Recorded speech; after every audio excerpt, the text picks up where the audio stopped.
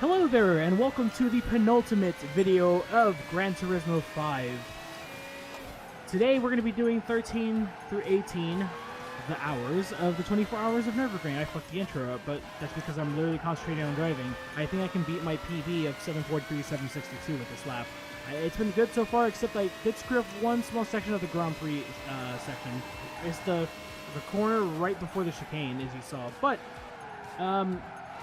this is obviously going to be my last stint, off stream. So in case you didn't see the last video, I'm not streaming right now. I just went ahead and muted my mic, and I was listening to a stream. I said a podcast, but obviously in post-editing, if you guys watched, then I corrected, I said a stream. That's what you missed, the Arrow HD.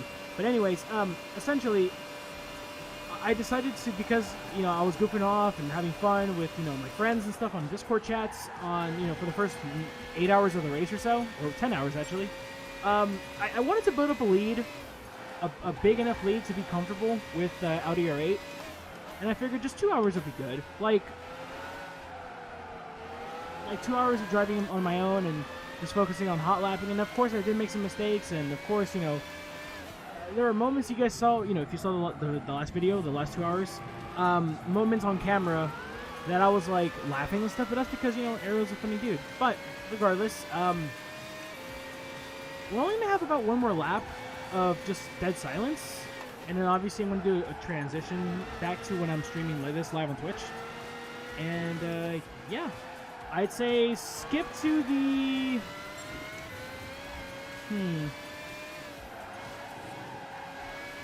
I'm trying to think on my head here.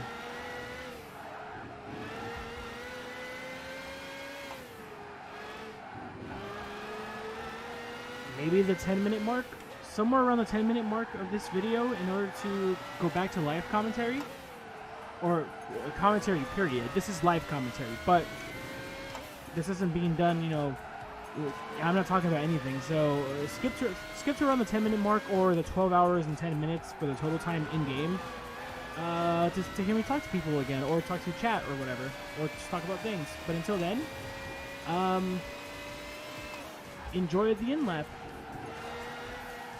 I'll go ahead and mute my mic once I'm on the straightaway, because I don't want to relinquish any time at all. That was really close. That could have been so ugly, but I made it work somehow. I should also mention that when I do the transition, you might see me wearing the same shirt. That'll be because I'm thinking about streaming live. This is being done in the evening right now. My local time, 9:30 p.m. And it's not that bad. The weather's pretty good right now. It's definitely the coolest it's been during this heat wave, but I just want to be sure that I get some done tonight, because I do want to beat the game by tomorrow evening. So today is the 20th of August. I want to beat it Friday night on the 21st. We'll see if we get there. We might not. But regardless, we'll see if we beat the lap time. Actually, I'm gonna keep the mic on. We'll see if I beat the 743. If I get a 740 on scuff mediums, that'd be awesome.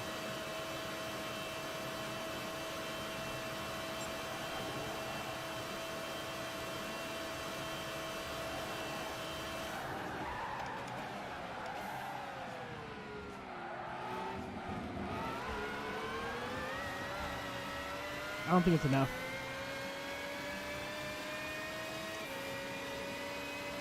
Yeah, those two mistakes really costed me. That's fine. Alright, back to silence.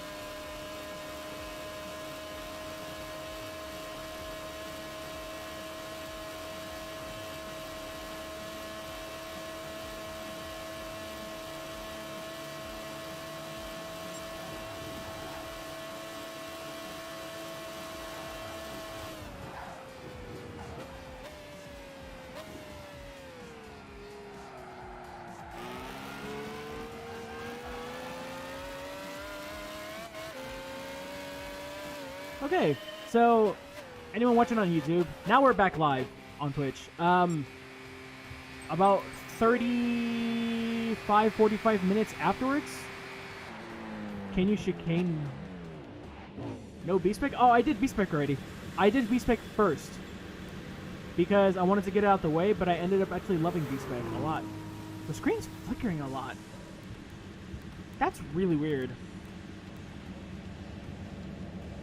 How's my day? Day's good. I had a good day today. Yeah, I don't know why the screen's flickering like that. That's really odd. Give me a second.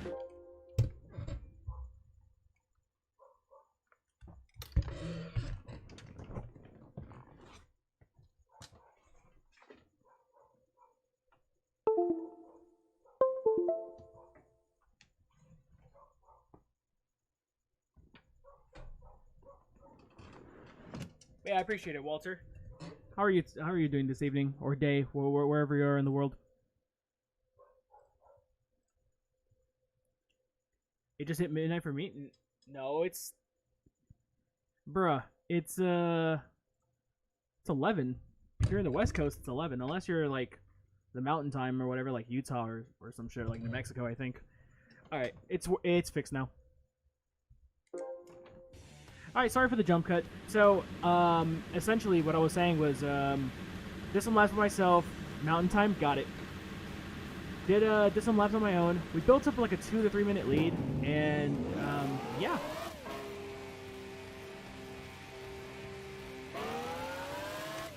Yeah, I mean, I've been to Utah, and I've been to, like, North Dakota, South Dakota, and Wyoming, so I've experienced Mountain Time before.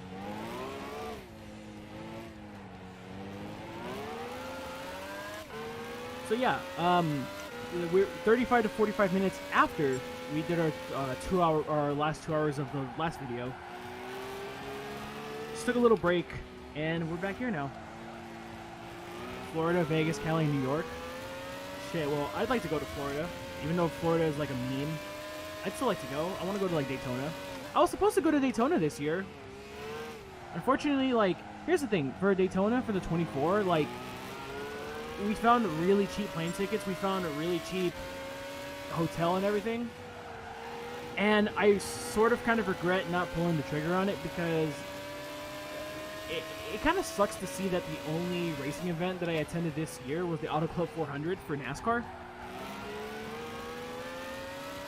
And yeah, I mean, I just kind of wish that I went to Daytona just because we're in the pandemic now and we're all stuck inside and can't really travel.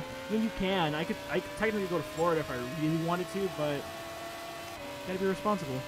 And yeah, it's just not worth it right now. Like a trip to Daytona for the road course would have been cool, but I'm broke. I got no job anymore. Because brand ambassadors are not they're not essential workers. But I mean, so yeah, I've experienced Mountain Time. What's the other time called? Like Central Time? Is it Central? Like where it's 2 hours ahead? I know for sure Eastern Standard Time is 3 hours ahead, but the 2 hour one it's Central Time, right? So yeah, like I think I might have experienced Central Time now that I think about it. I think North Dakota might actually be Central Time. I don't remember. That was literally like, oh shit. What do I think about the R34 compared to the R35? Not much, really. I'm not really a person that, like, gets super picky with cars and, like, I hate one car and I like the other. I mean, obviously there's cars I don't like, but I love the R34 and I love the R35. GTRs are awesome. And even not GTRs, like the GTS models are freaking cool. So that's basically what I think about them. Like, I don't really think too much. It's just like, I just enjoy it in general. Corn Standard Time. It does it actually? I don't believe you. No, it doesn't. You're pulling my leg. You know I'm sleepy. You know I'm sleepy right now, bro. This is a super late night stream. I'm just trying to kill some time here. Messing with me. Shame on you, old. I almost fell for it too. Cheese Standard Time. Oh yeah, okay, that makes more sense. Cause oh wait, no, it wouldn't. Iowa's we're like home of corn. Where's the home of cheese? I know Idaho's the home of potatoes, but like cheese? I don't know. Yeah, it is, Walter. It's crazy in real life. I actually cruised around the Nürburgring in real life a year ago. It's been a year now, and yeah, it's such a crazy place to go to in real life.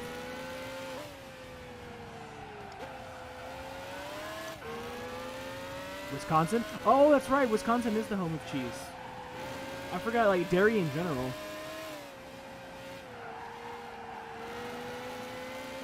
I forgot that Wisconsin existed. So yeah, I've only experienced obviously PST, MST, CST, and whatever time zone Germany is.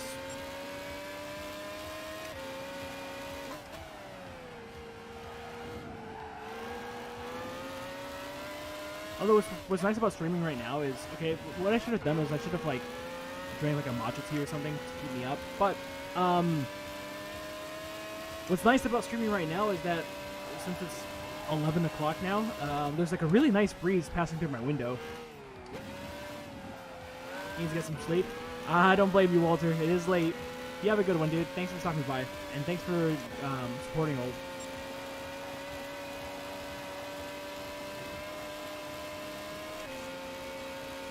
But yeah, really nice breeze passing through the window right now, so that's actually keeping me cool. The thing is, right, like, I'm hoping to maybe get minimum 2 hours done tonight. Minimum. If we can go more, awesome. So that way I can do maybe 4 hours tomorrow in the morning, and then finish the race in the evening. Like, I believe I have the house to myself either till tomorrow evening, but I'm pretty sure it's till Saturday morning I have the house to myself. So like, if we can finish this race tomorrow evening and be done with this game 100%, that'd be amazing. And then next week we can move on to GT6. But, oh, hello. That's the other R8, the one that's not in second. What the hell? How is it so slow? I thought that one would be better because it has better downforce, but I guess not. I guess the 01 one is OP? I don't know. That's kind of weird. But yeah, essentially that's the plan.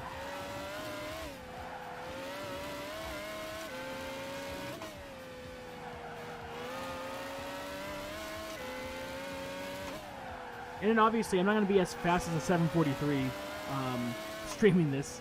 Like, the nice part about not streaming the last 2 hours, the last 2 hours that I just did, was the fact that I was able to just focus on the race itself. And of course, like, I was listening to Aero stream. I was watching Mr. Aero HD's Need for Speed stream, but like, it wasn't super distracting in my opinion.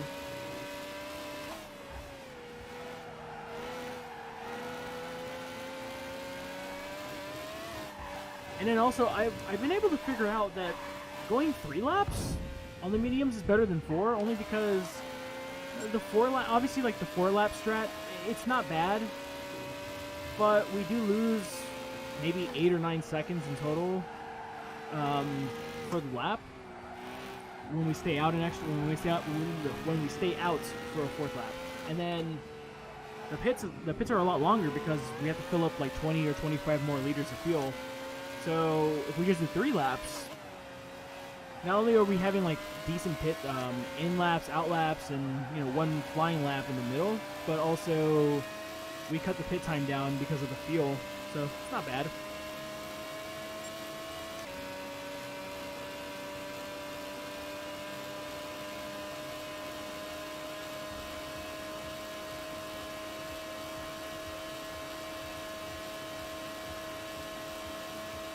So what were you streaming today, old?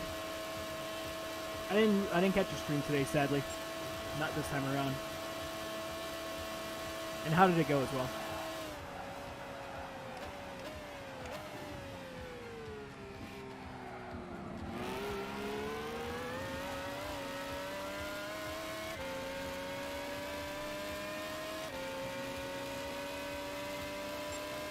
Before, it's not a bad time. Not a bad outlap. Yo, what's up, Rush? We're just cranking out some late night, super late night laps right now, just cause it's 11 p.m. where I'm at. It's pretty late, but like I told you and the boys in yesterday's session, the goal is to finish this tomorrow evening. So I kind of have to stay up a little bit late and crank some laps because I want to move on to GP6. Everybody's golf. Ooh, nice. I think you're gonna see either ACC or Fall Guys 2 a.m. For sure. I still need to play that. Like, I watch Ian VVC play it, and it looks a lot of fun.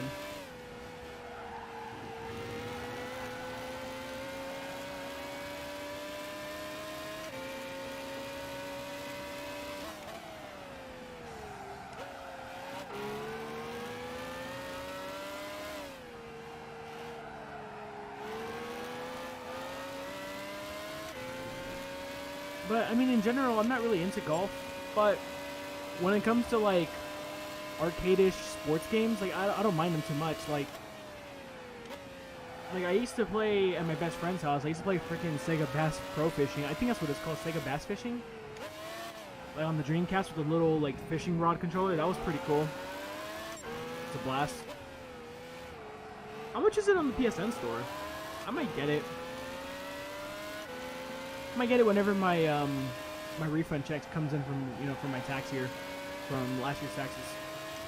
I'm still waiting on that. It's been like a couple weeks now.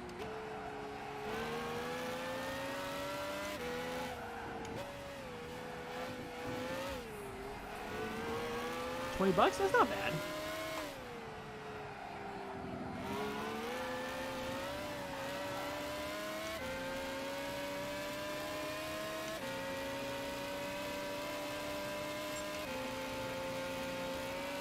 So our lead is still pretty healthy.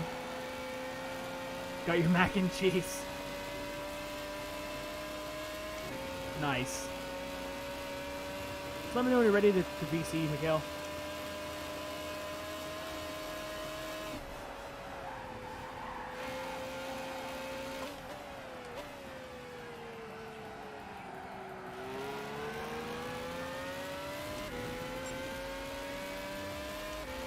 So yeah, I mean the plan for the so here's like the plan. Like I mentioned before, like another reason why I want to finish the game on Friday or by tomorrow evening is mainly two things. Okay, so number one, I know the iRacing VLN 4 hours is this week. Don't make me hungry again.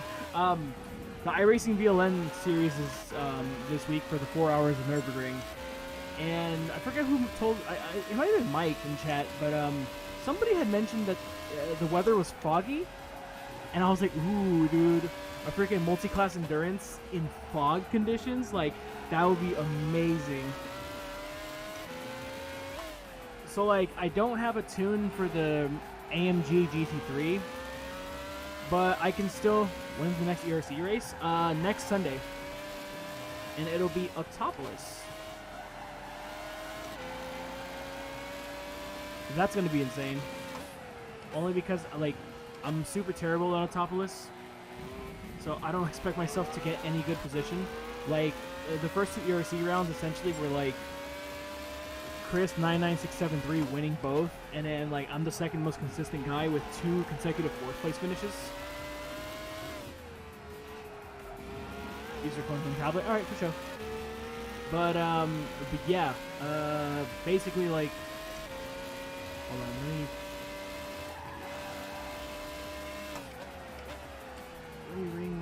Mikhail. Oh, I guess I gotta go to all. I think Mikhail appears. I think you appear offline, Mikhail, which is why it doesn't. It's kind of tricky to call you sometimes on Discord. There we go. But yeah, so like I mentioned before, we have the VLN 4 hours of Nürburgring on Saturday. There is a Sunday slot, which is at 6 a.m. my time. By the time the race finishes, it'll be 10 a.m. But I don't want to get up at 6 a.m. mainly because Sunday is the Indianapolis 500, and for those who don't know, I'm a super big diehard IndyCar fan, and for me, the Indianapolis 500 is one of the most important races ever. So, like, literally, when it comes to, well, before the pandemic, obviously, we're not in the month of May right now. Just in general, the month of Indy, I watch every practice, every qualifying session. Like, yes, I watch day 1, day 2, the bumping, whatever. Like, I watch every single session for Indy. And, like, I don't want, obviously, I don't want this year's race to be any exception. Yeah, no worries. Yeah, can you hear me? Yeah, I can. Yeah, no worries. No worries, ONS. Thank you for the raid, dude. Really appreciate it, man. You have a good evening, dude. Have a good rest. So yeah, I don't want to miss any part of the Indy 500 on Sunday. So that's why I'm trying to like get this done tomorrow evening, and then obviously do the VLN race on Saturday. I want to take advantage of the fact that I have the house to myself, and that's why I'm trying to squeeze in as much streaming time as I can. Any hype for? I can't wait for the 500. I think that's what everyone's gonna be watching this weekend. I mean, it's the only race that. I mean, what other race we have? Dover for NASCAR. We do have Super GT. That too, but I mean, we're talking about Sunday, like Sunday morning, afternoon for the United States. Yeah, I'm definitely watching the 500 for sure. Same. But like, the thing is that I mean, I would do VLN on Sunday, but I think VLN would end around the start of the 500, and it's like even if I'm missing the first couple laps, that's still like that's a big no for me. Like I have to watch the whole entire race. I've done that since 2000, and it's like I don't want to change it in 2020. It's so action-packed in the first few laps, right? Like 3 wide, coming to the start. Well, even if it isn't, it's just like I was saying, the 500 means a lot to me. So like, even 2018, which was arguably like a really boring race, so easily the most boring out of the races that I've watched in person on TV. You love some IndyCar rep and GT, dude. From what I heard, the IRL was supposed to be in GT5. That was like a magazine had said something like that, but it ended up not happening. I mean, they do have the Dallara Super Formula, so they could just make, you know, they could go to Dallara and see if they can get the licensing. I don't know. I mean, heck, and then they could do the rest, right? I mean, people could make Honda or Chevys, I guess. Right, just like with the Super Formula. I mean, heck, they could even like make different things, like, you know, like fantasy liveries. Like if you want a, you know, a Ferrari IndyCar livery, go for it. Right, but I mean, just in general, like IndyCar representation would be nice. I mean, Forza has it, but I don't know. The IndyCar in Forza 7 is really awkward. Like, mainly because like I don't like how there's no BOP or like power requirements necessarily. So if you try going into like a Group X, I guess a GRX lobby or X class lobby, whatever the fuck the performance index is called in Forza 7, you can't really lower the horsepower or anything to make the road course spec more accurate, because the road course spec will go like 230 miles an hour, and it's just kind of like a pet peeve for me. It's just like, the car doesn't actually go this fast on road course trim. It's only the ovals. And here's the thing: the only other, like, you know, good, well, quote unquote good game that would be good for IndyCar is Project Cars 2. Yeah, but even then, like, Project Cars 2 sucks for IndyCars. Like, there's no reason why the freaking car should be super loose at Texas when it's a 2017 model and it has all the downforce. Like, you shouldn't have to lift in the corners. You don't lift at Texas unless it's a super low downforce trim, which those cars weren't at the time. They had all the aero, so it made no sense to me at all. And even if we do get IndyCar back in Project Cars 3, that's gonna be not good, because apparently I heard no pit stops or something. I mean, I was watching Aero stream earlier, like when I was doing the 2 hours off stream, after, because we left off on hour 11, when Gears, Mista, you and I stopped, and Rush too stopped recording last night. Essentially, when I was doing my 2 hours on my own and watching Aero stream, I agree with what he said. He was saying like, if Project Cars 3 is like NFS shift, like basically NFS shift 3, and I don't know, if they just kind of like make the game decent, then there could be a saving grace. But if they fuck it up, like if they fuck up PC3 with all like the negativity that's heading in, then essentially like Slightly Mad is screwed. Like they can't rebound from it. I agree with them. To be fair, I thought you hate the Shift series. Well, I do. That's not my opinion. That's Arrow's opinion. What I just said. I agree with them though. Only because like people did like the Shift games. I don't like the Shift games, but I mean, you're essentially you're taking away a lot of the sim elements from PC3. So like if you can't fall back to making it like an NFS Shift game again, then what are you making exactly? Oh yeah, true. The only good thing, the only thing that I look at PC3 is that at least Zombie's back, I guess. Yeah. That's not enough. I wish that's not enough for me to buy a game. Like PC2 I know, but PC2 has great cars and tracks. That's not enough for me to actually like to have bought it at retail. I literally had to get the game from the Humble Bundle. I wish like that track has like a good game to go with it, you know. iRacing. Yeah, but it's a test track. We're getting the full version. Wait, what? Yeah. When? I don't know when, but I think we are getting the full version being built. When did you hear that news? Because I didn't hear about that.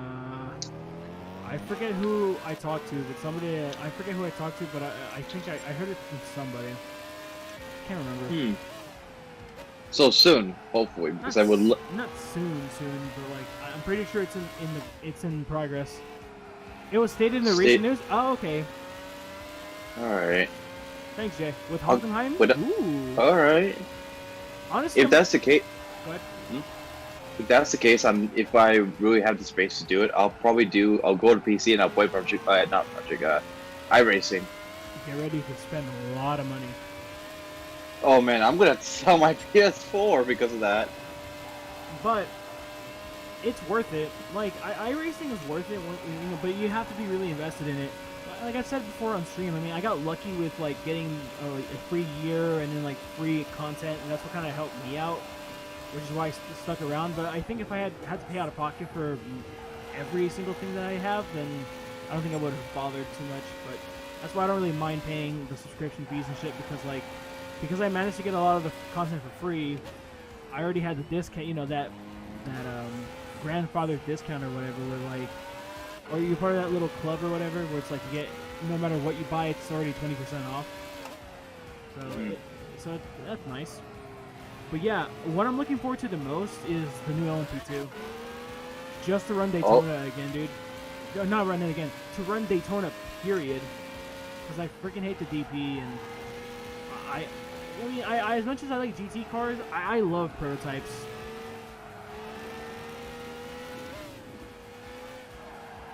So, yeah. You know what I would do? Do you know what I'll do when I get into iRacing though? The first thing I'm probably gonna do is that I'm gonna do the production car series. Well, it is Class D, so you kind of have to do it if you don't buy any content. That's like the only option you have to rank up. Lesser Storm again. How many times have I seen that Lesser Storm? Way too many times. Like, is it like the 5th, 6th, 7th time? Well, someone for count? you probably, but for me, maybe the 20th. Is it really that slow? I feel like we lap it every hour or twice every hour.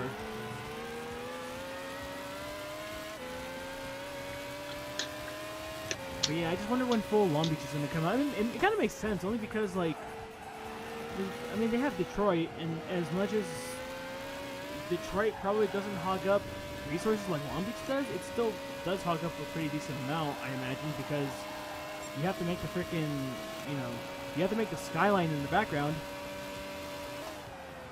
Like the whole skyline? Yeah, what's my for fun idea? Okay, so my for fun idea, which I'm gonna test with Chris on Sunday. It's gonna be like a homage to the production car challenge. So Ford Mustang GR3 road car, Mazda Roadster touring car around Tsukuba, 1 hour. We're gonna figure out what the fuel and tire wear will be after doing a test on Sunday, but Yeah, that's what I want to do. I want to do like the first ERC multi-class race. What car do you want me to drive? Because I might actually help out. Huh? I might want to help on this test. Because I think I have two cars, I think. I have the Mustang and the... What else you said? The Roadster. The touring car. Yeah, I have both of them. Oh, I don't know. It's whatever you want. I'm down.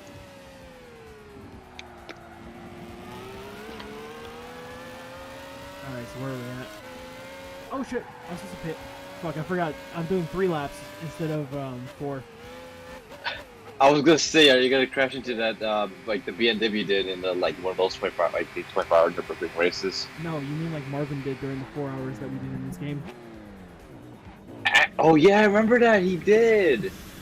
Well, what was it, is it the last few hours of the race, or was it the... What was it?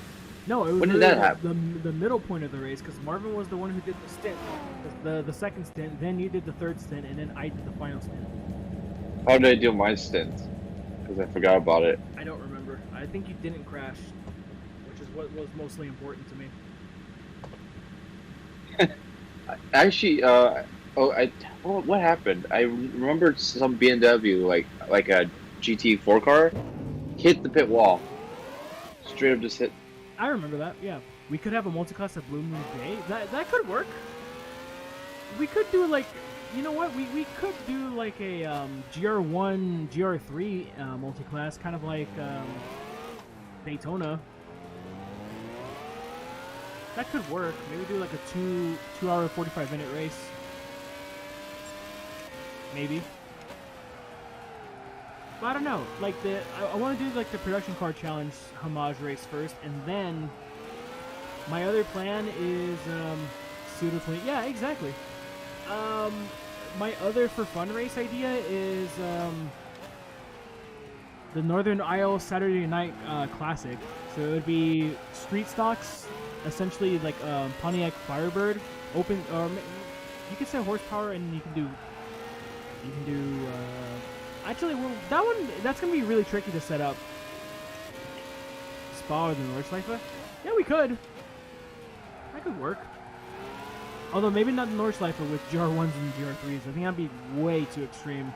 GR1s, I mean, like, I don't have a problem with driving them around Nords, but it's the lap traffic. Like, especially when you catch them to the GT3s. Right. Like, I mean, I feel like my traffic management skills are not bad, but I'm not sure about everybody else's. You know, you definitely don't want. I don't want another Samba bus race, essentially.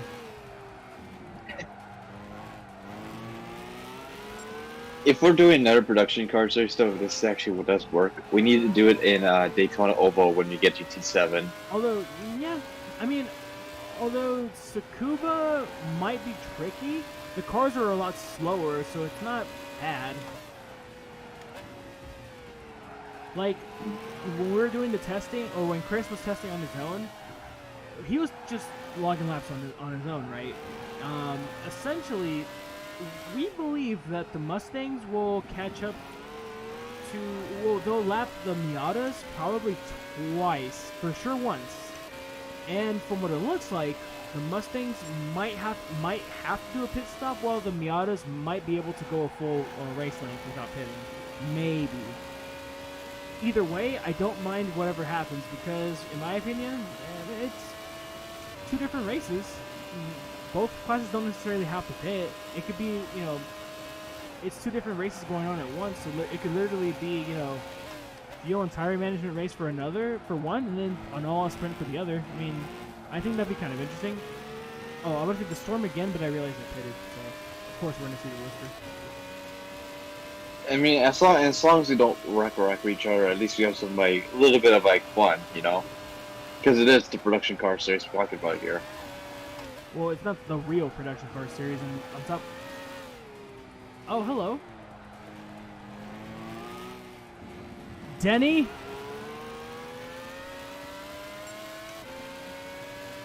If you're still here, damn it, Denny, you guessed it right. What happened? Watch the stream.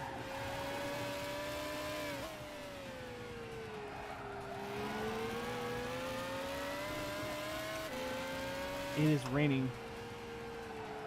Wait, it's actually raining. Yep. It's Then why does it say 0%? because it's the track surface. It just started raining. Oh, okay. And Ender, Bruh. both of you were right. Damn it. Well, I mean, it's gonna rain somehow. It's Nürburgring. Which is a good thing. All right, Rush. See you, man. All right, see you, Rush. I'm gonna stream this tomorrow earlier, a lot earlier, so of course everybody will be able to actually watch. This is literally just super late night. Let's just get some freaking laps out the way and finish this. Get closer to finishing this game so I can move on with my life. Oh yeah, so I was trying to say was in general. The plan is okay. So finish this game hopefully by tomorrow night. VLN iRacing on Saturday, whatever time it is, and then Sunday Indy 500. I start my semester for uni next week. So I'm going to have to figure out my stream schedule and all that. But hopefully we start GT6 next week.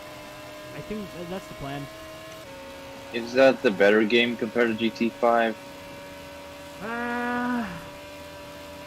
I would say that both games are pretty equal in terms of like being my least favorite in the series. They're not bad games at all. The thing is that this is why I always tell people GT5 is a complete mess.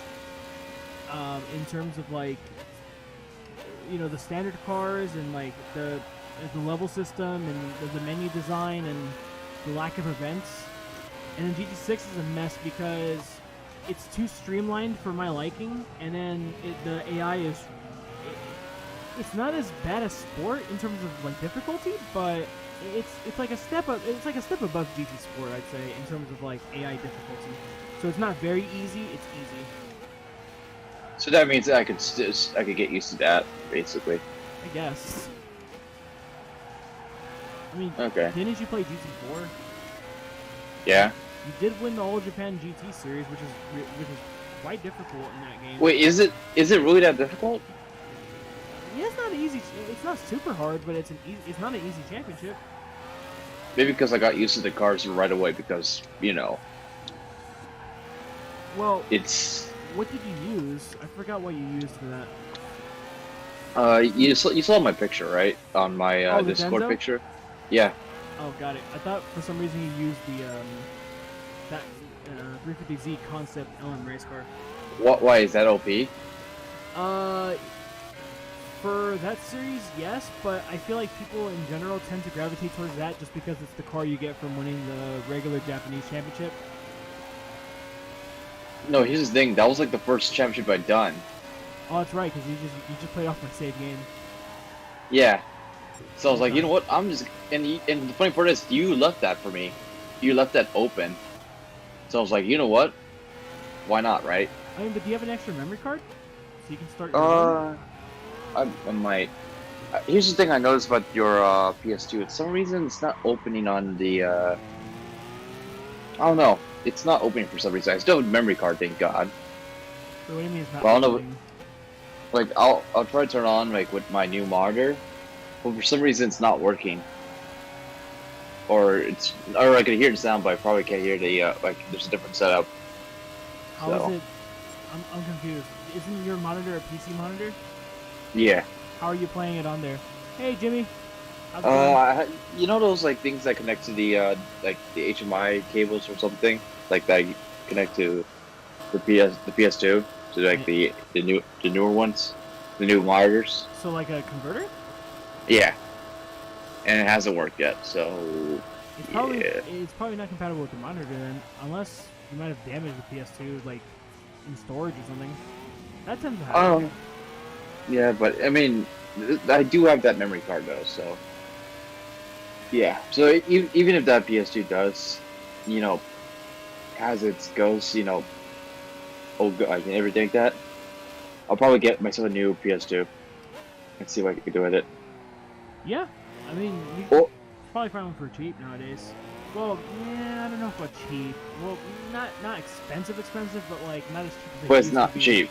Not as cheap as they used to be because of like the whole market being expanded because of like collector YouTubers freaking flaunting all these games. Oh my! Here's the thing, that made me mad, especially with the Dreamcast. Like that thing isn't like the most successful like console back in the days, but it got really expensive.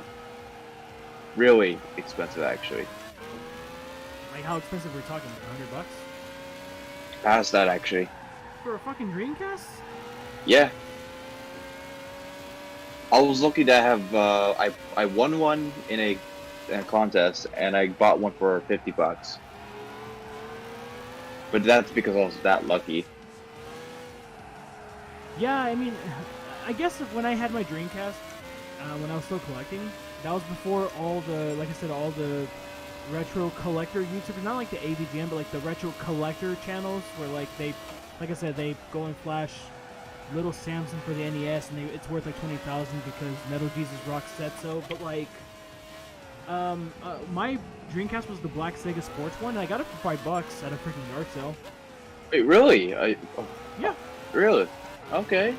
And when I sold my collection, I never sold it with the intent of like flipping it for You know, a shit earning ton. money. Yeah. I mean, I sold them because I just didn't have, or three reasons. One, I didn't have room anymore. Two, I just wasn't collecting anymore. And three, I needed money to buy books for my first semester at school. And so my approach to selling my collection was not to like double my profit or nothing. It was literally just, if I can make $1 off of it, like if I can make $1 extra, like if I bought a game for $20 and I make 21 out of it, fuck it, that's good enough for me. Right now, for me, I don't have enough use for my Dreamcast yet, but I am planning on doing something with it for sure. Oh, nice. Because since I'm two, I could use it for like maybe for LAN parties or, you know, just stuff in general. Right. You haven't used your Dreamcast? Oh, I see. But yeah, I mean, like when the controllers don't work. I'll give you a controller if you want. So like, so when I sold my collection, I did make a really good profit off of it. I probably, like, out of all the money I invested in it, I probably made like 500 back from it. But it was never because, like I said, I never sold any of my games for like, I never put anything up for like $500 or whatever. Legit, all I would do is just like, I would just go make an eBay listing. I would make it an auction. I'll start it at $1, and whatever people want to pay for it is whatever the fuck they want to pay for it. I'm not gonna like put like a minimum requirement. Even if I had a game that was worth like millions of dollars, I would still put it up for $1 and just like let it go. Like, okay, whatever people want to pay for it is what they pay for it. And you just let the competition do its thing. I mean, the competition of with eBay and Amazon and all that. Also, you got Genesis for $50. That's not bad. Yeah, it's not bad at all. What model? Came with Sonic 1, 2, 3, and 2 controllers and the console. That's not bad. It was a steal. Model 1? Model 1. Nice. That is a very good console. It's that console that battled with Nintendo, like the first, Well, it was. Is it technically the first round? Well, I don't know. Technically, it was supposed to be the NES killer because it came out in '89. So like, it was marketed as like, as the next generation, and then SNES was like the response. So anyone who says that the Genesis was meant to target the SNES is incorrect. It was meant to be an NES killer, which it kinda was, not really, but I feel like Nintendo responded heavily with SNES, and yeah, rest is history. But I mean, to be fair, Sega did really did a lot of attempts to just to get noticed. Like, they added more stuff, which some do work and some don't work. Cause why not? For 1989, for me, like, I mean, having a headphone jack on a home console wouldn't really make sense nowadays. But for the time being, I thought that was a really nice feature that they had the freaking headphone jack on the Model 1 Genesis, and on top of that, like, the freaking volume slider, like, that was such a nice little touch. Like, I had a CRT, and then like,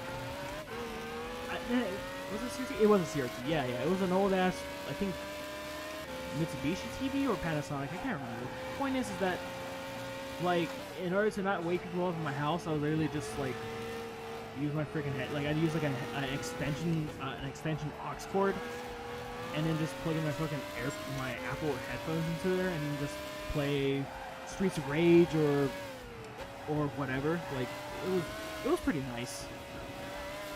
But Knox said, for some reason, the lock-on technology doesn't recognize Sonic 3. Ooh.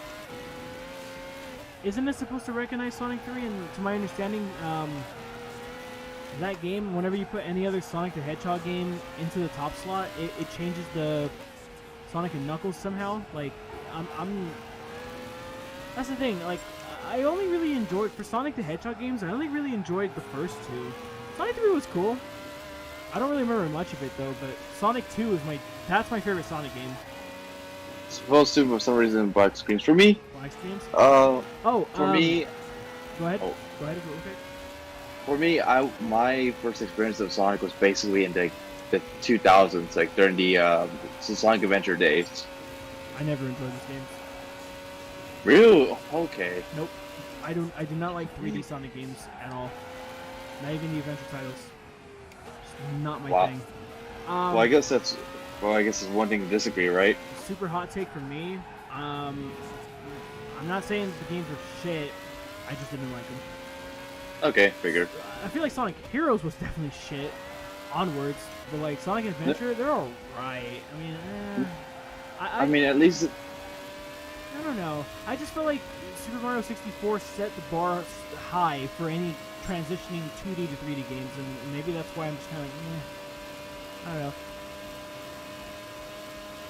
Hey, Jacob the Gamer, you eating breakfast? Nice, bro. Ender said that he first experience on Saturn with UE Blast and Daytona USA. Nice. Daytona USA, well, on that console is like, because of the way it pops up for some reason on that game. But it got better with different like versions. But I feel like that was not like in the same way as the arcade version. Well, the Saturn wasn't really. Yeah, it was the bad port. In general, the Saturn wasn't really the best console when it came to 3D games. Probably, PlayStation had it outnumbered for sure. But yeah, I mean, like I said, PS1 killed the Saturn when it came to 3D games. Saturn killed the PS1 when it came to 2D games. The problem was that the Saturn was just way too complicated for developers to make back then, or to make games on back then. Yeah, about your Sonic 3 copy, did you clean the contacts? You get used to the holiday life? Bro, I can too, but I do want to go back to work, man. But I don't want to work, I don't want to work an essential job, like, I don't know. Like, I just feel like, especially in the US, working like a minimum wage job right now is way too risky with Rona. It's just not worth it. It's just not worth it at all. Like, fuck it, I'm broke, but I mean, at least I go to school full time, so I'm occupied. But damn, I miss my job. Need to plug it back I in think so. Okay. Well, I hope you didn't blow on the cartridge, because actually blowing on the cartridge is not good for the cartridge itself, because obviously you're getting you're just building up spit inside the contacts. What you do is even if you don't have a screwdriver to open up the cartridge, that's fine. Rubbing alcohol and Q-tips.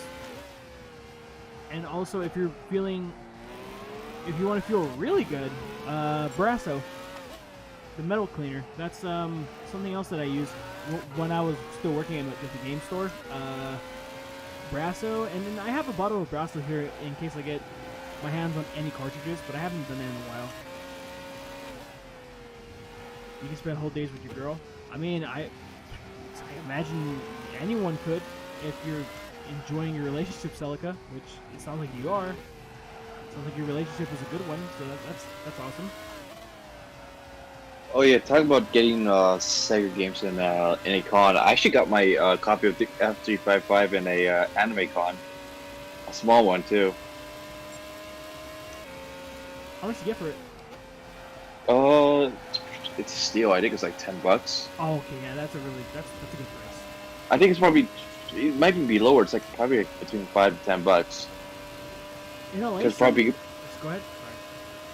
Oh no, keep going. I specifically remember somewhere in LA, I think in downtown, there's like this Chinese-owned video game store. It has Chinese lettering outside of it. It's somewhere in downtown. Point is that they have.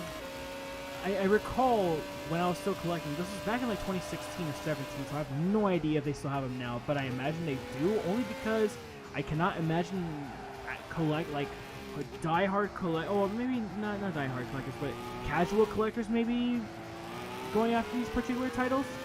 They have several Dreamcast games still sealed, and they sell them for like $10-15. Like I remember I got Test Drive Le Mans brand new for like $10. That was cool. I have that game, but it's like it's in a weird situation because it's like in a you know those like the PS2 like covers, not covers like the was it when they hold the disc? It's not like the regular Dreamcast disc would hold. It's in a PS2 one. Wait. Oh, how can I describe it? Like, what do you call those things that? I don't think. What are you talking about? Hold on a second. You know those like when you get your game, it's like in a thing that you open. What, CD case? Yeah, CD case. It's in a PS2 CD case for Le Mans. I'll let you slide only because it's 11:42. But yeah, what, did you buy it secondhand? Well, no, of course, yeah. Of course you bought it secondhand. It's a fucking Dreamcast game. But what, did you buy it from a game store or like a yard sale or what? Game store. Oh, they probably didn't have they probably didn't have the case for it then. Unless did they give you like the sleeve and the booklet? Let me check with that. It's right near me too. I'm also, by the way, I do apologize for a fan. I'm looking underneath my what's it called? I don't care. I'm just going underneath my what's it called? My game collection. Yeah, Mister was cranking his fan last night. I don't care. Dude. Oh yeah, I do have the booklet. That's pretty cool. You have the booklet, but we're about to see the only games you haven't pirated for your PS2 collection are MGS 2, 3, and 4. Hey, yes, those are great games, Celica.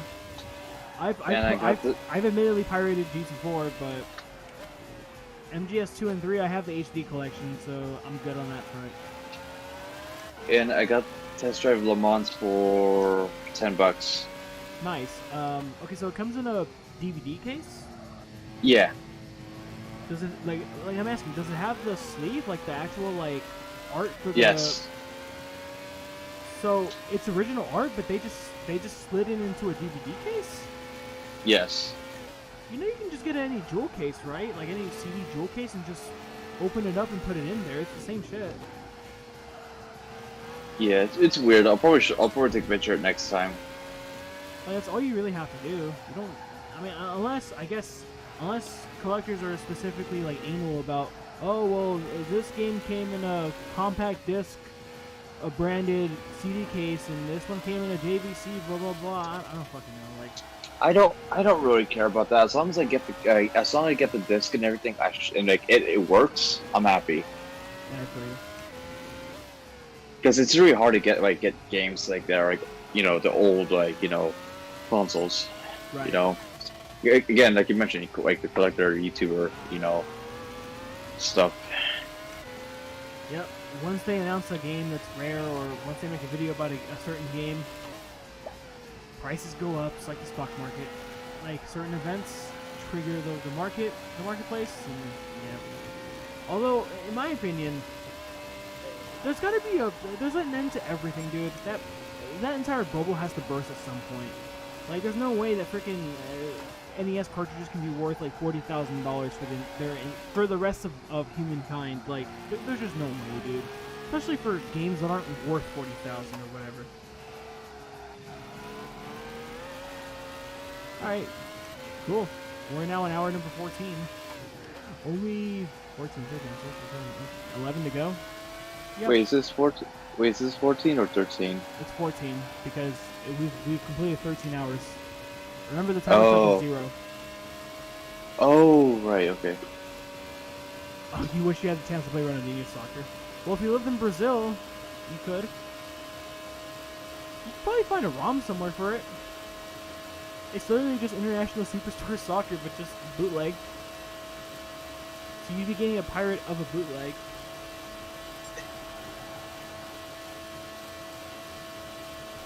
Who's that ahead of him? Camaro? No. Camaro. I meant to say Corvette. It's the Blitz. I mean, it's not the same headlights in the back, but it's almost you could be mistaken. Well, no, I didn't see the headlights close enough. Okay, so the game is the game is still opting that I stay on slicks, so I'm gonna go on softs and just to be on the safe side, I guess. Not be safe, but just to try to get a quick in lap if we have to be a bit short, because the rain is starting to intensify. At least the. Wait, you had to use softs? Well, I'm using softs right now, just because like the track is still dry enough to use slicks. It's only a 6% track surface. I think once it gets to like 15 is when you have to slap on intermediates, but okay, go for $100. Yeah, I mean that's no, like keep the rain because the AI is bad around the rain. If the AI is bad around the rain and it slows the fuck down, then that's good for us. The Blitz. I think that happened in the Suzuka race, right? That we did for this game. Yeah, it happened at the very end when you were doing your final stint. And I, even though I was struggling a little bit because I wasn't used to it, they were really, really slow. Yeah. So I mean, if we can lap the R8, which will be kind of difficult to do now. I mean, I imagine we can finish this race a lap ahead of the R8. That would probably be like later towards the end of the race, but if we can do that, then we're pretty much chilling the last couple hours. Like, we have a big lead. We have, like, almost half a lap of a lead. And off screen, I did lap the Team Orca R8. So I think we might be third onwards. That is if that car is third place. Third onwards might be entirely lapped. So we'll have to see when we eventually get closer to the number 1 R8. But yeah, that doesn't surprise me, Silica. But at the same time, like, I would never pay $100 for Ronaldinho Soccer, but I'd rather pay $100 than pay fucking 1,000 or 10,000 for certain Nintendo cartridges. Which you can't really do anything about because they're just because people just want money and stuff. Well, that's the problem. Like, the problem is like the dumb purist elitist mentality of like shaming people for playing ROMs, but it's like, okay, well, I can't afford to buy a lot of these games, and then even then, it's like, if you were to buy the games from eBay, you're not supporting any developers anymore because these games are like 40 years old. You're supporting scalpers and giving them more of an excuse to just keep price gouging all these games that people want and pouring off nostalgia. Mega Man 7, exactly. Yes. Mega Man 7 is... I'm sweating. Mega Man 7 is not a terrible game. It's far from my favorite. It's far from my favorite. Mega Man 2 is my favorite Mega Man of the original series. So, it's not a terrible game, but it's not great. It's above average, I'd say. But I'm not paying over fucking like $200, like you said. Wait, really? It's hella good? Mega Man 7. Well, looks like we got. Okay, you know what it is about 7? Okay, I'll give 7 another shot. I'm thinking about 5 then. I'm thinking about 5 maybe. No wait, 7's the one that splits the bosses up in half, right? Where it gives you 4 instead of 8, and then it gives you the other 4 after you beat the first 4. And then like the sprites look a little bit too big for the characters, but you kind of get used to it. I gotta play 7 again then, but I'm not paying $200 for that game. Oh, like, you know what? Okay, so an example for me, Mega Man X3. I'm not paying over $300 for Mega Man X3, a game that I feel like is good on paper, but flawed in execution. Because it's like the analogy of like making a smoothie with every fruit and adding like, trying to make a fruit smoothie with every single fruit possible and just adding a bunch of concoctions. Like, just because you add a bunch of shit to a game doesn't make it good necessarily, unless you can execute it well. Like the upgrade chips in Mega Man X3. It was implemented so stupid. No one's ever done a 100% speedrun on Dirt 3. Yeah, you can be the first. Unless people catch on, then Kuru will try to beat you. Well, he's busy playing Most Wanted. But, yeah, with X3, it's just like, okay, so like the upgrade chips, for example, the game never explains to you that you can only acquire one chip in general for the entire playthrough. All Dr. Light tells you is you can only get a chip, or you can only use one chip. Okay, so I get an additional leg upgrade.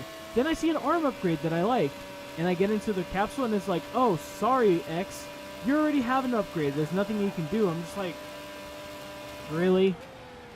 I wish I fucking knew this, so I wouldn't have to start, so I wouldn't have to, either pick or choose.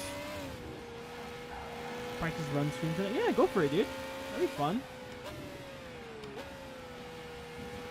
I mean, if no one speaks, well, can you? How long would it take to get 100% in that game? Wouldn't it be like a whole day if you were to really dedicate it? And isn't there DLC for Dirt 3? Like, DLC for the career? Because I have the complete edition. Like, Dirt 3 will be a playthrough eventually. Hey, Chicane. Yeah. Can I do the cam block once? What do you mean?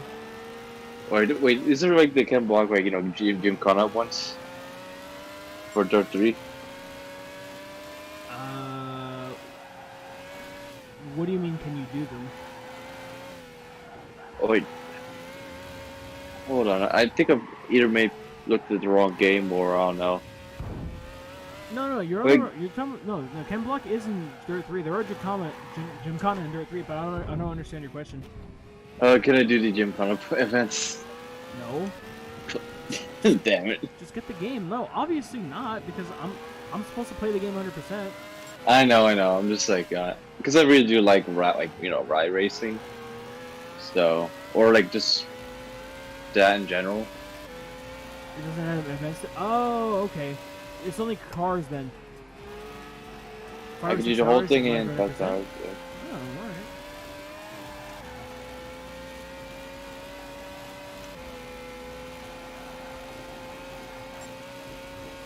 That reminds me. Do you remember the time when like back in the X Games? Because I know this is related to Dirt 3, but in the X Games they do like a rally race in the Home Depot Center, or like something. The Coliseum and shit. Yeah.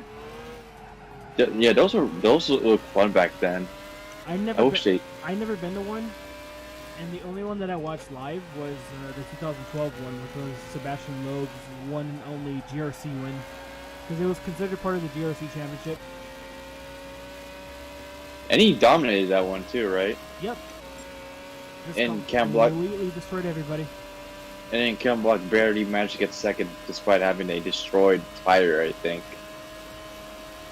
I think that's the same one. No, because I think he has like a rear tire that blown up or something. I don't remember the race too well. Like, I just remember watching it, but all I remember was Sebastian Loeb winning. Did you also remember when Travis Pastrana got mad because he got wrecked out in one of the quali races? No. That happened on that year too. 2012? Yeah. Okay.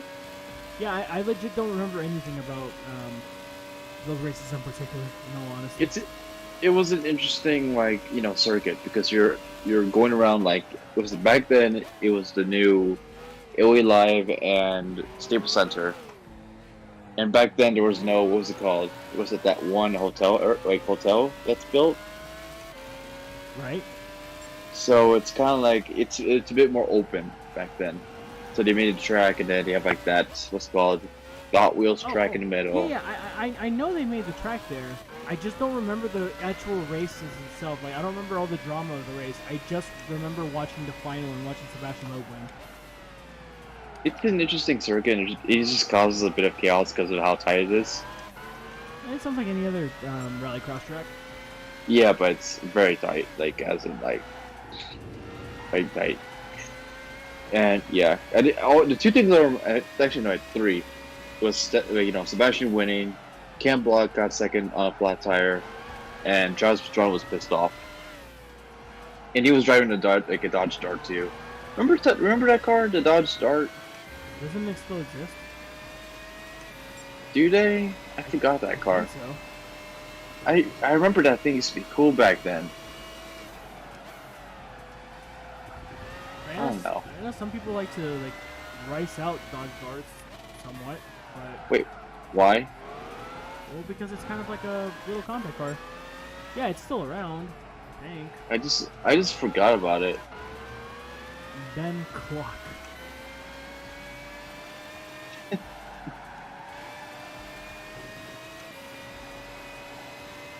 At least I do miss. I didn't see them live, those races. I did get to see what's it called, GRC races before it died. Yeah, I saw them too. I saw 2015. Yeah, the whole entire weekend of 2015 in Los Angeles, and then 2016 I only saw the second day. Oh, I'm surprised we. Oh, you were right, Nico. Damn, I didn't even know. Really? So it's gone. Yeah, it's discontinued. I thought they still made them. No wonder I forgot about that car, because it was gone long time ago. Let me check out what year it is. The Dodge.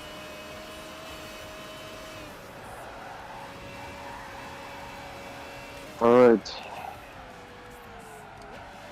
Dodge Dart.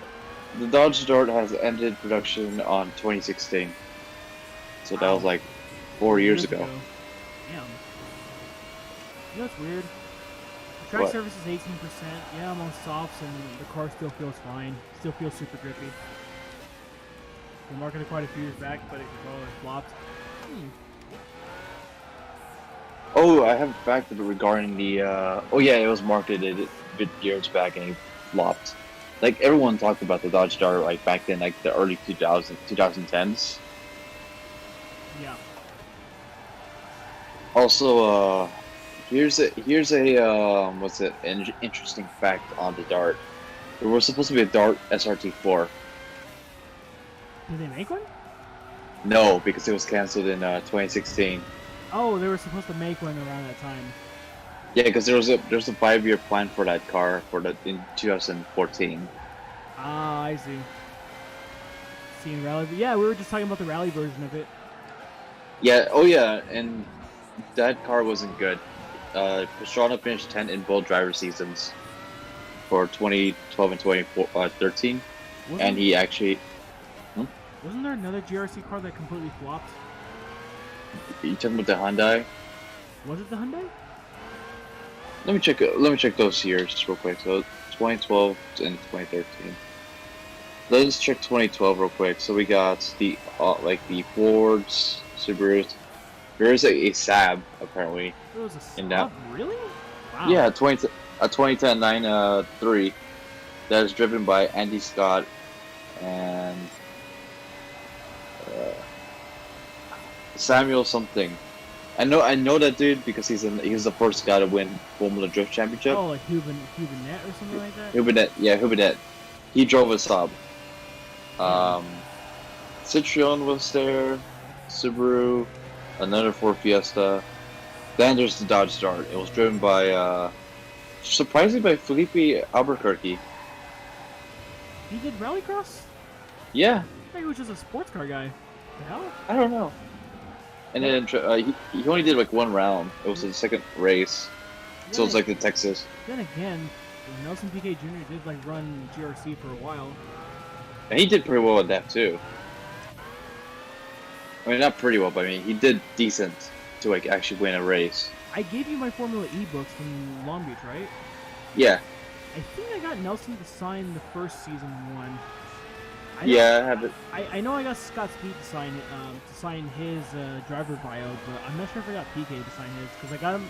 I know for sure with Speed, I got him to sign the one at the GRC race because I had a bunch of signatures in that one, but I just don't remember what I was missing or what I didn't get or whatever. I'm going to need to get that because right now it's inside a storage area now because it's getting way too full. Please help. Yeah, I mean, unfortunately, dude, like, like they deserve the better home only because like I just don't have room to collect shit. If I didn't have room to collect video games, I don't have room to collect fucking books. Like, Oh yeah. By the way, I think there's a car that you probably forget about. That everyone forget about. Has anyone remembered the car named the Chevrolet Sonic? No, I The know. Chevy Sonic. I know Sonic. Was there a rallycross car for it? Yeah. Really? Pat Morrow drove it. Wow. There was a mini Countryman driven by Liam Doran. Okay, that doesn't surprise me because Liam Doran is always driving the freaking Mini Countryman everywhere. Like, I'm gonna say GRC, WRX. Yeah, he's always Liam Doran is always like a name that I recognize who someone who just flopped around and did all types of rallycross racing all over the world and brought his freaking countrymen. I've never heard this Chevy Sonic and Knuckles joke. You know what disappoints me? The Sonic RS, because like it's supposed to be their top, sporty model, but it's not quite sporty. The power is still really low on it, and it's kind of like a Domino's delivery car. It just seemed like a typical like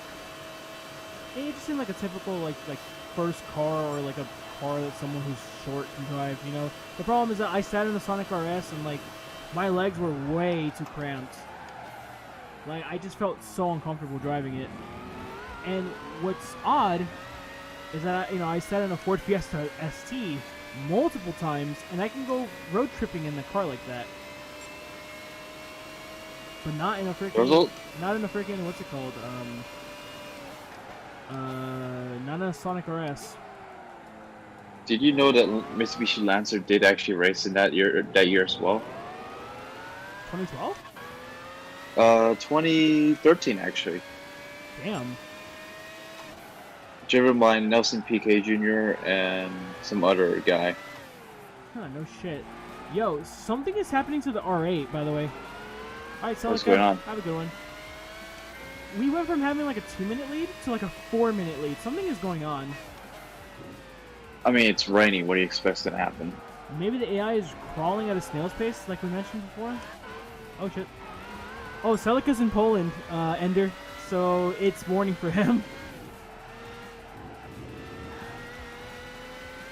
Oh, guess what time I woke up today?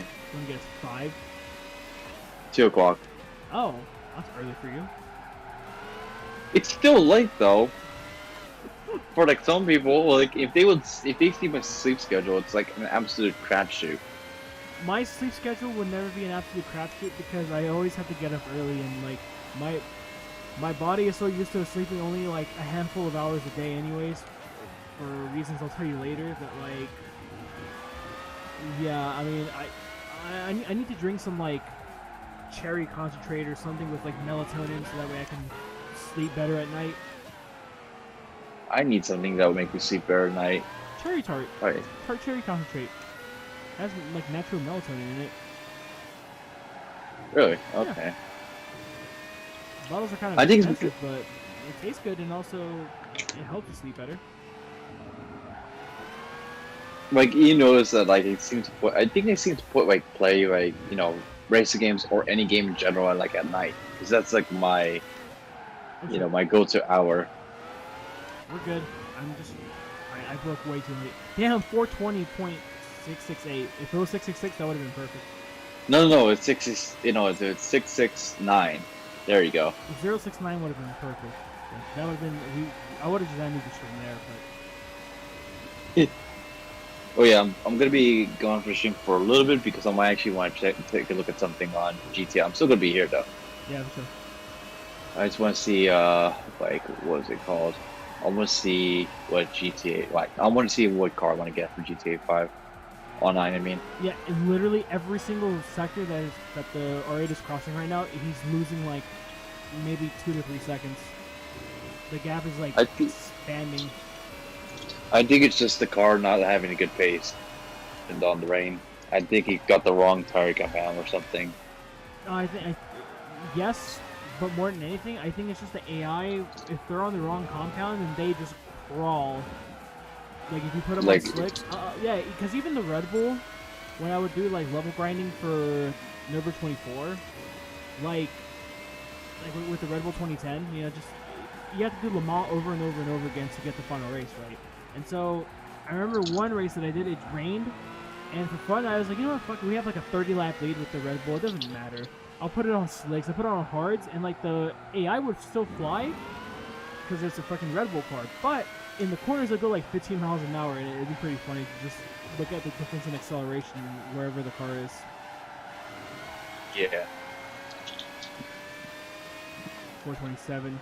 Okay, so I'm wondering where on track he is. I'm assuming he's in the final section, but he's definitely not on the straightaway. Or maybe he is in the straightaway, actually.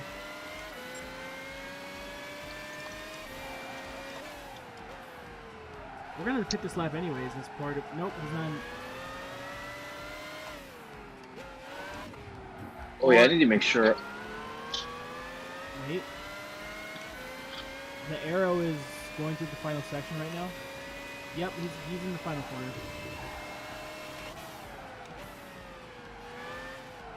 He's probably gonna box his lap.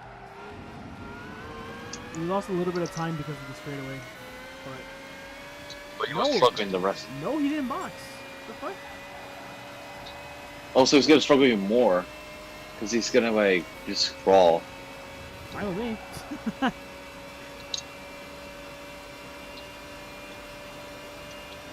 That is totally A-okay with me. If that allows me to pound more laps out. Also, it's kind of like at least you get to get your gap back in from like last night. Well, yeah, that's the thing. Here's the funny thing.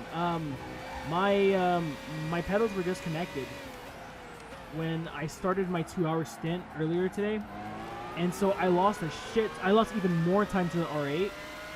And then when I got them back in, they disconnected again, so I was like 40 seconds behind. By the end of the fucking Lister Storm, dude. By the end of the first stint of the session that I did earlier, I got that 40 seconds back, and then I just kept opening the gap up. Like, I needed to do that because holy shit, the stream last night was so much fun and it was hilarious that like we lost so much time. I mean, first of all,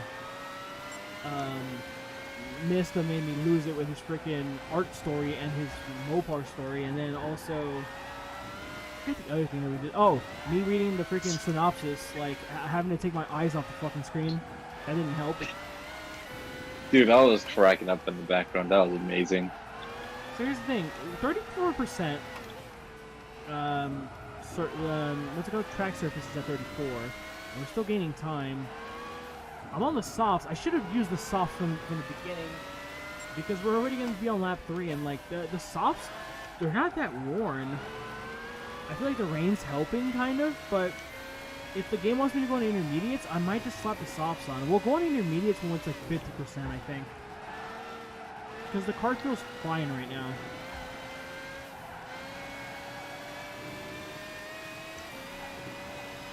But I'm just kind of weirded out because like, how the fuck is this car?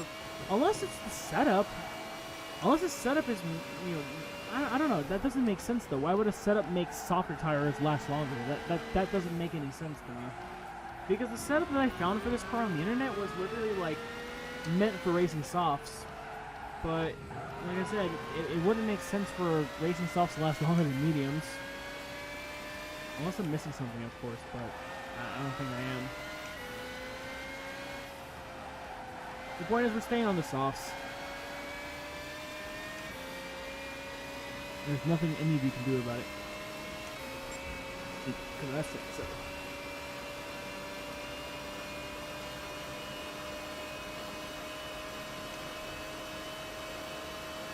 .441.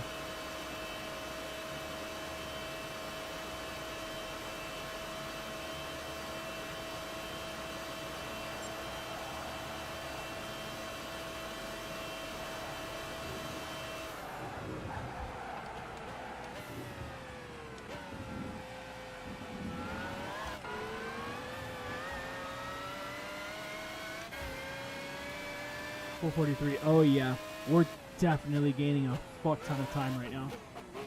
Corvette pitted with us. It wants us to go on intermediate. I'm gonna stay on softs. Even when it's more wet. It's 30% 37, and like we're our pace is still good. If like I feel like we have enough of a gap, and also the R8 staying out means that it's gonna lose even more time. So I feel like we have enough of a gap to take a risk. Even if somehow, let's say, we were to get a shit more ton of rain and like it would take us like 15 minutes to get around the track, I wouldn't mind because the AI is gonna be bad around the rain no matter what.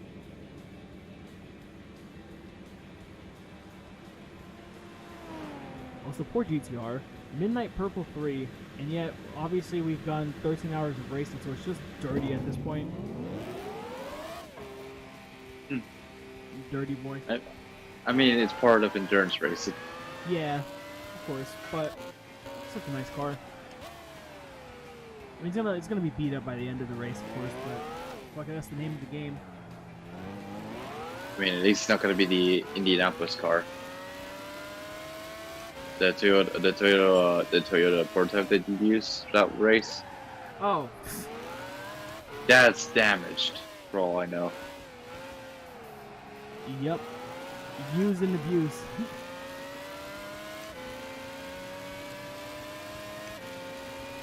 So Corvette ahead of us.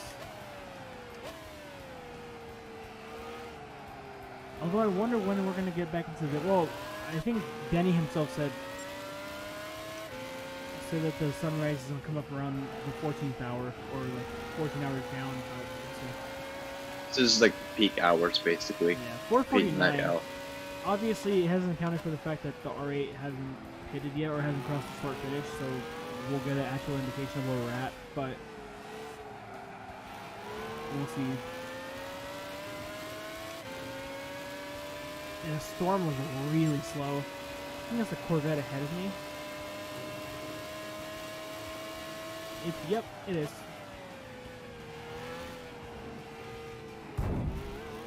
Damn, it's slow. I hit him from the back. Is it a Lister Storm? No, C5R. Oh, okay, so Corvette. I got around the storm a lot easier than I did the Corvette. Even though flashing lights doesn't do anything, it's still fun to do. I seem to do that a couple times during like when I figured out on GT Sport that you could do that. I don't like Sometimes to flash people. I feel like it's an asshole thing to do. You know, unless it's multi-class endurance racing, then that's different in my opinion. But I feel like I don't know. I feel like it's an asshole thing to do when like when people are faster than you, they start flashing lights behind you. It's just like I don't know. I feel like it's like an arrogant, cocky thing to do. I think there's two ways I think about with flashing lights: the right way and the what's it called? When I don't agree on certain things, I just flash my lights. Oh. That's my second thing, because I do agree with that thing where you just like if you're passing and flash them, that's dumb. But That's true. because imagine just getting like dive bomb and everything, I just give him like a little like notice that hey that's not great and all that. I've never actually thought about doing that. I always just I always just wait for the chat at the end. Oh yeah, the chest, that's the fun part.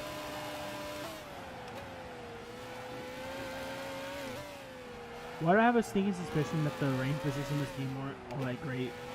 I mean, I know it's 2010, but I have a feeling that like slick tires will literally just be fine all the way, even with 100%.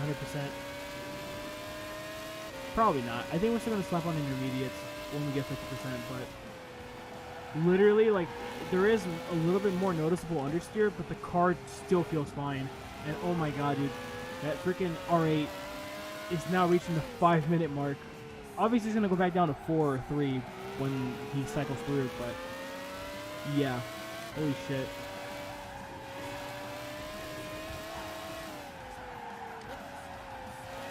Okay, he's on the straightaway now. We're losing time.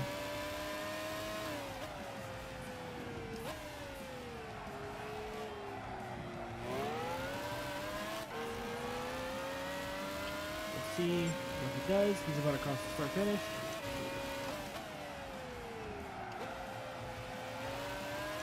He stays out again. So we'll see what the real gap is now.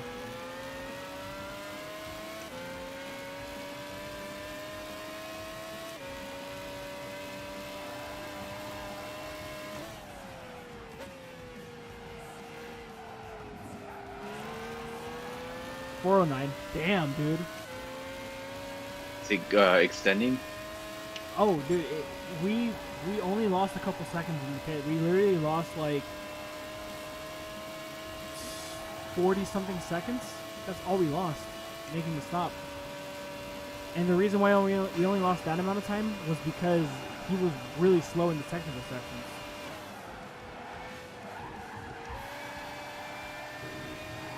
Oh, fuck.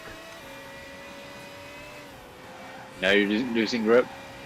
Well, I kind of clipped the grass a little bit and I nearly lost the car. I see.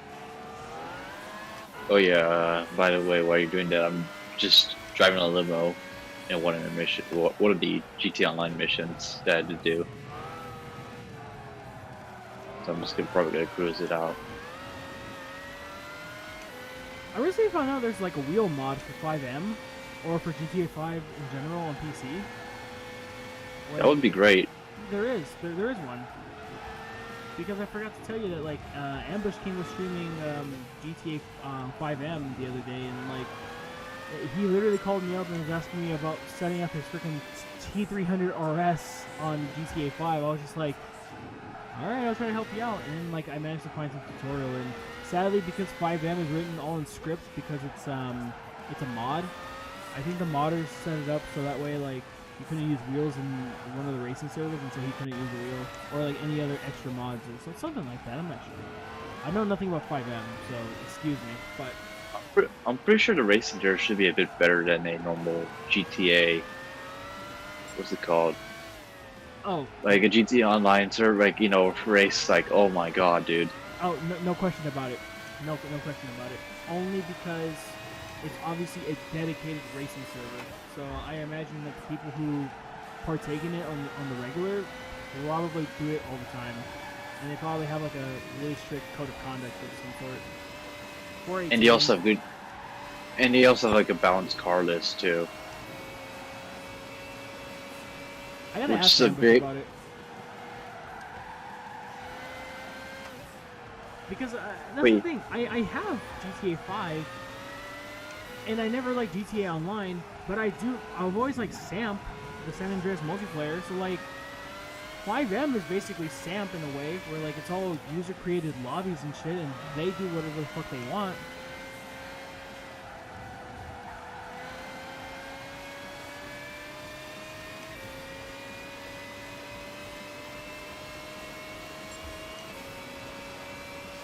As long as it's better, Sorry, what? I apologize. I mean, as long as it's better than the original GT Online, that's fine.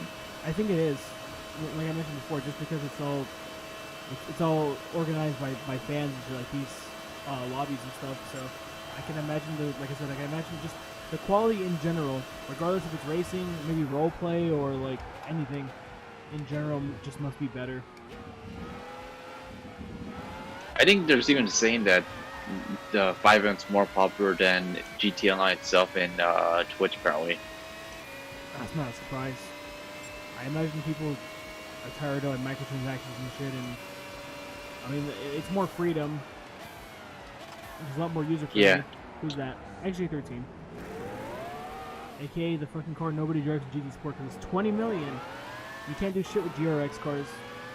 Wait, I actually have that car. Well, you can use it in The, the GT League, but yeah. I think that I got that car in the gift car thing. Luckily, Did you? you have the Jag, right? Fucking lucky ass. Yeah, and I even used it a few times on a couple of leagues. I am starting to lose grip now. Like I'm braking.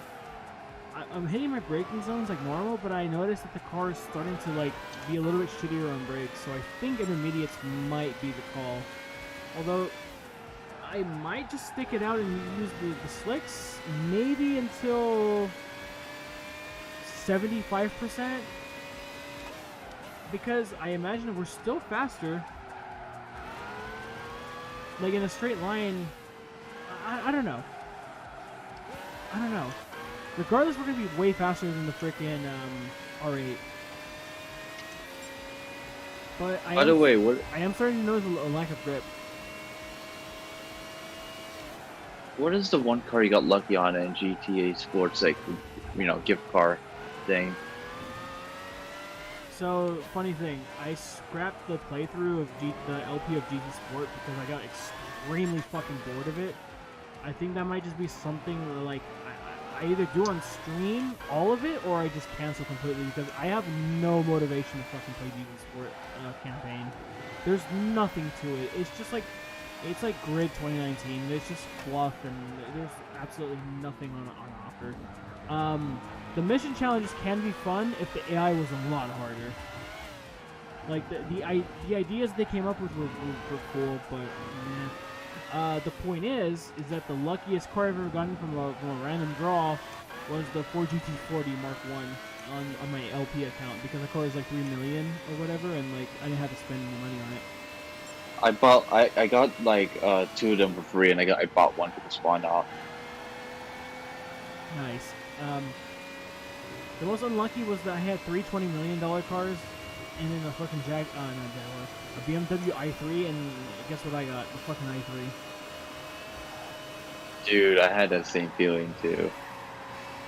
Can't do anything with the i3 except Northern Isle Speedway's time trial that existed like a couple weeks ago. Which, Jesus Christ, like you have to be, every inch has to be perfect for that damn time trial. Because I was only like maybe less than the 10th behind P1, and I was still like 300th in the entire world. It's like, god damn. Oh yeah, I have no grip. Now your grip's gone. And what percent is that? 60?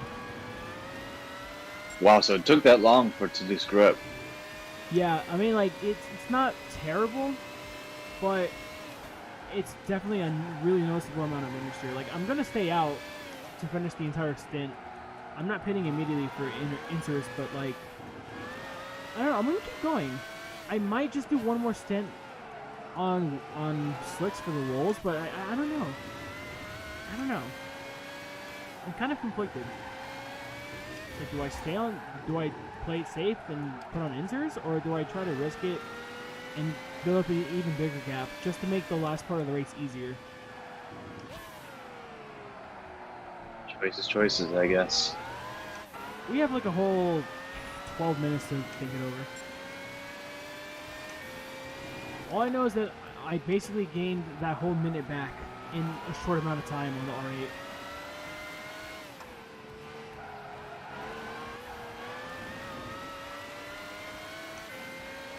I mean, the nice thing about having the like a lap lead or 2 lap lead or whatever is like if I need to take a break to like grab food or something, I could just I could park the car and just let the fucking timer go down. I'm trying to think about tomorrow in particular. Wait, what's the current like situation for like you want to finish this race? What's the current situation? Like no, like what do you think you're gonna finish this race in general? You have 12 hours, right? Well, it's about to be 10. I mean, okay.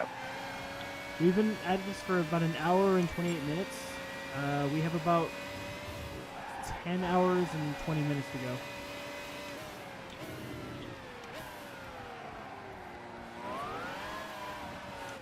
Oh yeah. Okay, we're gonna need inters or heavy wets now. Because So it's around. I'm getting on the throttle and I'm already feeling the oversteer. Even though the car was set up to have virtually no wheel spin. So it took like at least 50-60% for the car to lose grip. Yeah. Hey, Gears. Which isn't bad. Oh, hi, Gears. Yeah, this thing's losing grip.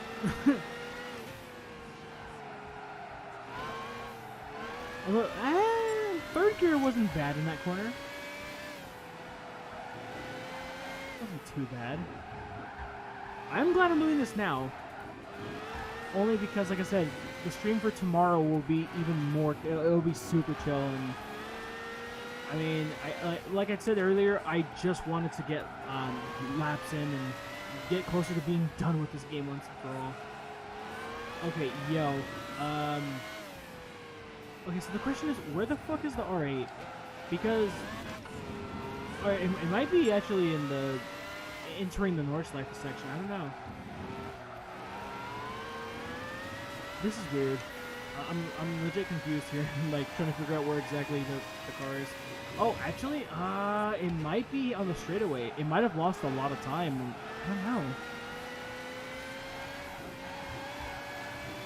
We'll see. If we get the sector time up again, then we'll know for sure. Nope, that's not him on the straightaway. Still have notifications on? Oof. Yep, we have no grip.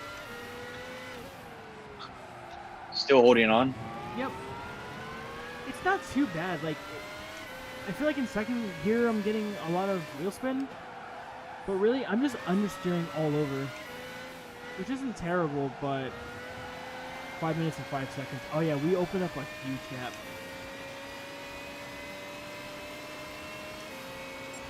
Damn, I thought this was going to be maybe a whole dry race and maybe we'll have like a mini fight with the R8 eventually, but I guess not. Also, the sun is starting to rise because you can see a lot more of the car now.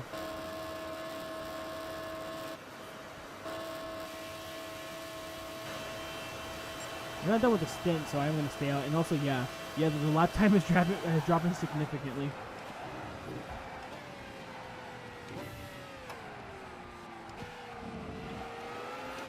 We went from running 743s. Yeah, see, exactly. But it's a blessing and a curse because I'm actually able to focus on the race gears, but at the same time, like, it makes for hilarious content. And I don't really care about being competitive in this race. It's an old GT game. It's an older Gran Turismo game. We're just meant to have fun.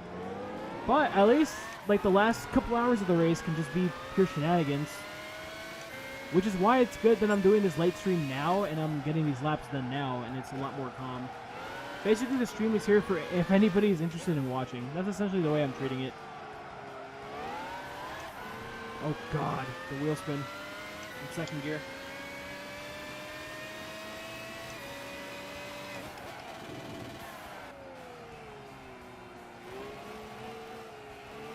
So we're at 72% now.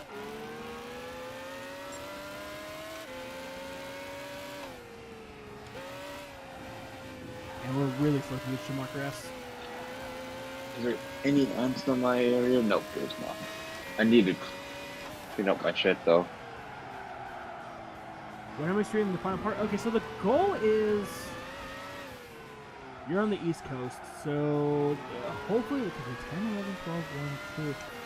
The goal is to hopefully stream part 1. It depends on what we do right now. So, like, the goal is 2 hours. That goal will basically be met in about half an hour's time, which is when I could stop streaming. I could go longer if I'm not super sleepy. But essentially, part 1, which would be like 5 hours long, will start at 12 your time. And then the final part will probably be 8 o'clock your time, maybe. Maybe. Woo! 521. Oh my god, dude. We might lap the R8 in this lap.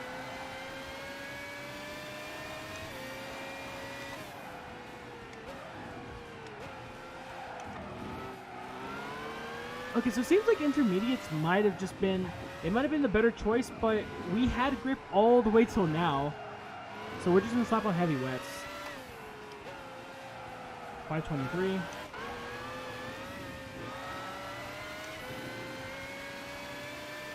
Like, he's one of those cars ahead. Like, if you look at the map, there's the next car that's, like, the furthest car away from us, if you're talking about, like, cars that are realistically within striking distance, the Carousel, that's not the R8. That cannot be the R8. Honestly, for another 5 hours, it's all good, bro. That's where the second part matters. Maybe you and Mystic can come back for the finale. I don't know. The thing is, I want to have other people on, so I don't think I'm gonna have Mikhail back. Sorry, Mikhail, I still love you. It's fine. I'm just surprised I was here for like how many times already? Like three for times already. I think the entire fucking first half of the race, essentially. Oh my god, there's a whole pack ahead of us. Yeah, so and besides, you know I have other stuff to do, right? Yeah. I still have to ask my homies well, some homies from a private Discord if they're down. I will tell you. And then some I'll homies tell you from what, though. another private Discord if they're down for the finale. I could tell you what though, I really do enjoy chatting with you and others and all that. Fucking hell. Oh my god. Now you're losing grip. Yeah. Oh yes, Yeah. Gears. Yes, dude. I think that would be an epic finale, having a bunch of DNA guys on. I think that'd be good. Yeah. We can do that. But yeah, real talk though, I really do enjoy just chatting with you and just seeing this a good race and all that. I understand. Yeah, I enjoy having you on, dude. Otherwise, I wouldn't ask you to come. True. Real talk. Where the fuck am I on the track? Unfortunately, the track surface meter is blocking part of the map. There it is. Okay, the R8 has to be one of those two arrows ahead of us. I guess tomorrow for show. Oh.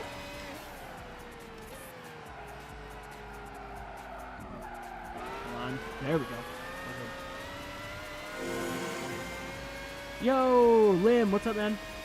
Thanks for the follow. Oh, fuck, dude. You didn't have me followed? Shame on you. It's all good. I still love you. Okay, the R8 definitely has to be... He's entering the carousel, I think. 542. Jesus Christ, we're actually going to catch them.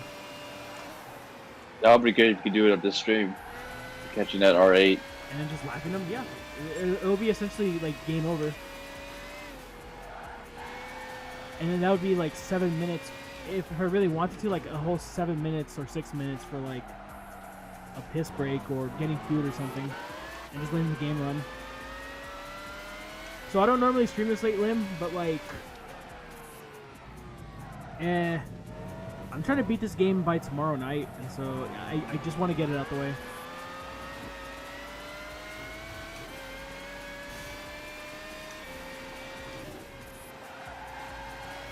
By the way, Gears, how did you find Arrow's channel? Did Arthur tell you to watch, or did you just manage to stumble your way there, or did you find his channel because he rated old last night?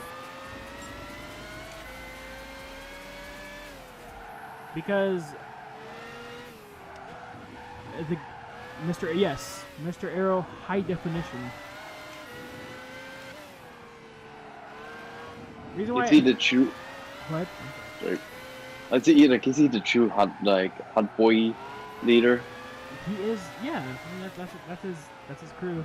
You know him since GT6 Sierra update. Oh, it's even. You stumbled your way there. Dude, small freaking world. Because, like, Arthur and I absolutely adore Arrow. I love Keenan. Keenan is freaking awesome. He's the homie. He's helped me out big time on Twitch. And so, like, I love showing support. Which is why I get to do the sub. Also because I like you. I like you, Gears. So, like, if I can give you something, and then also I can help Arrow out, then yeah, why not do a gift sub? Arrow's pretty fun. Like he's pretty. Shit. Oh, I thought you have 787B. Oh God, make the corner, make the corner, make the corner, make the corner. I crashed. Oh, I smacked the wall. I should say, not crashed. I mean, is it supposed to be more sunnier now, or is it still that pitch? The sun is rising. Nice 4x damage. Yes, thank you, Ethan. Thank you, very cool.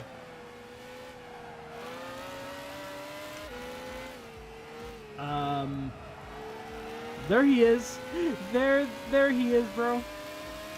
You know what? I might just stay out. Actually, that's probably not a good idea. Yeah, no problem, dude. No problem, my man. Okay, no, we shouldn't stay out because we normally have like 205 without a slip. With these tires, we literally have 200.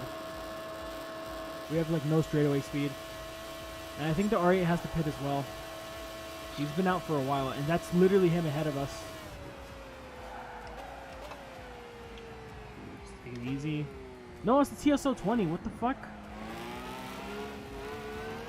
So he still had some more cars to go, I guess. Oh, we beat him. We beat the fucking TSO 20 and sent the freaking into the pits. It's funny. All right, we gotta do heavy wets. Yo, did you just see the tires disappear? Really? The car was riding on no tires for a little bit. But that's mainly because I'm playing the game off... Okay, so, for those who don't know, this is mainly for people who are watching this on YouTube as a re-uploaded VOD, or part of the LP. I'm playing this game off of my PS3's hard drive because my PS3 is modded. And, basically, since this game wasn't really meant to be played off the hard drive, it was meant to be played on an actual disc. And because I think the Nürburgring is such a big track, I think the game has some problems loading up everything. And yeah, I know for sure during B-Spec. Why are you stopping? Oh. Who stopped? Wait, who's stopping? I kept waiting. Yo, what's up, Torrent? We're almost done with this fucking game once and for all. Only like 10 hours to go. Anywho, okay, so the CLK was coming out, and so the AI stopped. That's exactly why we have the cutscenes in GT Sport. And that's an example of why we have them. But literally, the computer driver was just flicking the wheel to the left. Oh god. Okay, I gotta remember rain tires.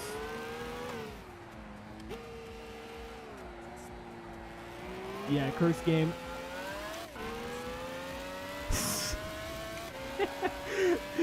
Yo, Torrent, I wasn't expecting my friends to pay for a fucking cameo.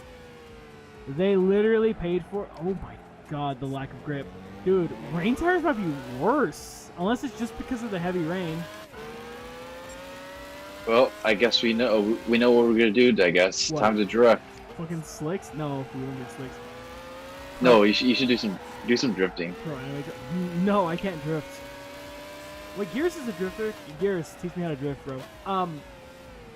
Well, my two friends paid for the cameo because of, I guess my GT Sport success, air quotes, for getting into the top split in such a short amount of time after coming back to streaming, and then also my weight loss. So, yeah, it was totally unexpected, and they're the best for it. Wait, it's the fucking R8 and it's still managing to cross the sectors, and we're getting time ahead, or we're gaining. I mean, did we lap them? I'm so confused right now.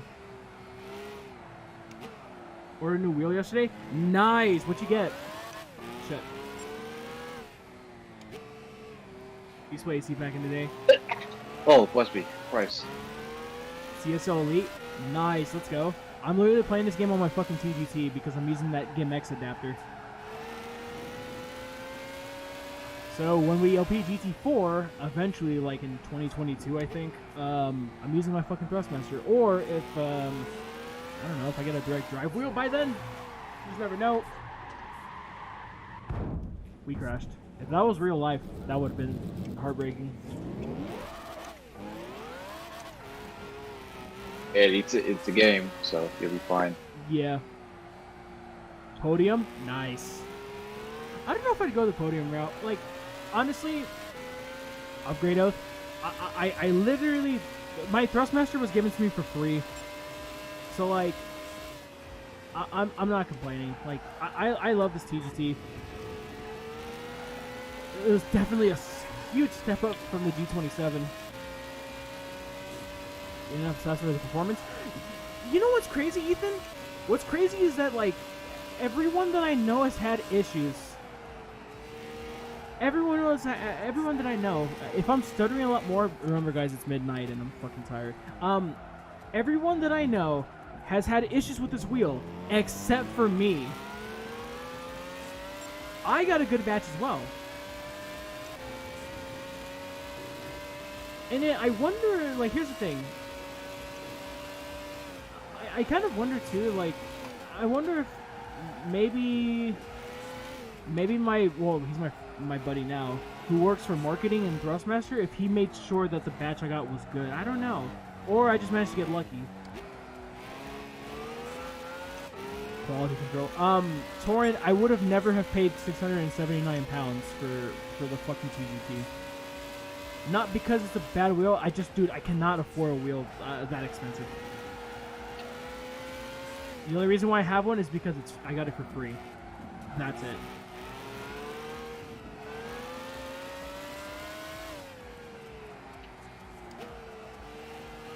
Canadian warehouse. Oh yeah, because Thrustmaster is based in Canada. Well, I don't know if they're based in Canada, but I know their North America division is. I think they might be based there, or at least their marketing team is.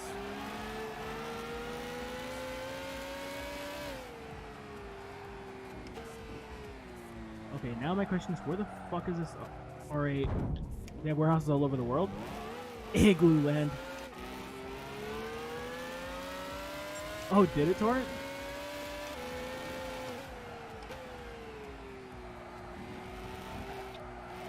Maybe ship the Franks. Oof. God. I think we did lap the R8. There's no way the R8 is going to be the car that's next online.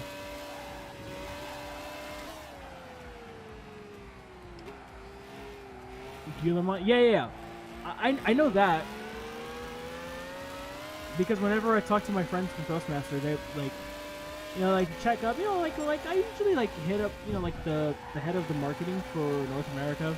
Cause I met him at E3. He gave me the wheel after E3, and then I re-met with him at the Gran Turismo Americas final in Vegas, and then every E3, one E3 since then. But every time we can, we just catch up. His tag always says Guillemont's Corporation or something, head of marketing for. I'm not sure how to say it. Guillemont 805. Okay, yeah, the R8 is the car that's ahead of us, but he's losing a fuck ton of time. So once you almost started passing, it would have been easy. Yeah, but it's weird because I think it's because he's crawling at an absolute snail's pace, and I think he's setting times of maybe 10 or 11 minutes.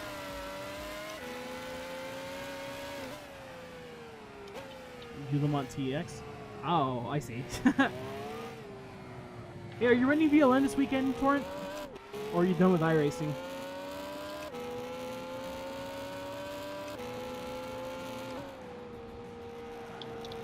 I'm thinking about running the VLN race in the MX-5 class. Maybe the Saturday slot, but I don't know yet. Only fans got a Canadian website. IVRA GT? Nice.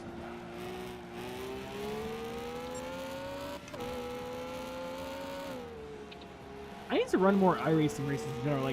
What I really want to do is get into more oval stuff, just because okay, so I'm not the best oval racer on iRacing, but my oval racing experience there has helped me in GT Sport whenever there's Blue Moon Bay Speedway races or Special Stage Route X in the case of the FIA, but I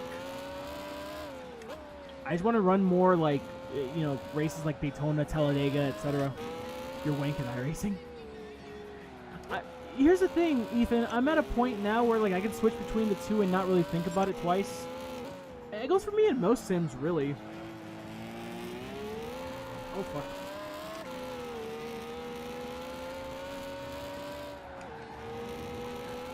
It just doesn't really bother me too much, really. Okay, I never really driven the other GTEs. I only own the M8 because of that one M8 spec or 12.0 spec series.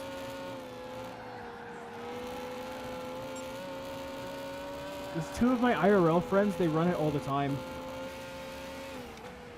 One of those friends is well, he used to do Formula School or Formula Student, whatever you call it over there, for one of our local universities, and then the other friend runs in the Road to Indy.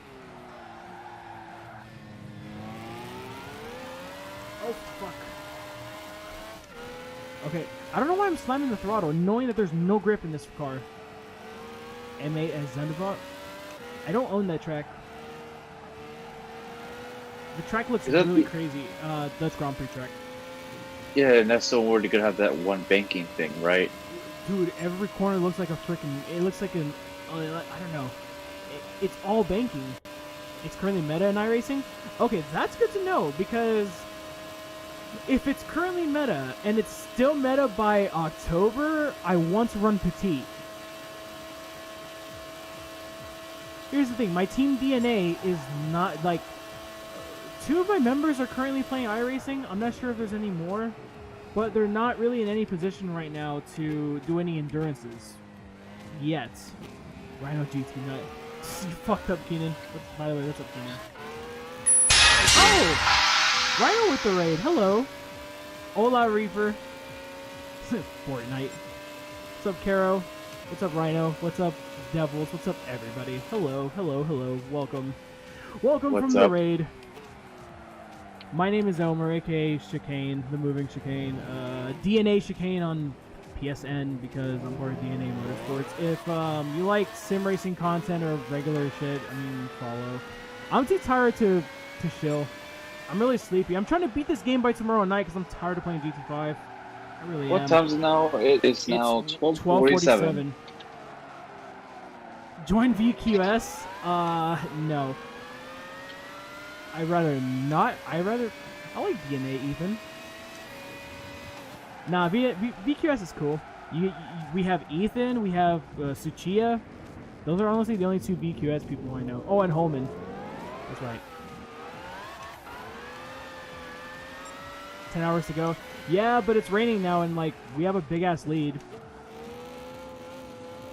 Chilling 100.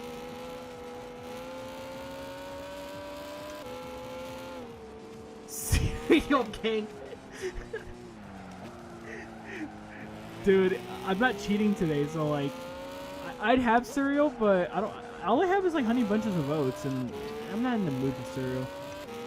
You know what I have in my cubby? I have Korean pancake mix, but like I haven't even made it yet. I thought about making them maybe the morning of the Indy 500, but I don't know yet. Dude, I want to. That'll be interesting to see what it tastes like, because I haven't tried it. Well, I've had Korean pancakes all my life. I just never made them. Like I never tried it. Like this mix is literally like, it obviously comes with the pancake mix, but it comes with like a little bag of yeast as well, so you have to use the yeast. So that's really interesting. Oh, so what you do, Saab, is you go to the options and then you turn on what's called, I think, transition mode or transmission mode.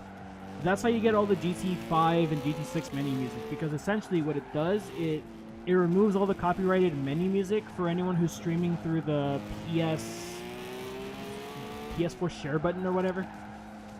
War crimes against a bunch of Honey Nut Cheerios. Dude, Honey Nut Cheerios are a bomb. I commit a war crime against them too, but I don't have any. Corn Pops? Dude, Corn Pops are disgusting. I'm not a fan of Corn Pops. Although, okay, what was the cereal that has like a frog in the front? Is it like Honey Smacks or some shit? I can't remember. I don't know. I never ate cereal in like a long time, so I don't know exactly. Oh fuck. Oh god. Fiends, thank you for the host. Appreciate it, dude. Okay, I have to remember there's no grip on the heavy wets. Cheerio? Yeah, Cheerios are good. Peanut Cheerios are good. What is my favorite cereal I ate? Have you tried Reese's Puffs? When I was a kid, because I'd see the commercials all the time like on Nickelodeon, but like, I don't really remember them. I can imagine them just being like, I don't know, like Cocoa Pebbles with just peanut butter. It tastes pretty decent. I like it. It's for 7 years straight. I don't know. I think my favorite cereal is probably like Lucky Charms. I think. Yeah, Lucky Charms. And if you're talking about like not like super sugary, but still not necessarily the best for you, Honey Bunches of Oats. I don't remember the last time I ate cereal. I think it's like pretty much been a few months now. I haven't ate cereal since August of last year. The last cereals that I ate was when I was in Germany last year. It was exactly a year ago I was there, and like, I literally bought like German Kellogg's because I wanted to see what the cereal over there was like, and they have some bomb-ass cereal. Does oatmeal count? Oatmeal is pretty good. Isn't that hot cereal technically? I know some stores, at least here in the States, they brand hot cereal. I mean, like, at least one of my local stores has hot cereal and it's fucking oatmeal. Sour Patch Kids cereal? Wait, that existed? I didn't know. Wait, huh? That's fucking gross. Why would you want like a sour cereal? Ugh. No, thank you. I mean, to be like, have you ever that moment where you accidentally drink like spoiled milk on it when you drink like eating cereal or something? No, because I always check. I think I had that happen once. I think in my life. Fucking gross, It was awful. It was awful. I can imagine. I mean, I've smelled fucking spoiled milk and ugh, but never have drank it. I taste sour cereal. Like I tasted it and I'm like, wait, what's this taste? And I'm like, oh, okay. Milk and coffee? How's milk and coffee bad? That's good. Well, I mean, it depends on the roast, I guess, but like... Yeah, it's just... Yeah, I don't know if it's just cheese, but it's just disgusting.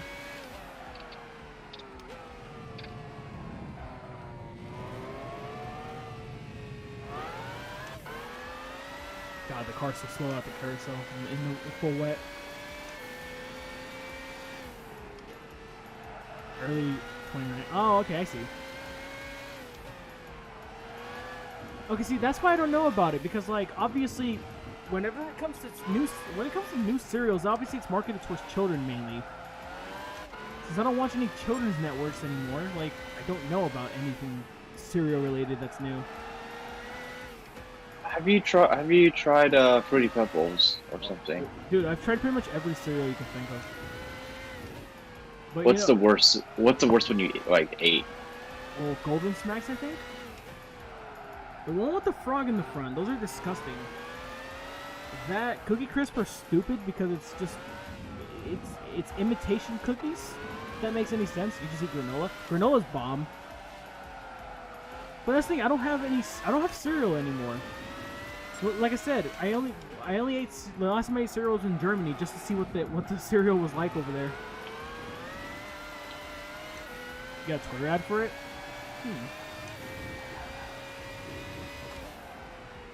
You're making me hungry for like breakfast now. Bro, breakfast at night hits the spot. You ever had It does. You ever had like pancakes at like 1 in the morning? It's the fucking best. Or like Dude, fried steak? Dude, fuck yeah. I would do it now if I'd have money to go buy food at Uber Eats. I would definitely do it. Like real talk, I would definitely do it. Never a cereal eater. That's the thing. Like even as a kid, like the only cereals my mom would mainly buy were like Kix and Cheerios and Honey Bunches of Oats and Special K, and occasionally, like I said, like Fruity Pebbles or like Lucky Charms and shit. Never like Cookie Crisp or never like chocolate cereal. It feels just fine, Torrent. Like the force feedback is not. So the thing is, you adjust the force feedback on the computer because literally, like, you hook the wheel up to the PC. So on fucking GT4, when you're driving or 92CP on that one IA license test, the wheel is just going like this the whole time, and it's just super fucking crazy. But it's adjustable. I mean, I don't think it's using the full strength, but I could be wrong. I just have it like at 50% to be on the safe side.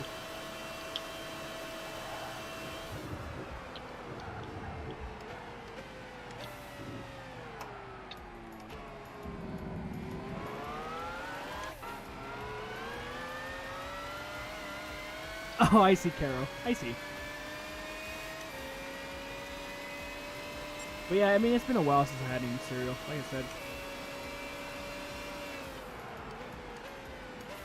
Like, the problem is that, like, a lot of our food that's in our storage, like, my parents kind of stocked up on a bunch of food for, like, the pandemic, and they mainly bought cereals because cereals are kind of sort of non-perishables. I mean, they're not really, but they last a long time on the shelf, and It's like, fuck. Okay, that's all we have? Shit. Well, I guess I'm just eating fruit for breakfast. Yeah.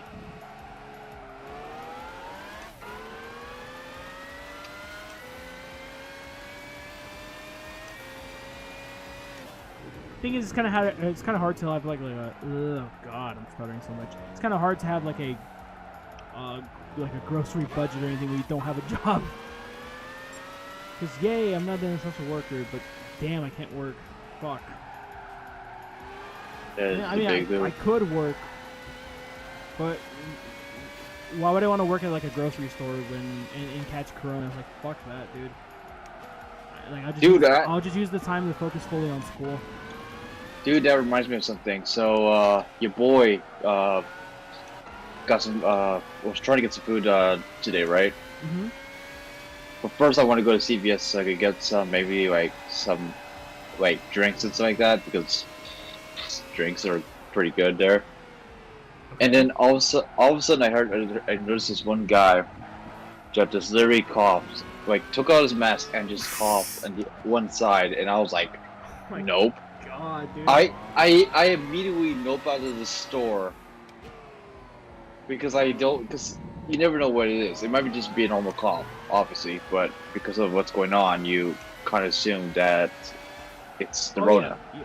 Dude, I just assume that everybody has Corona, and I just like literally when it comes to social distancing, I exaggerate it, and I exaggerate it for a good reason. Just because I cannot trust people. Like when people walk by, dude, I just like a dog, dude. Like a dog is trying to pretend to look away from food when their owner's eating. I literally just put my fucking head down and I just look away from everybody, dude. Like it's weird, but I'd rather just be safe than sorry. Oh yeah, and you know what's worse? There were two people doing it at the same store. I kind of had a scare recently because like. I went to go pump gas. Thanks, Tokyo, for the follow. Appreciate it. I went to go pump gas at this one gas station, and like the card reader failed on the pump, so I had to go pay inside, and I didn't realize that like fuck. Okay, I'm literally on empty. I'm literally running on fumes, and like there's no other gas station nearby, so fuck. I have to go in. Thing is that the gas station, the little mini mart was tiny, dude. Like it was really packed. And I went in, I was like the fourth person in, and I shit you not, dude, like fucking 8-9 people packed in all at once. I'm like, fuck, bro, really? None of you fuckers are wearing masks? Like half of you wearing masks, and then like half of you are literally stacking up together. And literally, I'm literally just like trying to matrix that shit, like look away from everybody and like avoid any kind of like eye contact or face contact or whatever, dude. And I'm literally just shitting bricks. This is like 3 weeks ago, and I mean, I just to be safe, I got a fucking test, and I tested negative, which was fine. But even though I was wearing a mask, it didn't matter, dude. I was just since this whole shit has started, I've never been that close to people, and yeah, that really fucking scared the fuck out of me. Dude, I feel you. That's what happened to me, and I did test well, and I did test negative. But and here's the thing, the way they test is just like they have like those sticks, right? Right. That they give you. Yep. And you had to stick up the nose. Now it hurts. Well, or yeah, not. It hurts. It's supposed to force you to sneeze and shit. Oh god, it was bad. Thanks for stopping by, Torrent. Later, man. I might stop the stream soon-ish, because I'm getting really sleepy. And we'll rate some like we always do. But yeah, long story short, you gotta be like careful and such. Oh, you're from Sky's community, Tokyo. Really? Nice. Well, thanks for stopping by, dude. I just mainly lurk in his Discord. Dude, Tokyo, I mainly lurk in Discords. I'm trying to change that now. I'm trying to be more active in Discord servers because I feel bad that like I never talk to people. But it's just like I don't know what to say sometimes, but I'm starting to change that. I need to be more active. 5 hours? Oof. Sleep at will would be the greatest superpower. I'm pretty good at that, Carol. Like, thank you, Laddie Dong Legs, for the follow. Appreciate it. So, like, when I was going to Germany, I would literally force myself to sleep on the plane. at times that would kind of match where I would wake up if I were to land in Germany, and that's how I had like no jet lag whatsoever when I landed. I had a bit of jet lag when I landed, but it literally like evaporated within like the first night's worth of sleep, and from there I was good. So I can kind of force myself to sleep, but in my own house, I sleep on I have the house to myself where I'm sleeping on my bed, but when I have people here, I sleep on the couch. It's a long story, and I won't really get into it, but yeah. I haven't had really a good night's worth of sleep in a very long time. Local Smash Discord? Oof. Talk about a community that's... I'm not even gonna go there. Like, even before all that exposure happened, bro, like... I always liked playing Smash Brothers, but I could never get into the community because of how just toxic and crazy some of the people were.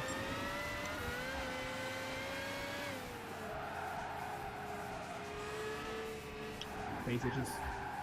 It's hot, dude. Even with the breeze outside the window, it's still hot in here because the ventilation in my house sucks. And so like a lot of the hot air is still trapped in here.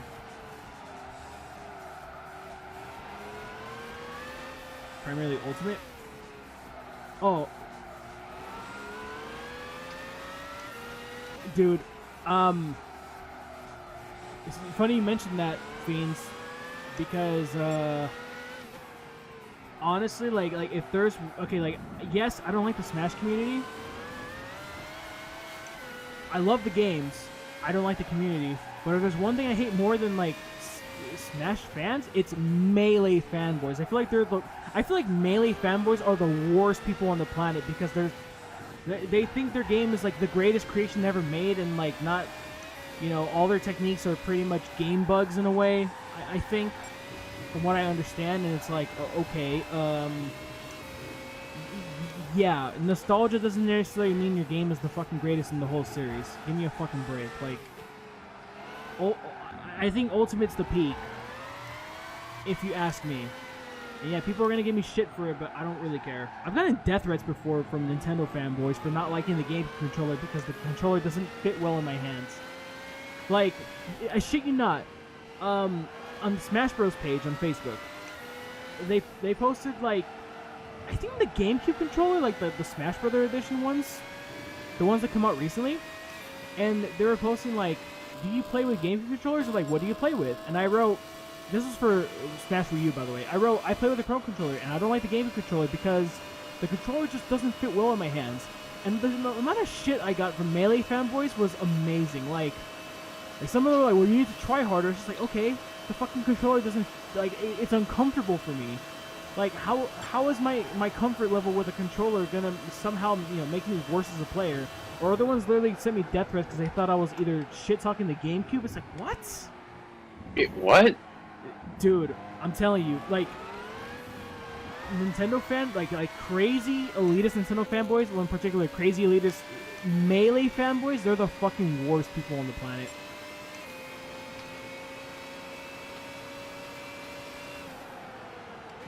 Also, we can go longer per stint because we're on the heavy wets, and the heavy wets, since we're a lot slower, they're not wearing as fast as the mediums.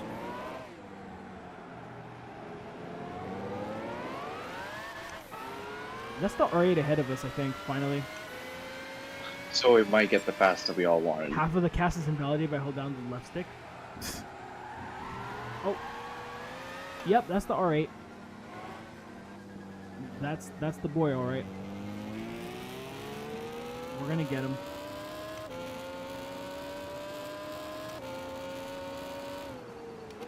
A lot of the competitive game is 100% intentional. I don't know, I just don't have fun playing Smash competitively. Like I said, because like I feel like for most esports, I feel like a lot of the personalities and a lot of the people who represent esports are douchebags. Like, just they take the game like way too seriously in general. Like, the exception for me, at least for, I might be very biased here, but this is because like I've gotten to interact with these people. Gran Turismo, like yeah, you're gonna have your shitheads in top splits and like the world tour and shit, but like for the most part, most of the top 16 people from all the regions, for the most part, they're pretty damn cool people. So, yeah, I mean, I don't know.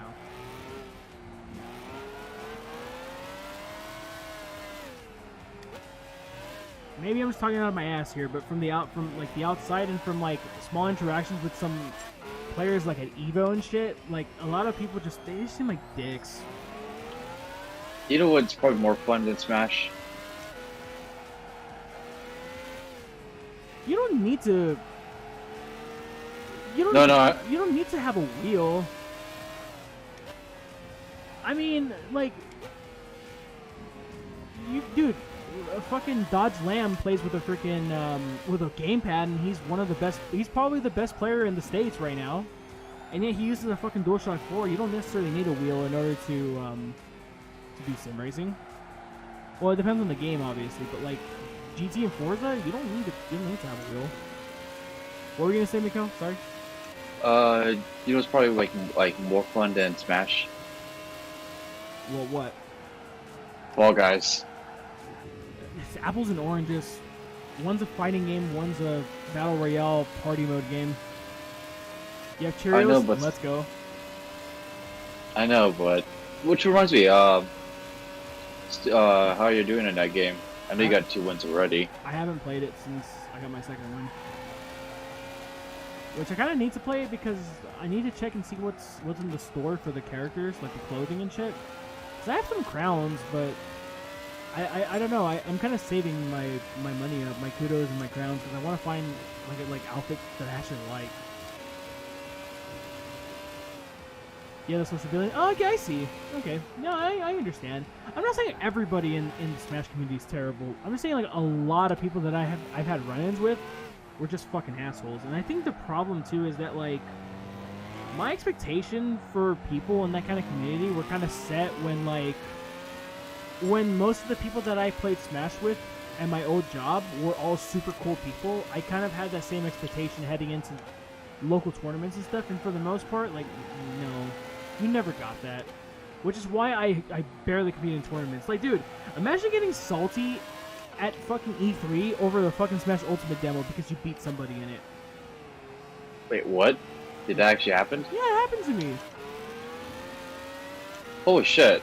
Yeah, dude, some dude was wearing a fucking hissy fit because I beat him, and it's like, he was trying to, like, act like he was trying to get noticed or something. He's like, what? It's a fucking demo, and it's like you're at a kiosk with, like, thousands of other people waiting. Like, no one's gonna give a shit. Especially dude, when it's a 2-minute match with items on, like, it's not even tournament rules. Like, how the, like, what impression are you gonna make? Like, I get being competitive, and I'm, like, kind of guilty about that, but really? A demo? Super chill guys. I think that's what... I mean, my locals, sadly, were never like that, Fiends. Like, my locals, it was a very mixed bag. Like, most of the people that I met were fucking assholes, and then, like I said, the only people that I would play Smash with regularly and, like, improve my skills with were people at my old job. Because I used to work at a game store, and, like, literally, the way I got good at Smash was playing with my customers. They weren't even customers, they were regulars, dude. They were just, like, they were literally just dudes who would come hang out with us at our store and, like, and just kill time, because it was basically hanging out with friends, but at their job, which is what I liked about the job. For that sort of experience.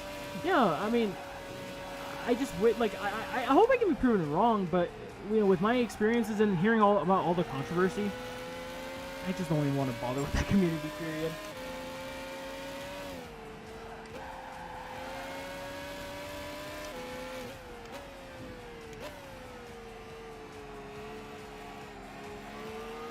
Is it Carol's fault? Not quite. I forget why we were talking about Smash. Oh yeah, Chicane. It just came up. What's up? I just got a text from the fam saying that you should, how are you doing? Are you sleeping or something? And I'm like, I'm doing okay. Cause it's 12 o'clock in midnight, so I'm not surprised. Beans brought it up first. I see. Melee's sick. I don't like Melee. And I'm pretty sure, like, Melee's a good game. It's fun to play. I just don't like Melee because, like I said, I feel like the Melee fanboys are the worst. And so, like, I just kind of throw in the game itself with, like, it being terrible because of the fans.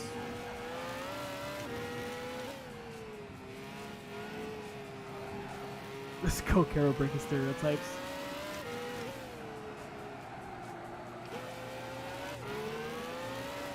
Oh god. How long is your stint gonna be for this one before you got, you know? Before I stop? Like Yeah. Before I stop streaming or before I pit? Both. Okay, so I think I might just pit this lap. I went an extra lap because the tire wear isn't bad. The fall off is pretty minimal because, like I said, heavy wets and we're not pushing as hard. But I mean, I don't know. We're still gaining time on the R8. He's a slow boy, so we might just go an extra lap. This would be like easily the longest we've gone on, on a set of tires at all throughout this 14 hours of this 24-hour race. You wish we were still in the Pacific? Damn. Oh shit. A little tipsy and killing time. I just play Smash whenever I play with my IRL friends, really. Because fortunately, like, the IRL friends that I have to play with, they're all, we're all just super cool people, and, like, dude, like literally, like, it makes me happy to play with my friends because, like, dude, we, like, compliment each other, like, we handshake after every game, like, we toast, whenever we're drinking beers and shit, like, dude, it's fun, it's a great time, but I feel like you'll almost never get that at a 20 level. And it sucks. I got fucking 13 likes on my tweet when I posted the fucking clip from last night's stream, Mikhail. When I was which part? When I was so I posted a clip on I edited out the part where Gears was talking to I think Mike and Chad about DDR. I think that was after you guys were calling me criminal when I was talking about how I used to, like, get into metal shows that were 21 and over when I was 16. Oh yes, I remember. Yeah, because that was all fluff, obviously. Because I was just trying to show the story, but the story of how I snuck into the fucking FIA Gran Turismo Americas final. I don't know. It's funny because that one's getting quite a lot of likes on Twitter. That security guard's thinking like, oh really? That is if he still even works for the fucking marquee, which I doubt. I doubt he's ever gonna see it. 21 gang. I'm 25 now. 2020 is easily the worst year in 21 years of existence. At least if people like you, Rhino, Fiends. I heavily appreciate that. You guys are gonna call me fucking nuts, but 2020 is. You want to know something crazy? I'm gonna, like, look directly at the camera. The camera's kind of crooked, I noticed. Is it crooked? Nah, it's fine. I'll fix it tomorrow. But 2020 is one of the best years of my life.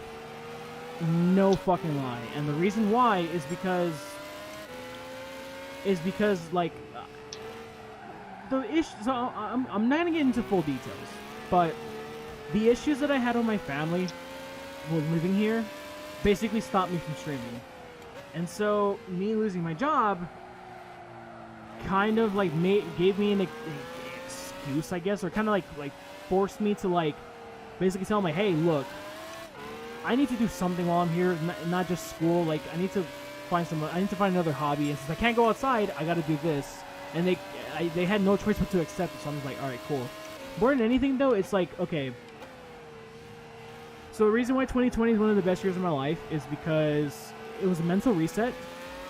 The fucking pandemic was not going to stop me from trying to seek more happiness in my life, because that's something I lacked for the last 10 years. Just being fucking massively depressed for many reasons that I will not get into detail about. Like, if you know me personally, you know why. And if I haven't told you yet, I'll tell you in a DM. Anyone that I'm cool with. Well, I'm cool with all you guys, but you know what I mean.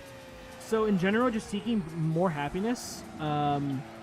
being more competitive in sim racing, so getting into the top split in GT Sport in such a short amount of time, literally learning trail braking mainly from like a B-rated driver to a fucking S-rated driver, and then 3, my weight loss. I've lost 115 pounds since early December of last year. So like 2020, no matter what, was always going to be the year that I was like, okay, you know what, dude, I'm fucking tired of being extremely fat. I'm tired of being just miserable. I want to be happier, period. No matter what, no matter what happens in 2020, I'm just going to be happier no matter what. And I am. Like a fucking a top 10 lap and top split in an R8.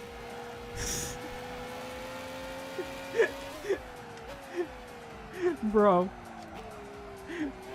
Ethan, do you remember when I got third at Tokyo for like the first third of qualifying? I managed to get P3 because I fucking slipped. I got stagger slip from his Supra, and I was just like holding down P3 for like a little bit. I was like fucking top 6 until the very end, where everybody knocked me down to like 12. I was like, you know what? I'm not tripping. That ain't bad at all. But yeah, just in general, like, no matter what happened this year, like, I always told myself, I was like, look, I've already been at a low point in my life. I've been at a very low point. There's no lower I can go. And again, I'm not going into specific details, but honestly, like, a worldwide pandemic was not gonna stop me from doing any of that. And when the fucking shutdown and quarantine happened, obviously I am concerned about it, but I was just kind of like, you know what? I ain't tripping. Like, if society can get through the Black Plague, and if we can get through the Spanish flu and shit back in the 1900s, then we'll be fine, guys. Just be positive, and like, just as dumb as people are, like as dumb as the public is, like, just do your part and just stay safe, and we'll get through it. Thank you, Tokyo. I really appreciate it, dude. I wholeheartedly appreciate it, man. So that's why 2020 might not be the best year of my life, but it's the year that I needed the most in terms of a life reset, because I feel like it's a second chance at life. I feel like my first 24 years were like a chapter, and I feel like this is a brand new beginning, and one that I needed so desperately.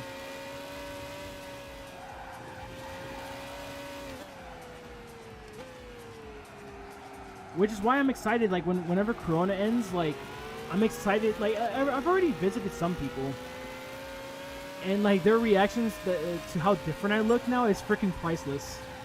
And Mikhail's an example. I mean, I was like, damn, bro.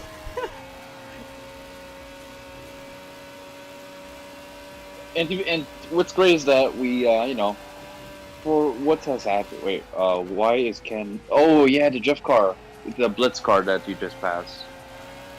Oh, that was the pole sitter, Caro. I shit you not. That was the fucking pole sitter, and that car immediately got eaten alive in the beginning. Yeah, a lot of people don't expect a massive change.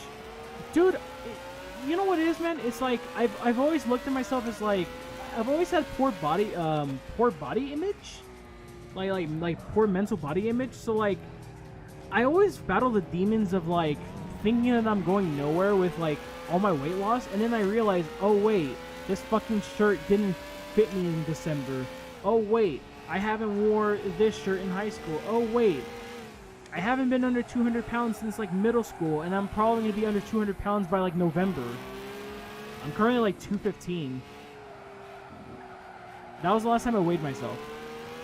I don't weigh myself every day because, like I said, it's a battle that I deal with every day. If I see like the number go up, I get paranoid because it's like I don't want to go down the fucking route of being over 300 pounds again. I don't want to do that.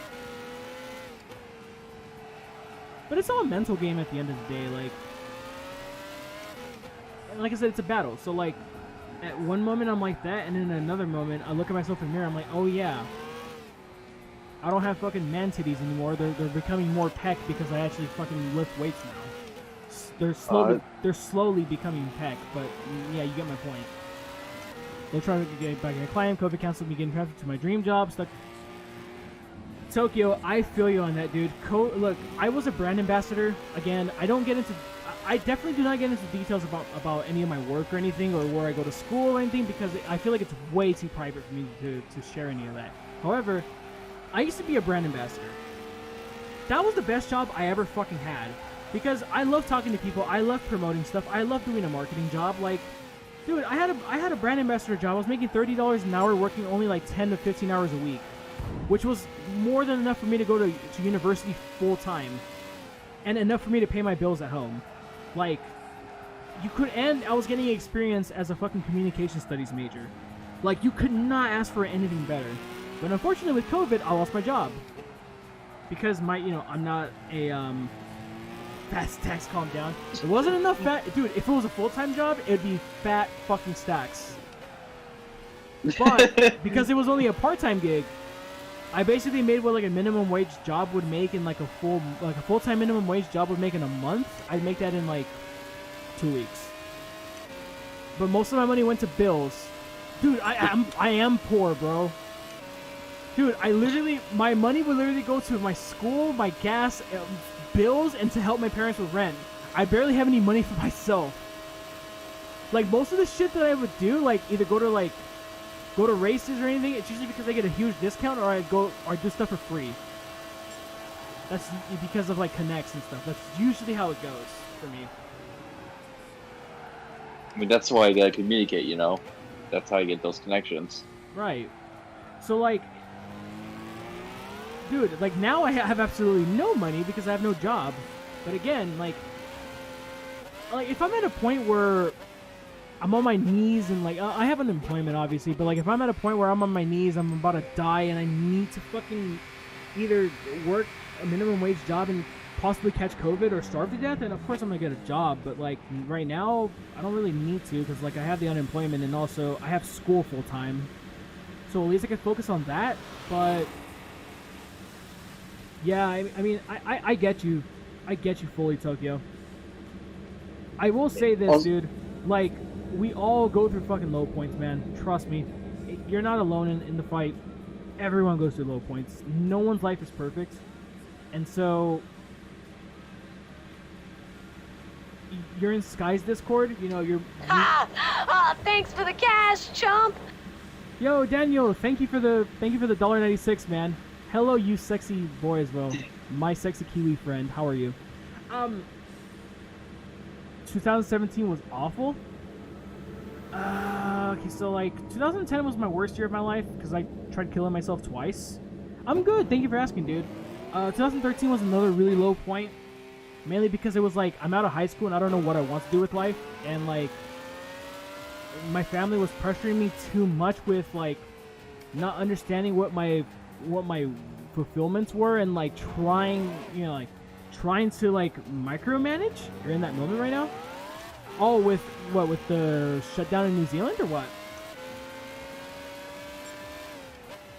Grind even harder. Fight for the transfer. Yeah, man. Honestly, dude, you're allowed to say on my. Okay, so like here's the thing. You're allowed to say what you're comfortable with. I'm not gonna fucking ask you like, where were you gonna work? Like, how close were you? I'm not gonna ask you a bunch of questions like that. Just share what you like. Finish school, you have no job. Oh, I see. See, here's the thing though. I was an ambassador for a year and a half, so like, and on top of that, my boss was my best friend now. So like, why I'm optimistic about getting out when I get out the pandemic is because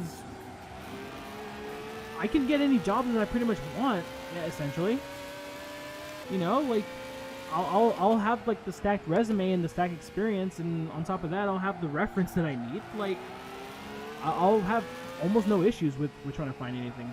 But obviously, like, I struggled too, dude. Like, I definitely struggled with trying to find work when I got out of high school and stuff, and it just sucks, man. Like, the thing is that with school, it's obviously not for everybody. Like, I feel like if you want to be successful in school, like out of school, you have to network. You absolutely have to get like that little stepping stone, because the thing is that the degree will only get you so far. You kind of need to have like the experience to back it up, whether it's like internships or knowing people. Like in my case, It was networking. Literally, like, the way I got my ambassador job was meeting my friend at freaking Comic-Con in San Diego in 2018. And then she gave me my job in 2019. CTCH, I'm not sure how to say your name, but TV, thank you for the follow. Appreciate it, man. But yeah, I mean, in general, it's just like, yeah, dude, because it's not about what you know. It's about what you know, but it's mainly who you know. It's for anything, dude. Whether it's acting, whether it's streaming, whether it's streaming if you're like trying to get sponsored, or if you're trying to become like a big ass streamer or whatever. Like, obviously, I know big streamer. I know Jimmy Broadband. That's the only big streamer I actually know and I'm friends with. But like, even then, it's not like I fucking ask him for anything.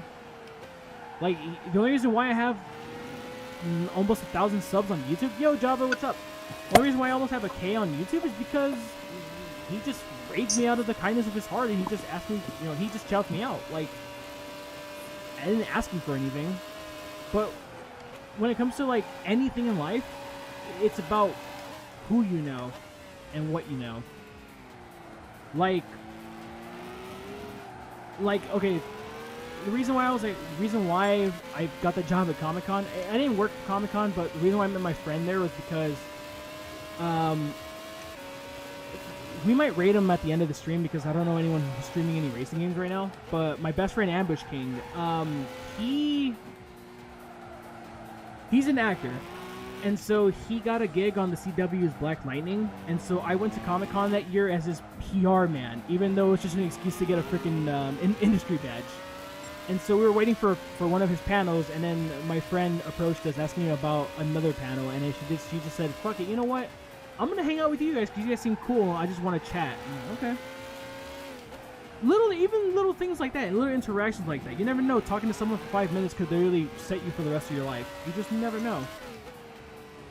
And yeah, don't get me wrong. I know for a lot of people, like, maybe social interactions you're a bit shy, or you don't know how, but like, even just saying hi could change your fucking life. You just never know. Bring your laptop to work tomorrow, dropping email, important contact. Dude, get after it. And you know what, man? If I were in your shoes, Tokyo, I would go in with the mindset of like, you know what? I'm probably not gonna get this job, or I'm probably not gonna get this position or whatever. But you know what? If it happens, awesome. If it doesn't, oh well. I just have to move on. I have to try somewhere else or try harder. You're a shy person. You want to break it? I mean, it's baby steps, dude. Here's the thing. I'm a bit of a weird person because, like, I'm shy, but I'm not. Like, wait, are you? Here's the thing. I'm shy on the internet, but I'm not shy in person. I'm like a reverse typical person online. Like, you know, most people online would, like, they're shy in person, but they're not shy on, like, message boards and shit. I think I'm shy on Discord servers, but I'm not shy to talk to you in real life. Yeah, breaking it is difficult. Dude, no doubt about it. I've never really been super shy. I would say I've been more of a person that's been like I said, body image issues, like always with the mindset that I'm ugly or whatever, or like I'm too fat, because I've always been big my entire life. But like, it's something that I'm still trying to break now, even with all the weight loss. It's just difficult too, because when you had the same mindset for a long time, you just kind of stick with it. You're shy in person, you're normal on the internet. I'm the opposite, like I just said, which is weird. It's normally your way, Daniel, but Java with the 1 month. Thank you so much. Also, how's my sound? It sounds good. Yeah, I switched from my phone to tablet just now. Because Java, thank you for the subscription, dude. Thank you so much, man. I don't have like a catchy name for my subscribers yet. I'm gonna think of something, but I said this a million times already, but emotes are coming soon, guys. My artist is just heavily commissioned with a lot of requests, so he's taking some time. When's it junior high school? Get loud. I mean, here's the thing. I've been shy as a kid, and in high school, I don't know, like, for high school, it's like, I started to come out of that, but at the same time, like, maybe it was because of being scared of talking about it, but like, dealing with my depression in high school, I always I always like kept it inside. I always did a good job of masking it. It wasn't until like a couple years ago, probably like 17, 18, where like I actually just started to like not really be in the best state, and like I actually started to like lash out more and really started to like, I don't know, break down more, because like, you know, like suppressing everything is not good. But that's another story. But the point is like, I can relate to that because like, it took me a while to burst out of that bubble, but like now I just don't give a shit. Oh yeah, by the way, this leads me to a question. Yeah. How am I like when you first met me? Like, am I like social or like awkward or like back then? Super awkward. Now just awkward. Damn. Well, no, in all seriousness, I mean, am I allowed to get a bit personal about what you've told me and when we hung out and shit? Sure, why not? I don't care. Are you sure? I'm sure. Okay, great. I just want to make sure because it's obviously on a personal level. You've told me before that I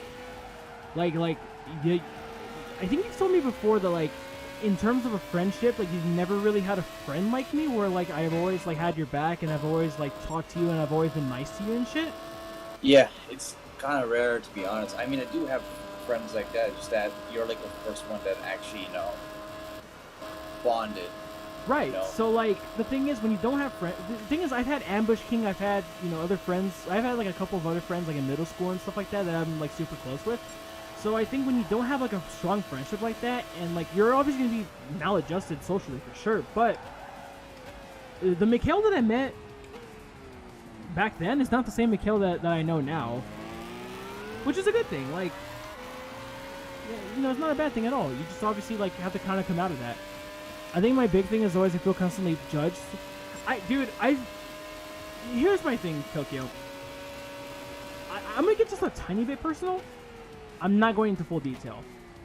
But when you've been like me and you've been judged by members of your own family for the longest time, since you were like fucking 13 years old, about everything and anything, you just stop caring about it when you're like 21, 22. You eventually just get over it. Or not get over it, but you eventually just kind of block it out. You're just like, okay, you know what? If someone really close to me in my life like doesn't give me any love and doesn't respect me, then I don't give a shit about what anyone else thinks about me. And that's my approach on the internet. It's like, dude, absolutely nobody can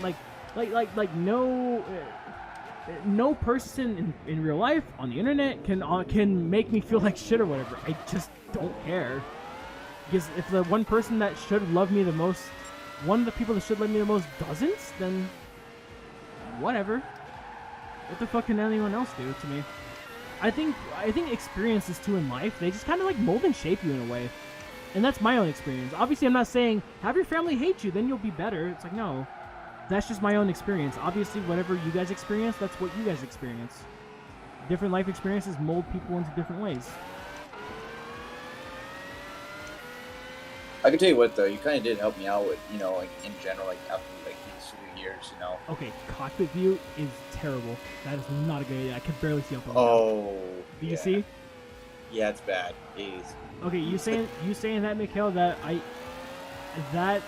is I appreciate that a lot. That's humbling to hear. In all seriousness.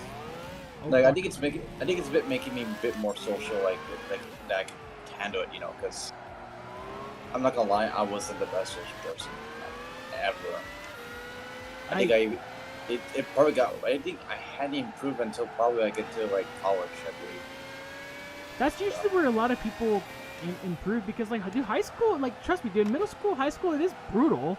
But then once you get to college, like, no one, like, you don't really get bullied or anything, because no one gives a fuck anymore. Like, no one cares about you. Like no one cares about you, like, at that point of like education, since you're paying out of pocket, or you're paying your own money or whatever, or so much more is at stake, I'd argue. So like, people are just caring about themselves, and then like you do make friends along the way, of course, but like it's not a fucking popularity contest. And then usually people who have the popularity contest mindset still, they usually get hung out to dry. Like, so yeah. True. Yeah, exactly what Reaper said. Dude, there's no point of getting everybody to like you. Do I want everybody to like me? Absolutely, but people are not gonna like me. Hell, like, people in school did not like me. People in my university did not like me because they thought I was arrogant for, like, speaking up in class and participating and, like... What? Okay, I'll give you an example. So I took an advanced oral speaking class for my communication studies degree in my university. It's literally like public speaking, but on steroids. Like it's like an advanced version of that shit, right? Like the grading criteria is super strict and everything, and like before the pandemic, we actually had to do speeches. In my speeches, I get like a 93, a 95, a 98, and literally, dude, like two of the students thought I was like arrogant, dude, because like, oh, look at this dude, like look at this fucking Chad knowing how to speak in public. It's like, oh, aren't you a fucking comm major? Isn't that part of the fucking major to begin with? And on top of that, it's like, okay, yeah, look at me, I know how to speak in public because it's what I'm studying, you fucking idiots. Like, no fucking shit. It's like, if you can't, then what are you doing in this level of class? Like, I understand if we were like in an introduction class, but like if we're in an advanced class where it's all people in the same major, then what are you doing? Like, why are you judging? But I don't care. I'm the person who becomes friends with people, then I finish school and try to forget them. Not rude or mean. Not. Oh, I see. So they're more like acquaintances. Like, here's the thing. In my high school, dude, like, I don't... Who am I thinking? Okay, so my best friend from middle school, one of my best friends from high school, we had a falling out, but we kind of, like, repatched our friendship. It's a really long story, and it's really personal, and I'm not going to talk about it. I will just say that we had a really bad falling out, but then he went through a really tough time in life, and for me, like, I'm the kind of person that believes that anyone who apologizes for any really shitty things that they have done, and they obviously show some, like, resentment, they should deserve a second chance. I play by ear, of course, but, like, okay, I will say this. What I'm just gonna say is, like, basically my best friend, well, I don't know if I can call him my best friend still. I think we're still kind of in that, like, relationship repair phase, but, like, he was essentially, like, shit-talking on my sister, because, like, he had a really bad breakup with his girlfriend and his grandpa had died, and so we were trying to be there for him, but he ignored all his friends, including us, and then when the time came where he needed us, he basically said we were terrible friends, and that hurt. So we basically cut him off for, like, 4 years, and then, wait, was it 4 years? No, 3 years. It was 3 years. And then he called us, like, he called me, like, 2 months ago apologizing. I was just like, when I answered, I was kind of like, oh, like, okay. Like, I didn't tell him, I didn't hang up. I was just kind of like, all right, what's up, dude? Like, hey, Viper, I'm good. How are you? What's up? So, like, I was just kind of like, oh, all right. I was like, what's up, dude? Like, what do you want to talk about? And then, you know, he just kind of apologized, and he kind of just said all of that. And you know, I was like, you know what, dude? It takes a lot for somebody to admit they're wrong and do something like that. So let's chat in person. Like, why don't we go get some takeout, breakfast or something in the morning, and just chat? You know, because of Corona, obviously. But you don't always want to be liked, but I do want to be hated. Well, you are going to be hated and avoided, and you're not going to be liked. But that's where it also becomes like what I. Okay, so I asked if I could tell you this. I won't go into details, but Mikhail did have a bit of a falling out with one of his friends, with a group, I should say, a group of friends of his. I'm not saying who, but what I did tell Mikhail was, it's not about the quantity of friends that you have; it's the quality. I, for one, do not have like 100 friends. I've never had like more than like 10 or 20 friends in high school or whatever. The most friends I can honestly say that I have is probably like 20 or 30, and the reason why is because they're like different people from all walks of life that I've met elsewhere. But the reason why I've had that many is because they're all quality friends. They're not quantity. 30 is a bit of a high number, but in general, like, they're people I even met at racetracks, video game conventions, acting gigs for, you know, with Ambush King, etc., etc. Like, in general, it's just like, it's the quality of friends that you have, and that's where it comes down. That's where it's important. One person, somebody who has one really good friend is better than having like 20 fake friends. Fortunately, like I said, out of those 30 friends I have, I can at least name like 15 that I'm like super close with. I think that's one thing I had to basically learn, and I really do appreciate you talking about that. You ruin every friendship you have. Also, by the way, Ethan, you better not ruin our friendship. by the way, AK, Mr. Nugget, have also, R92CP? Yeah, I used it for B-Spec. This is Also, the by last the race of the game, Viper, so after these 24 hours, we're done with GT5. We're moving on to GT6. Go on, But- Mikhail, I'm sorry. sorry, yes. Ethan, by the way, you're a cool person. Like, come on, man. I don't know if I'd say that. I mean, I get it. I don't know. I think that's being too nice to Lim. You blame yourself for your actions because I was genuinely a dick to talk to 320. It's your favorite car? I see. Were you? To be like, okay, like, I didn't see you that way, bro. Like, during Marvin's lobby races and shit. I never saw you as a dick. I always liked you. That's why I was always like, damn, I wonder what happened to Lamborghini until I realized, oh wait, Ethan Lime is Lamborghini. I've been talking to fucking Lim this entire time and not noticing it because I'm an idiot. Nice. I mean, look, Ethan, I know I could definitely tell you that it's a pretty good quality to actually post, and I like it. And you're again, seriously, you really are a good person. So, yeah. Broke too late. I'm good. Also, Escape route. I do apologize for cutting off a little bit. My No, bad. don't worry about it. It's difficult to talk over and address. Franco was like 50 to 21 point, now it's 3.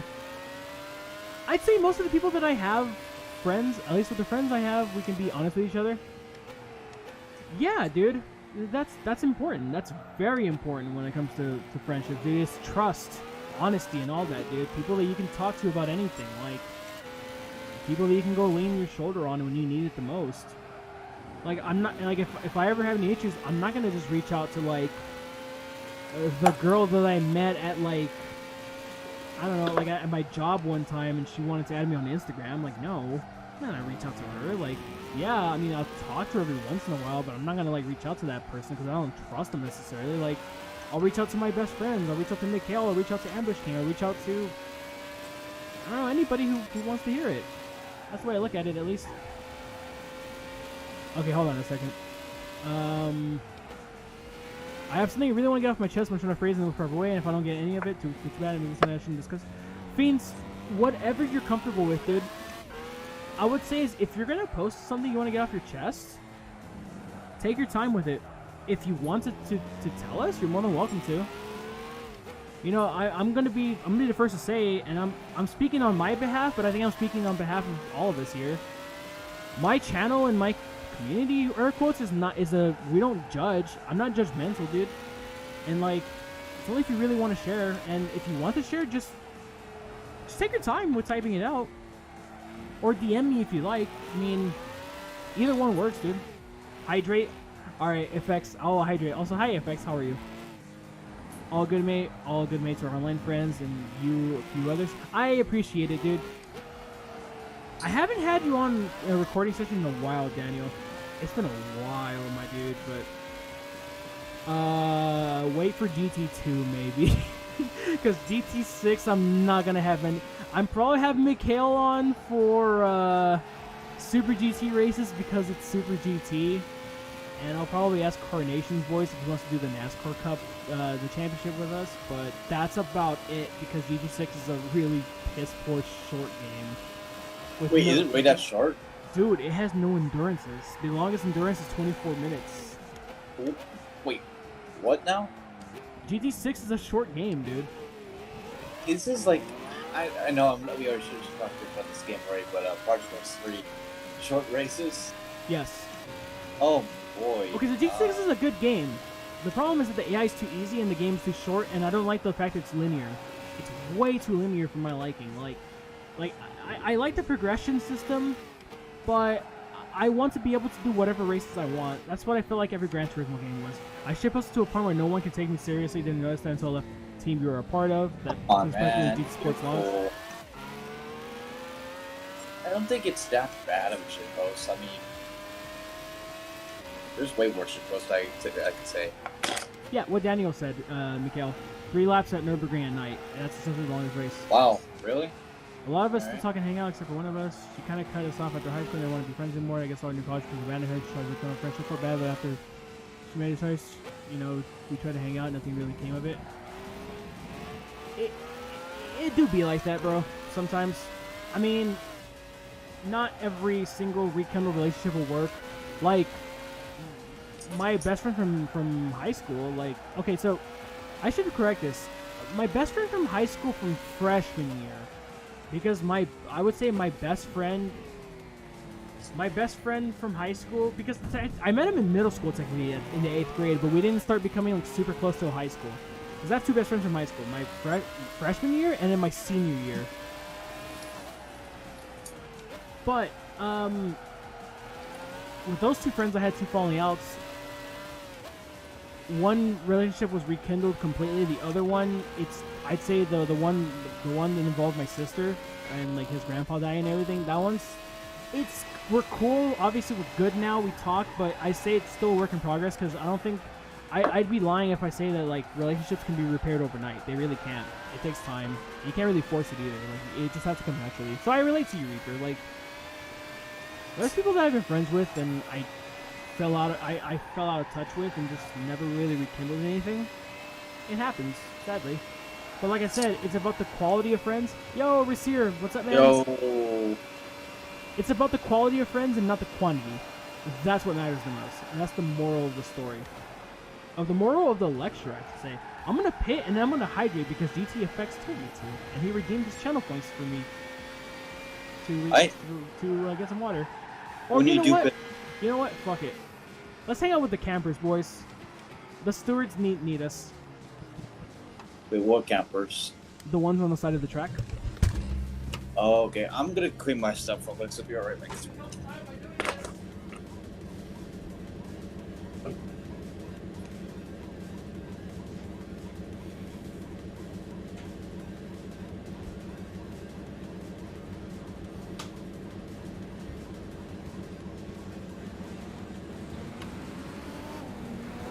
Yeah, exactly. We have an 8-minute lead.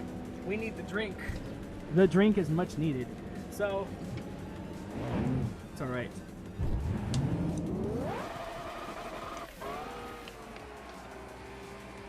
I'm trying not to drop this freaking big ass jug of water. Oh, the cat fell. God damn it. Kinda hard to hold it with one hand.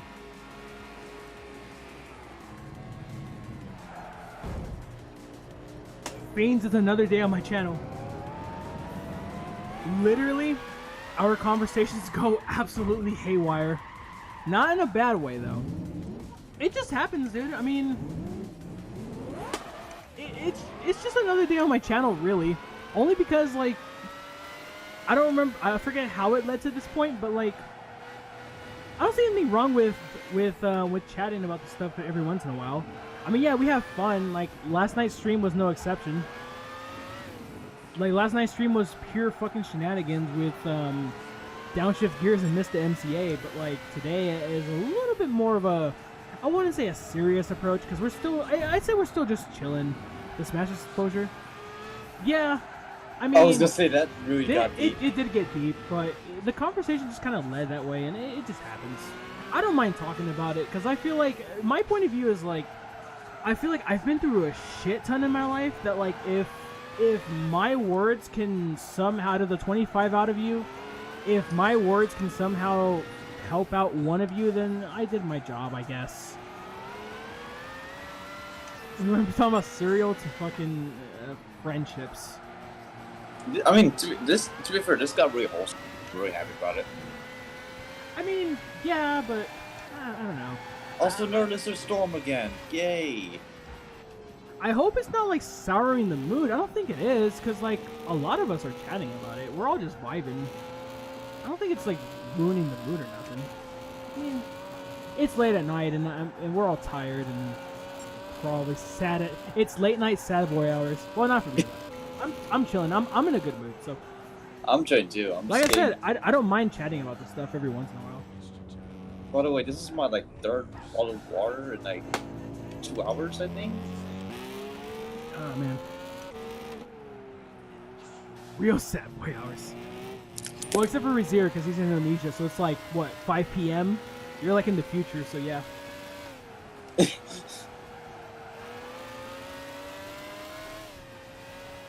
Uplifting in the way. I appreciate that. Nearly 4 p.m. I was close. I was really close. Oh, really? Damn. Who is he? Okay, we've done a lot. We did a lot more progress than I thought. How long have we been playing for? We've been playing for 2 hours and 55 minutes. The stream time is 3 hours and 2 minutes, but that doesn't count. That's not counting the intro and shit. Okay, so 16, 17, 18, 19, 20, 1, 2, 3. That's 9 hours of driving left if I were to do it tomorrow. Shit, I think...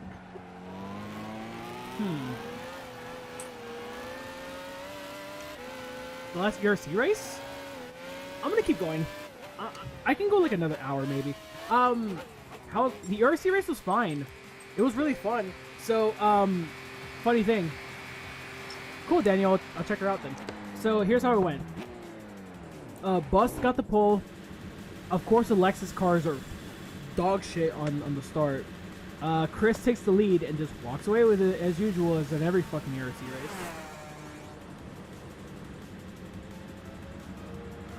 Judica pretty much walks away with it too. So it's essentially just a DNA battle between myself, Burnout, and Gears. Chris 99265 99673, yes.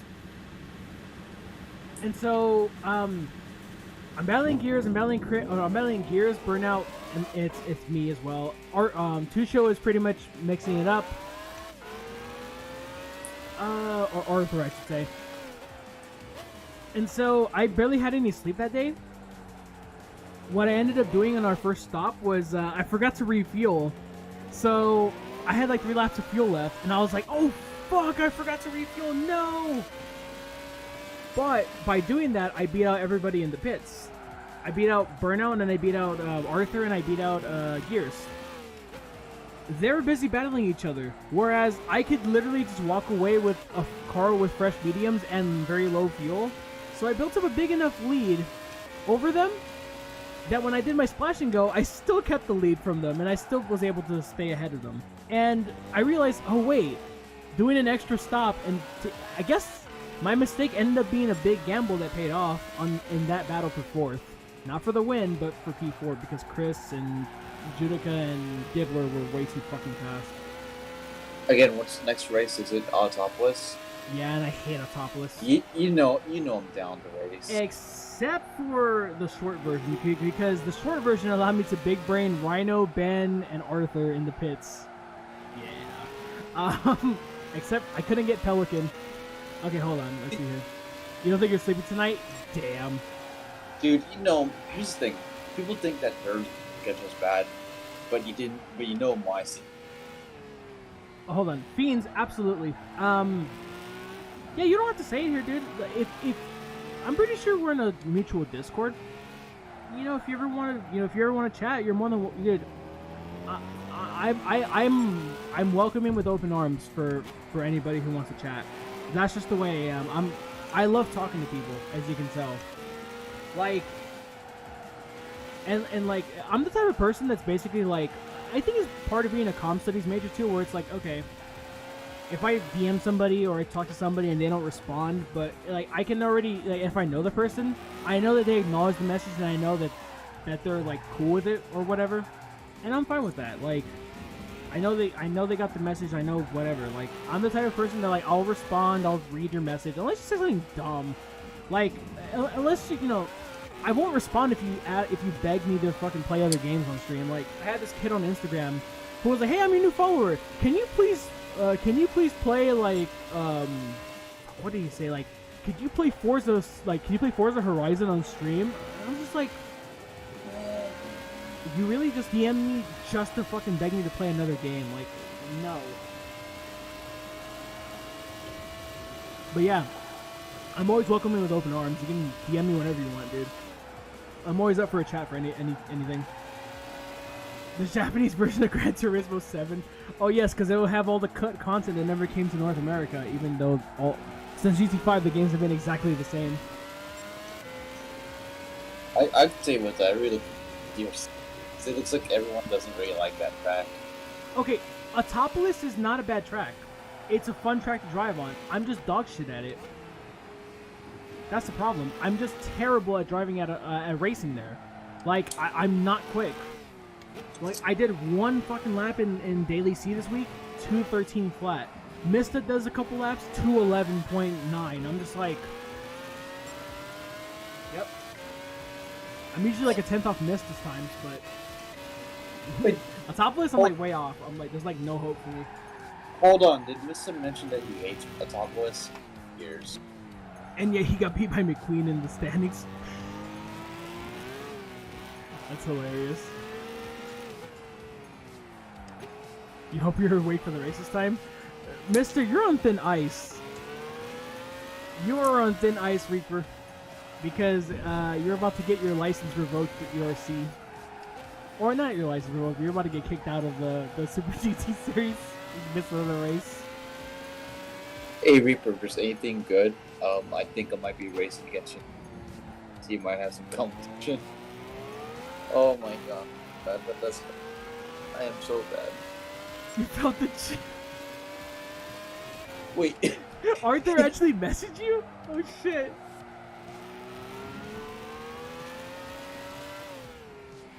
Oh fuck. Damn, bro, you're in trouble now. Are we gonna do the series? Well, I'll tell you what. I know how to make this easy. Add friend. I sent you a friend's request on Twitch. You can just whisper me there. That's the easiest way. I have it set so that way, like, only friends can whisper because, like I said, dumbasses. I just don't want my DMs to be filled with idiotic requests or just nonsense. Unless it's just like Reaper, then that's fine. Reaper's the exception. Also, Reaper, when the fuck are you gonna show up to Arrow streams? Because I like how Arrow has the new the timeout request or request for somebody to be timed out, and so I just want to request you to be timed out, and so I have like 110,000 hot coins, so that means 100,000 divided by 7,500. That equals 13.33 times 5. That means I can time you out for a whole total of 1 hour and 6 minutes, roughly. So I'll get my revenge from you banning me. Wait, he actually banned you? He doesn't time out mods anymore? Wait. What? No. Wait, hold on. So that feature, that's only to ban, that's what... Oh. So lame. Wait, what happened? Did you become banned by Reaper or something? What a mess. Oh yes, I got banned by Reaper. On Why? Reaper, what was the reason again? I can't remember. Like, bruh. Cam did it.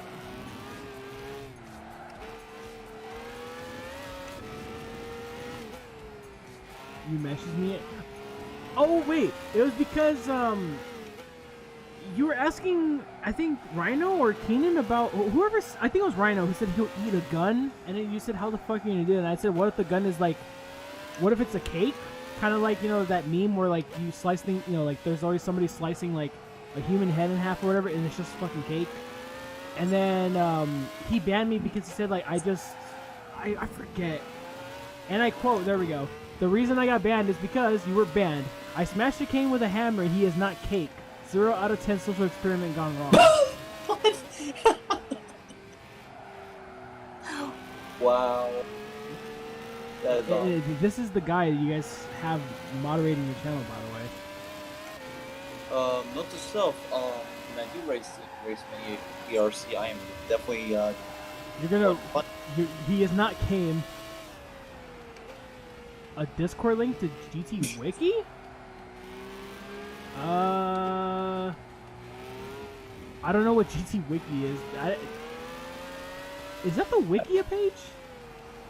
Yeah, I think they're on Wikipedia page for Gran Turismo. I think I used it times. You know what's funny, Reaper? Not me chugging water, but I think I told you in the DM. The fact that you can put the reason in there and that people can see it, I had no idea. Because I used to ban people and I used to put the reason, I used to just put dumbass. And I always thought to myself, yeah, dude. I was like, oh fuck. Like, what if somebody comes back later, like they're just like, oh, this guy's a fucking asshole. Like, he banned me for being a dumbass, but that's not really like a valid reason. But it is in my eyes. It's like, okay, if you're an idiot, you're just Okay, I actually have a question for you then. If I were to get banned by you by any reason, like, What would I jokes. What would I ban you for? Yeah. Well, you can't really ban somebody for a joke without having a joke set in stone yet. True. You have so many dumb fucking reasons. Okay. I wonder how we'll reboot. Yeah. Think of. I don't really visit the GT wiki. I don't visit any like fandoms or wikis. I just don't care about them. I think you're basically the opposite of me. I think. I used times. Well, it's just because like, okay, Wikipedia anybody can edit, and obviously Wikipedia nowadays has like better protection, or not protection, but better like verification and shit.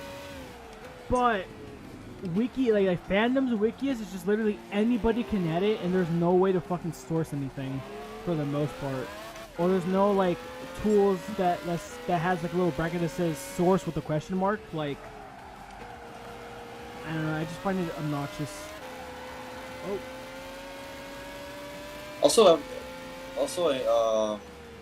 I noticed Reaper's like talking about his like schedule. Do you want to schedule is like a put up one for me? You're cutting out. Say it again. You won't be like. So I noticed that Reaper's talking about his like sleep schedule. Do you know how fucked up my sleep schedule is? What, you sleep at 6 in the morning and get up like at 2? Okay, so I wake up around 5 or 6 p.m. Oh my god. I would be awake from that point on all the way up to say 4. Do you know what the one time I actually would like sleep that? Huh. 7 a.m. 7 a.m. Oh jeez. Yeah, so sometimes my sleep schedule isn't healthy at all, so I need to fix that. Before even like something that I had to do. Well, you get 8 hours of sleep? Huh? You get 8 hours of sleep? I need an 8 hours sleep, so no way. I need 8 hours too, man. Holy. I don't get 8 hours anymore, dude. It's like you And back the then. reason why I will not share the reason why. Like, if you, I'll tell you later. Okay, for sure. But for me, like back then you don't really want to sleep because you don't like sleeping. Now you're sick. Sleeping is kind of like needed.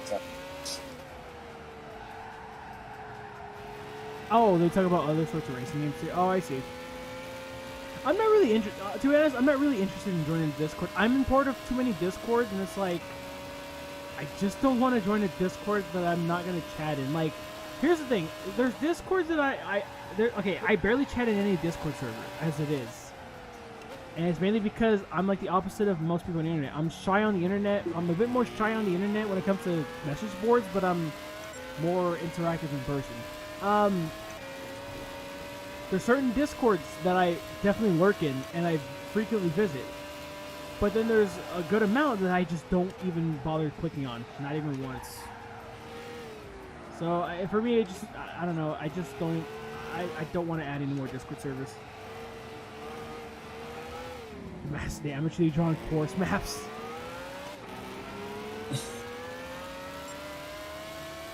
Also, Reaper, you know what was my excuse to like not? Oh wait, I forgot there was a race. You woke up at the 6 p.m. 3 pings for the ERC server.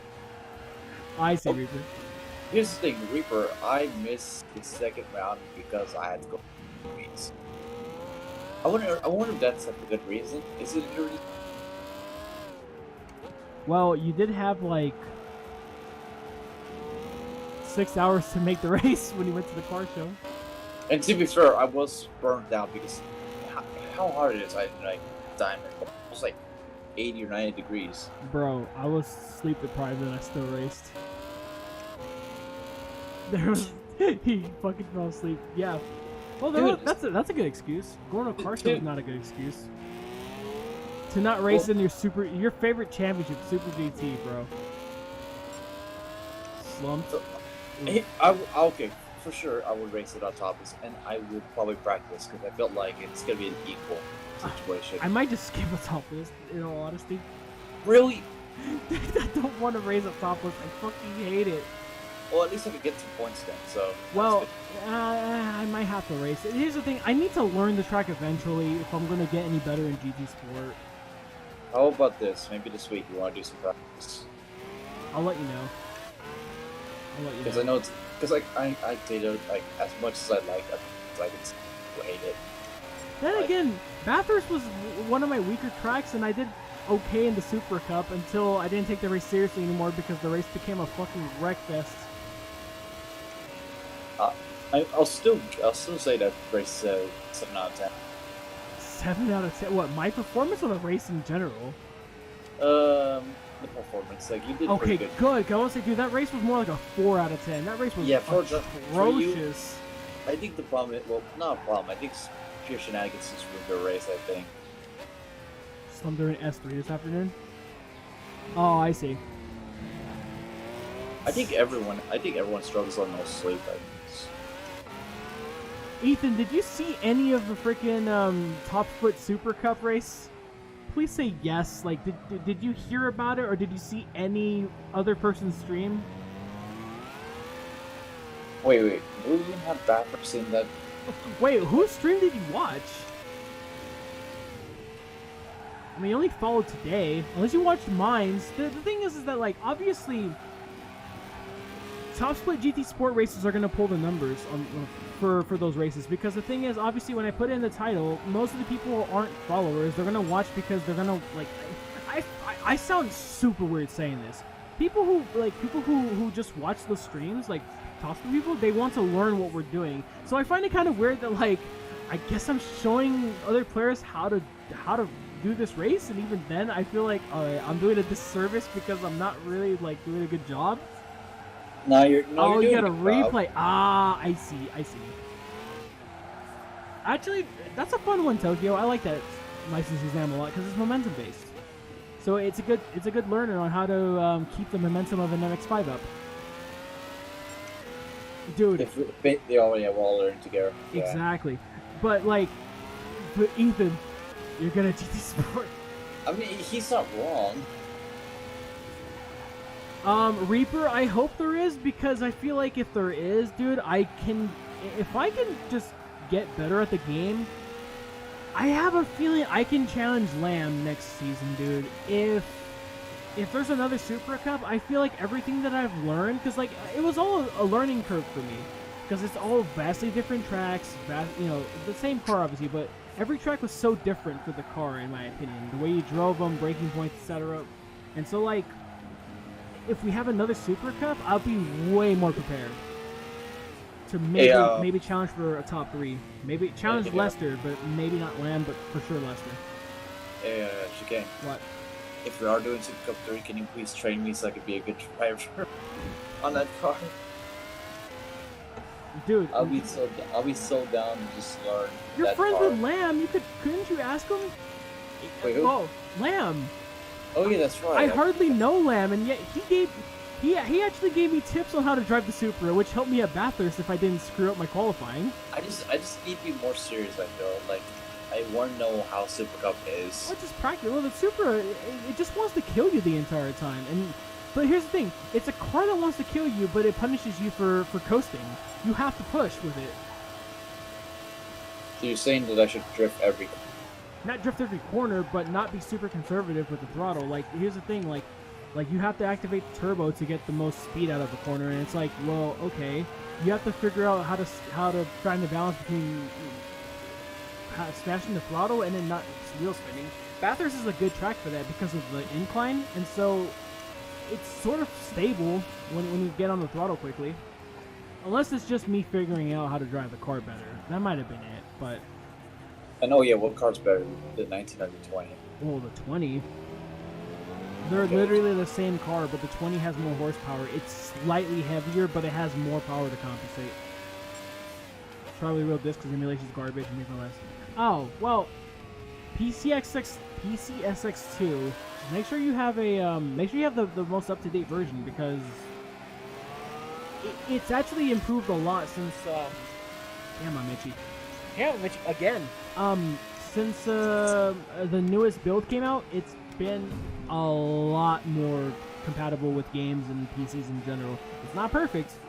GTV, for example, a lot of the night tracks still lag like shit, but compared to what it was before, it's a lot better now. Another shot at simple stacker Supra. Well, you gotta do a simple stacker DNA Supra now. Oh yeah, that. If I were really gonna do Super 5 one, I'm gonna ask Gears and Nürburgring. Well, high key, I want to ask Gears for his DNA livery on his Supra, so I could try to commission somebody to make it on the NASCAR Xfinity Supra. I think that'd be pretty badass. Not gonna lie. Oh, that would be sick, yo. That would be awesome. You're not happy about that? The extra work. I gotta make Reaper do extra work now. Well, I mean, you did have... I disappointed Reaper the most because, well, actually Bathurst was my worst race technically. But Bathurst was such a meme, dude, that like, it wasn't a real race, dude. It was a fucking shit show. Bathurst was a joke. I think it became a joke when I just like 2 cars. Like the well, you're gonna add DNA strands? Like, no, we can just send you the logo. That's literally it. Oh, 1.6? Oh, I see. Crash. But by the way, wait, is it a crash? Yeah, I spun. Yeah, it's a big crash. That's literally the same corner I spun the last time I spun in this race. Was like an hour ago or so? I already knew that race was going to be a meme when, was it Apple Pop seeded Lamb. I was like, alright. Well, I knew the race was going to be kind of a meme when I saw Lamb got a penalty, and I thought maybe he got a penalty for contact, like either he rubbed with Burdock, but it turned out that Burdock just freaking brake checked him. I was like, bro, like, dude, that race, basically the race is summarized as Lamb got a penalty for getting brake checked. Apple Pop fucking hit Lamb multiple times. Lamb brake checked him in retaliation, which gave Apple Pop a shit ton of penalties, but also gave his teammate Grove a penalty. I was dealing with Lamb charging me down. Lamb kissed me from behind. He got a penalty. I let him go, and then I had to deal with fucking Mad Boomer Mopar and his teammate Bloomby.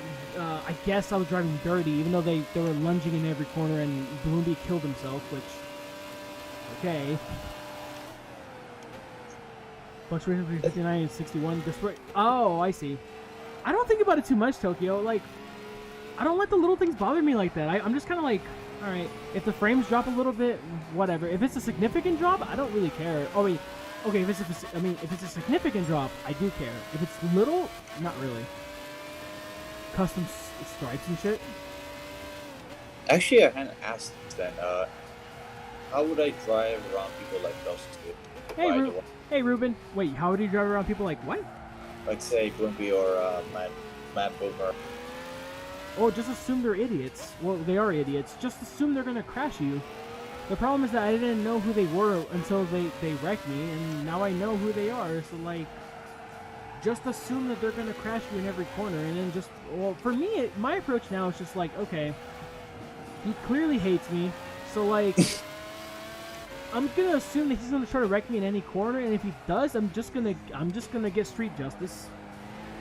I'm not gonna seek out to wreck him, but if he tries to wreck me, then I mean, I'm just gonna dish out some street justice and play street justice by Chromags while I do it.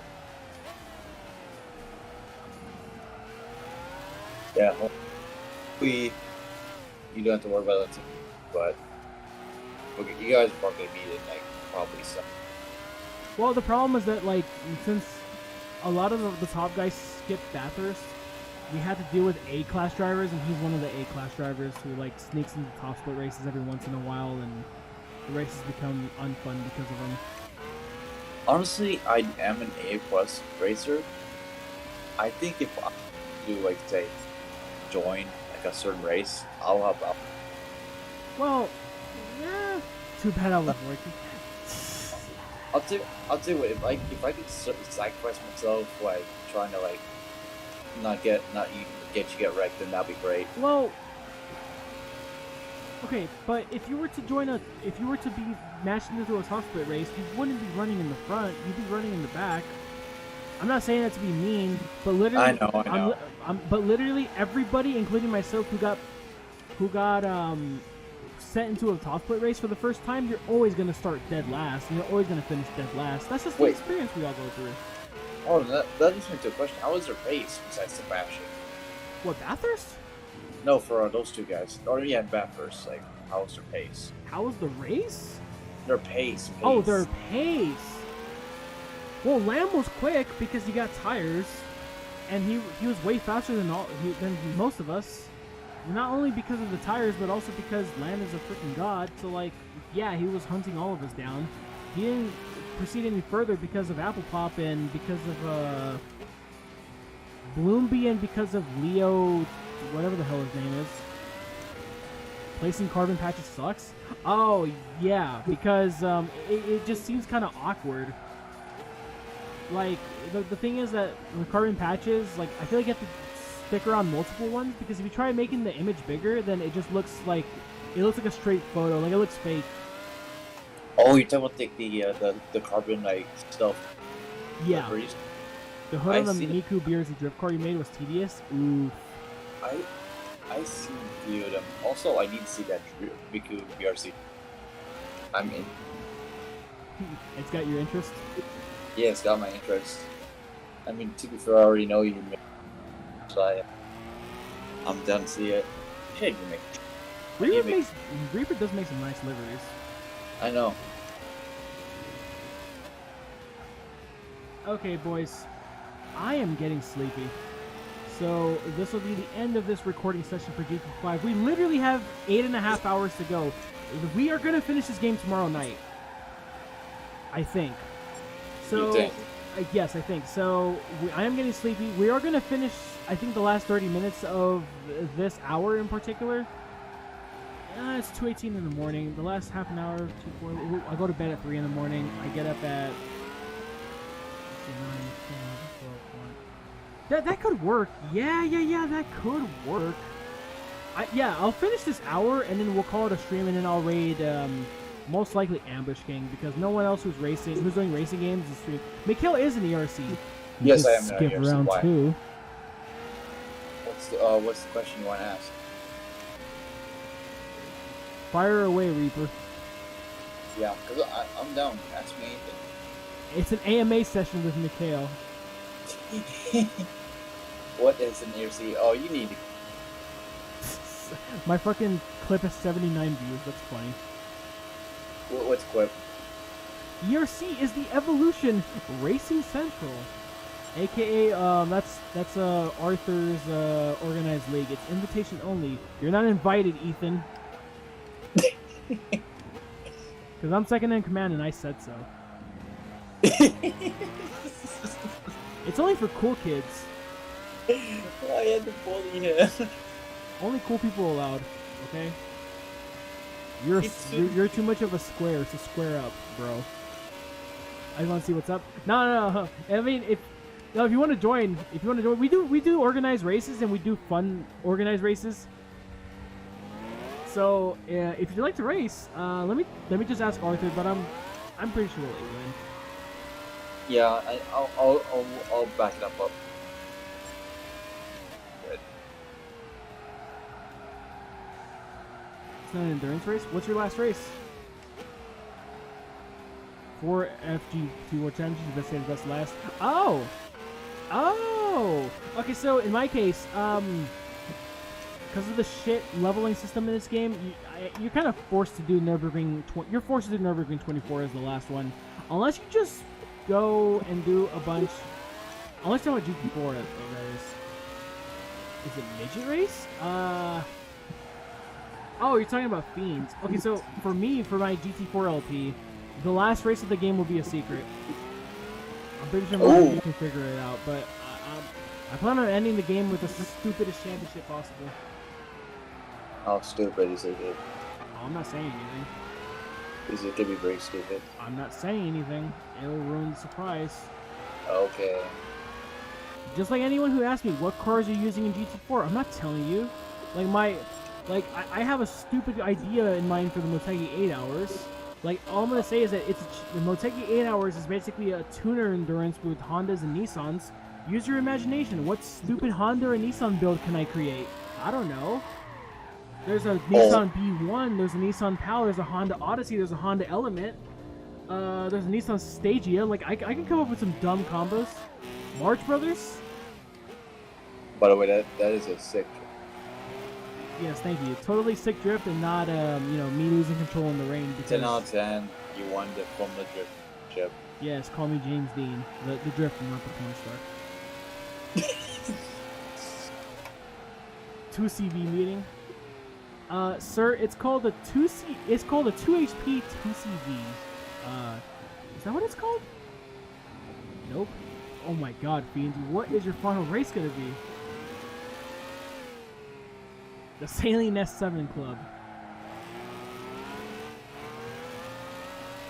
Ramen.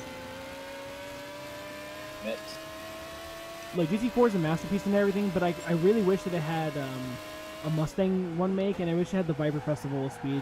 For me, that would have been Pog.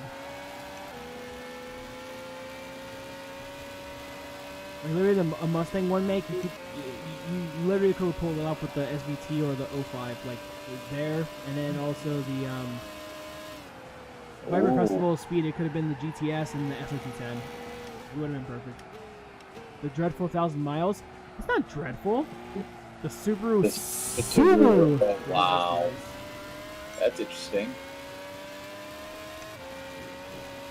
That's a championship that makes no sense because, like, well, actually, no. The 2HP 2CV one doesn't make sense because literally every other one-make K car or really slow shit box car like that has, like, one single race, but then the 2CV championship has 5 races and it's a points championship.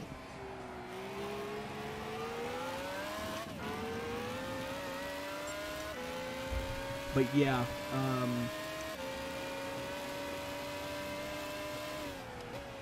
I don't know, I might just be basic bitch and end it with FGT, because I really like that series, even though I never did it.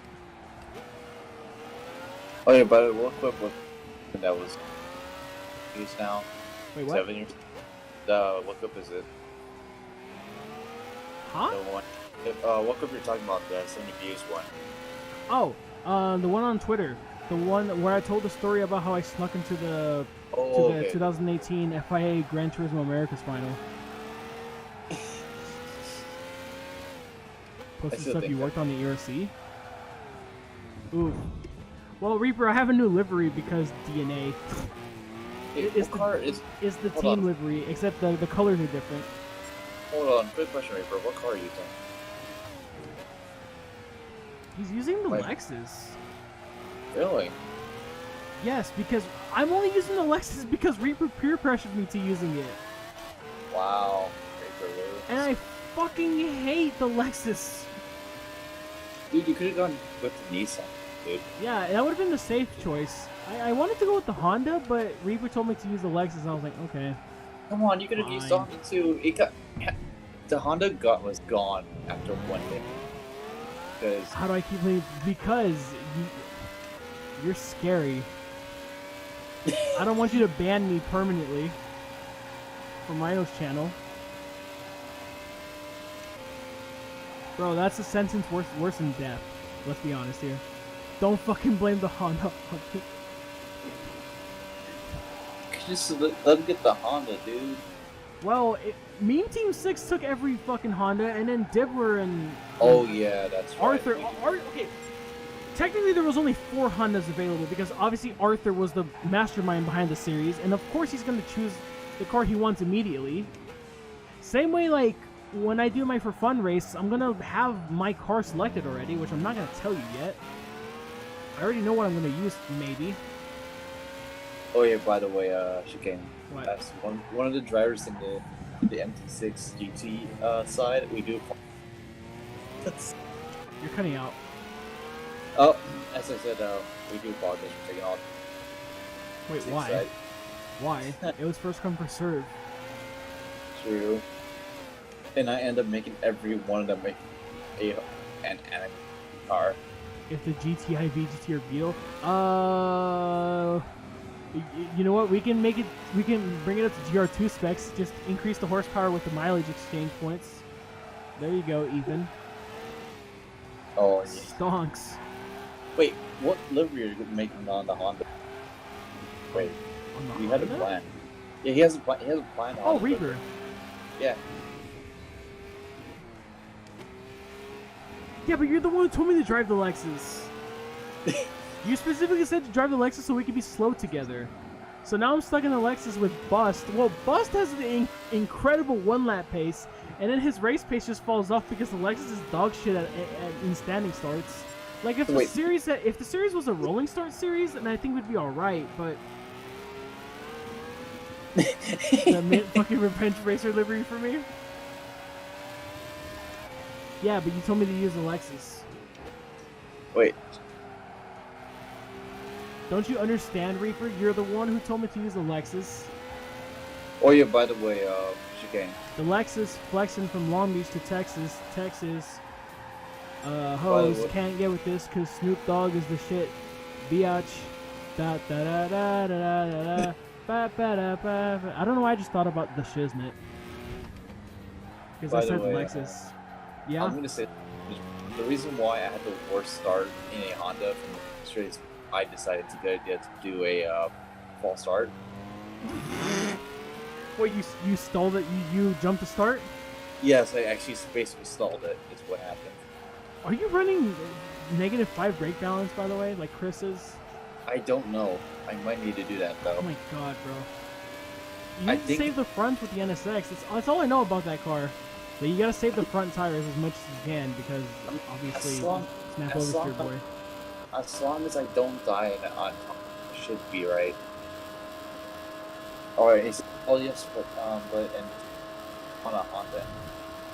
Immediately said. But Reaper, I specifically, you know what? I'm trying to find every reason to blame Reaper, but in reality, I could have signed up immediately, but I didn't.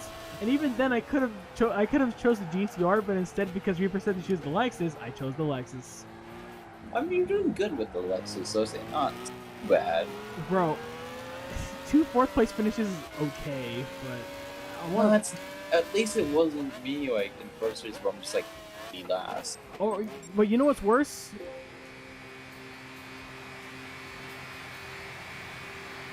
Actually sounding good in bumper cam? Really? Well, I'm not playing with headphones. These headphones are just to hear the Discord chat and also hear any potential notifications from Streamlabs. Oh, yeah, by the way, what's words you said? Oh, just addressing Bean's comment. But yeah, damn, dude, I didn't expect to make a shit ton of progress in this race today. This late at night. It does make it up for last stream, so. Well, last stream was awesome. Oh, I might as well share that clip then. So yes, if you guys want to hear my well, someone actually retweeted. That's funny. If you guys want to hear my mastermind tips and tricks on how to like sneak your way into places and stuff, and for nightclubs in particular on how to trick dumb bouncers, there's a Twitter tip. Like there's gonna be like this thing is like bouncers hate this. Oh, I was say like I saw his name with Japanese text. I was like, who the hell is that? But I realized it's Daniel.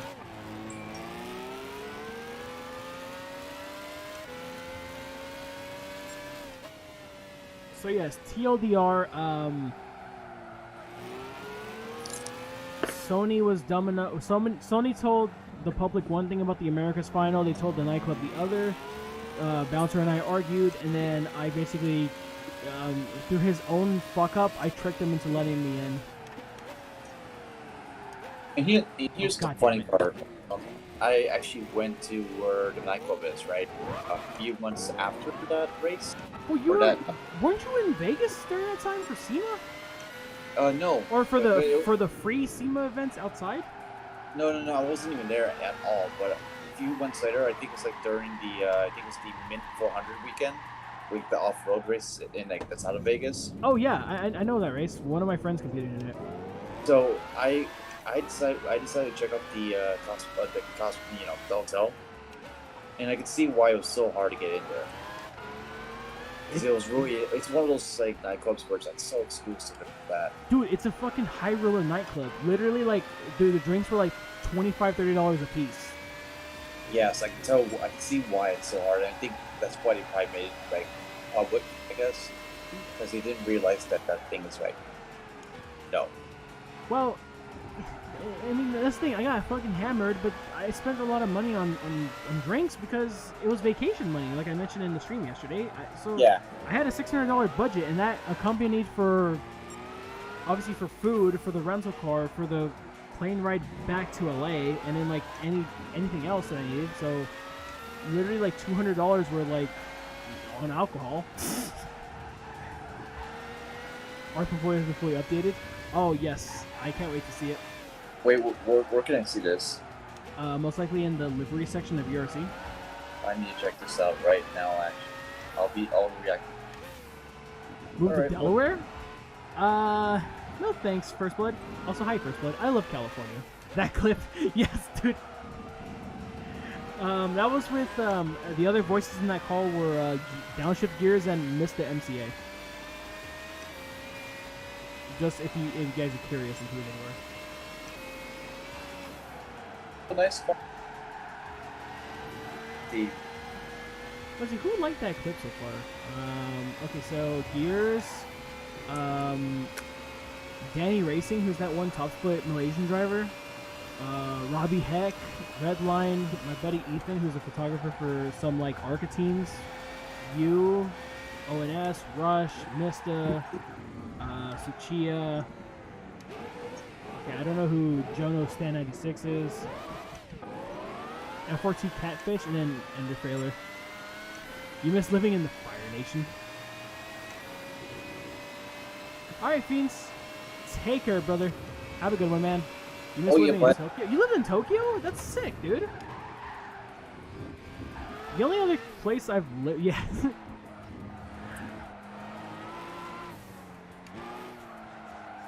The only... Oh, I mean, when I was in Germany, I stayed there for 5 days, and I rented an Airbnb, and so... Yeah. What were you gonna say? My bad, dude. Wait, by the way, I saw the pictures and is that a Ridge Racer livery? I haven't even seen the livery that he's making. Oh, yeah. Bro, shout out to the Fire California. Oh my god. I heard.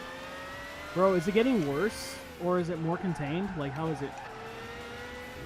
You want to go to Japan for the car scene Super GT? Dude, that's me too. I would love to go to Japan for the Super GT and Super Formula races. Tokyo in general is like the dream city that I want to visit. That's like the #1 vacation destination for me. It's always been like that since I was a kid. Wait, hold on. I know we asked like Oh, it this. smells like fire. Okay, so that means it's getting closer to you.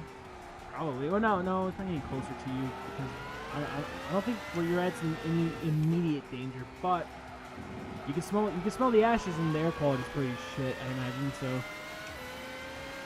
I know I already asked, and I'm gonna repeat this again. But what was your goal for a Super GT? You're cutting out. Say that again. Oh, okay, go closer. I think I asked this question before. What Super GT or Super racetrack would you do? Okayama. For me, I would probably go for Motegi. I mean, Suzuka was like another dream track to visit and maybe do a trike at. But I don't know. I really like Okayama. I really like that track a lot. Sugo. Sugo. I was thinking Sugo. Sugo's like one of the more interesting tracks, I feel. Oh, fuck. Don't mind me, it's 4:30 in the morning. Oof. I appreciate you being up still. You went to Fuji? Fuji's a good track. Sick. I mean, what's the closest track to Tokyo? It's Tsukuba, isn't it? Yeah, Tsukuba Circuit. Tsukuba. Am I saying it right? Ibasu is the drift course, I think, that Reaper's mentioned. Yeah, it is. That's a cool one.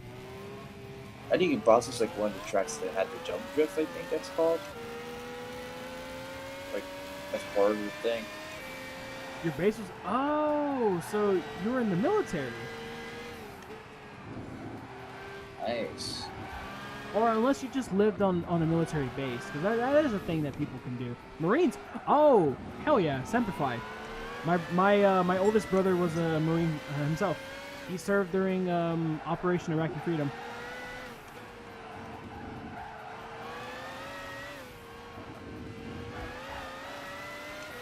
Although I was in elementary school during that time, so I don't remember too much. So did you? Nice.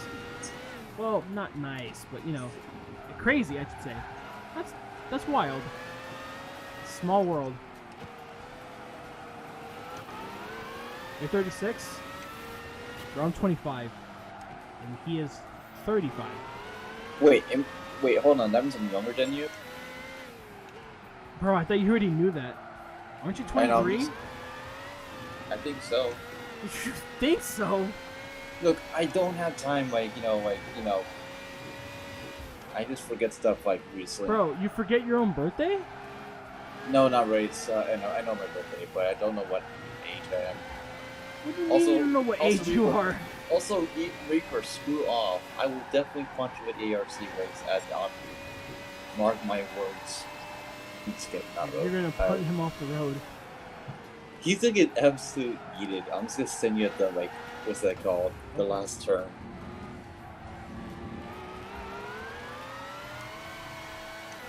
I think I'm like 23 though. I don't know.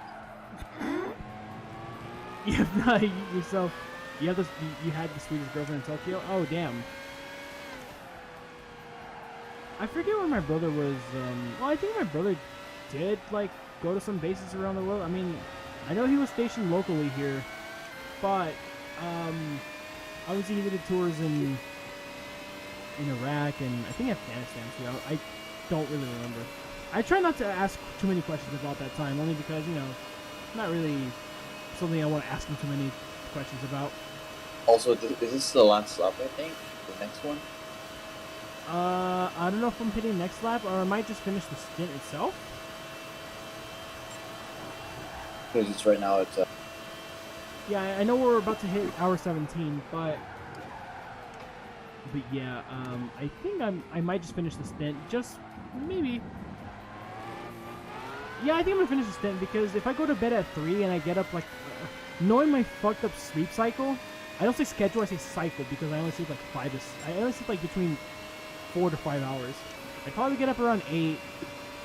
I can walk the dog and everything, you know, make sure she's good, and then stream early in the morning, and then stream in the evening the finale. At this point, I would like to see that. But I'm...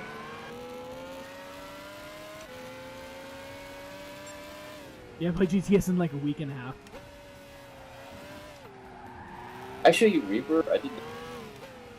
I haven't played GTS since the Super finale, in all honesty.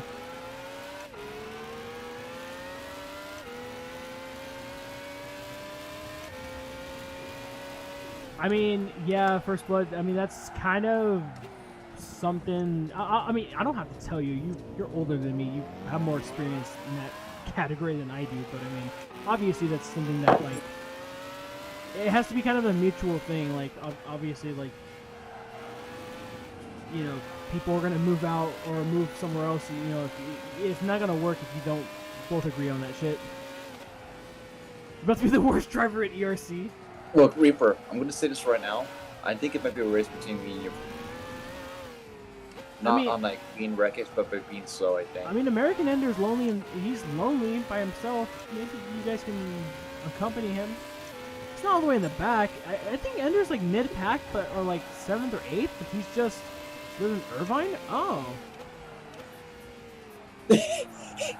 Question is, though, Reaper, what wall Damn, Irvine's not the first thing I think of when I think of LA, but I mean, I guess it's SoCal. I think it's kind of cool, but Irvine's alright.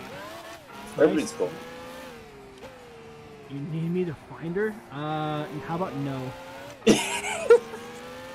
I'm sorry, but how about no? Like, like, okay, bro. Like, look.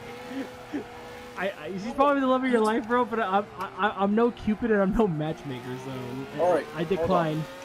Also, hold on, Reaper. How would I hit you in the pit wall? On top is like only like it's on the left side. Well, you could literally just send him into the pit wall. I mean, if I...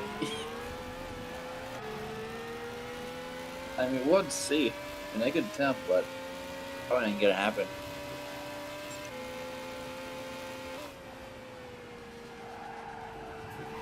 You're gonna try to send Reaper into the pit wall. You're openly admitting to like to wrecking him. You do realize that I'm second in command of the ERC, right? That I could just park you for the race if I feel like you're gonna be a danger to the other drivers. Look, okay, here's the thing. I'm not a TGG driver, okay? We come to that. Well, yeah, but you said Apple Pop wasn't dirty, and look at him. He was dirty in Bathurst. Well, yeah. Thinking emoji. Here's my thought. I didn't think he was gonna be that dirty until that time. Okay. To be fair, I should expect it because. I'm just driving cockpit view for now because I can't see anything, and I think it'll be funny. Well, yeah, I can't even see anything either. No, it's kind of like the Eclipse where I had the bad windshield wipers, and so it would just streak. Oh, I remember that. Oh shit. I still remember that car because. You know what's gonna make this funny for you? Just don't drift around, please. Just don't do any sick drifts. Bring out the yellow. I know. I forgot about the whole like. I know that I'm not gonna be dirty racing. You know what we should do? We need to do a mad 1v1 me drifting with our cars.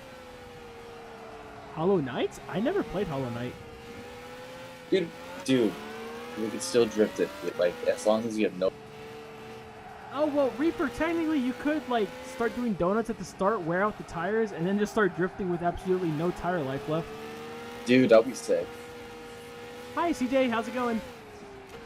What was the best place to drift at? That top was, I think, the last merge, I believe. Oh yeah, the last section is really good for drifting. Well, I wouldn't know. I don't drift. No, it is the last sector because it's like what's it called? Make Arthur angry.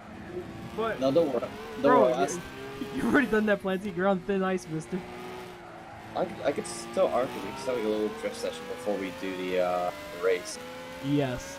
Instead of doing a stuck check, let's just waste our time and just start doing tandem drifts. Dude, that'd be sick. In fact, you know what I'm probably gonna do, Chicane? I appreciate it, CJ. Thanks for stopping by. Yeah. What are you trying to figure out? Like, what game? Those Discord channels? What about them? Wait, go on, Mikhail. Sorry. You know what I'm probably gonna do with the idea. You know what I'm gonna do with the MT6 cars? Huh. I'm probably gonna add in D1 decals on the cars. Or that place. Is that a D1 track? Yeah, it is a D1 track.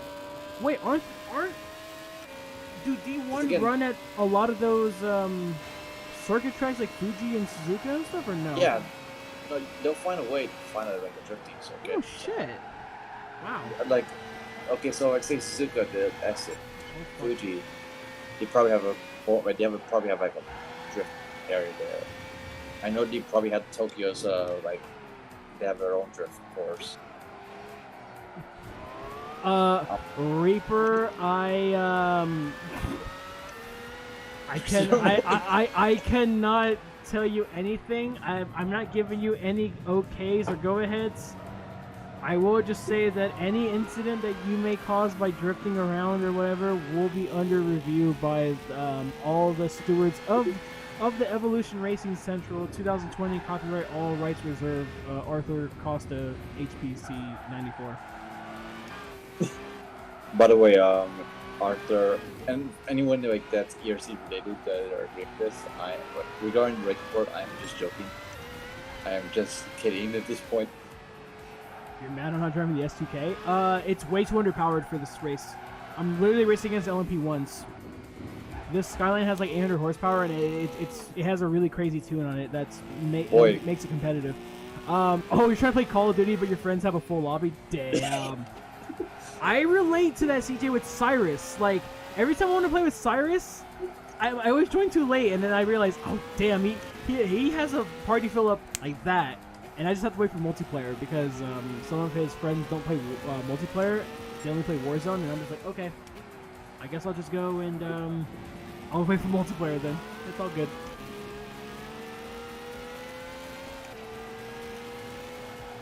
Nearly 5 a.m.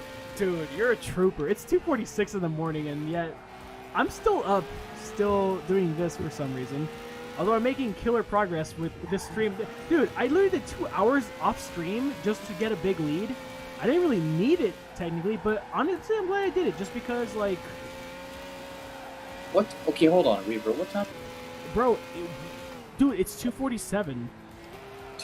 No, wait, always with us, apparently? Oh, okay. Yes. He's in the West I Coast. forgot about that. Almost 6 a.m. Damn. Oh wait, yes, because it's 5 p.m. now in Indonesia. Is that a new quote now? Why the fuck am I awake? Whoa, dude, it's super late boy hours for us Oh yeah, I in forgot the you're States. no cow. All right, guys. By the way, SoCal's better. Oh. You left it. No, it's because it's funny, Reaper. Not a big fan of multiplayer. Honestly, I don't really take Call of Duty too seriously. I just like to play it. Like, I like to play it by myself, the multiplayer, but with Warzone, I like to play with friends. And in particular, I like to play with my little cousin because my little cousin is really good at Warzone. I have still yet to have won a Warzone game, but I've won 2 Fall Guys games, which is still more than my brother. My brother's won 3 Warzone matches. I've won 2 Fall Guys games, and he hates me for winning Fall Guys, and I hate him for winning Warzone. Dude, I heard you started writing guard that whole second win. That slapped my ass off. That was funny. That was straight up funny. Better for roasting marshmallows. I mean, wait, how far is the fire here? We're always on fire. Bro, there is no fire here. So what's fires happening like this week or something? Because I hadn't This heard any. week, like this week in the weekly fires of California. No. There are no fires here, dude. They're all in NorCal. They're like, I think Vacaville is on fire. So wait, so that means we're basically alright still. Yay. That's not a good thing. Well, it is a good thing, but it's not something to be proud of. I know, We have to get over our NorCal bros too. Even though we're better, I mean, you gotta look out for them. Wait, you have like a lightning show? Yes, they had like fire and lightning, dude. Like some damn. nightmare, bro. Like, I need to see that one. That looks interesting. the Even though speaker was broken I too. really do hate lightning though. Not fire.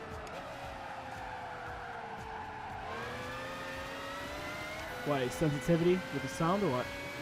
Okay, so I don't know if I have told this story, but you know I was in Philippines for like a couple of years, right? Right. From a person that really hadn't dealt with storms back then, when I was like a kid, having to hear thunder, lightning at my house scares them. Can't lie. Right. So I really don't like that kind of weather. Ooh. I hate it. But doesn't it just do nothing but rain in the Philippines? Yeah, I guess. It's okay. It's gonna be either hot as hell and raining, or it's gonna be cold as hell and it's also gonna be raining. Right. It's just gonna rain. Like, bro. Damn.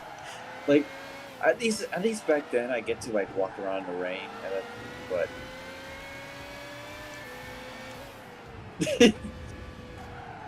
How good is the lightning show, Rupert? Is it like a 10 out of 10? Oh.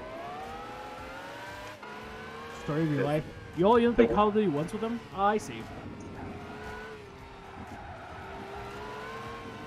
I've never surfed, so I wouldn't know, First Blood.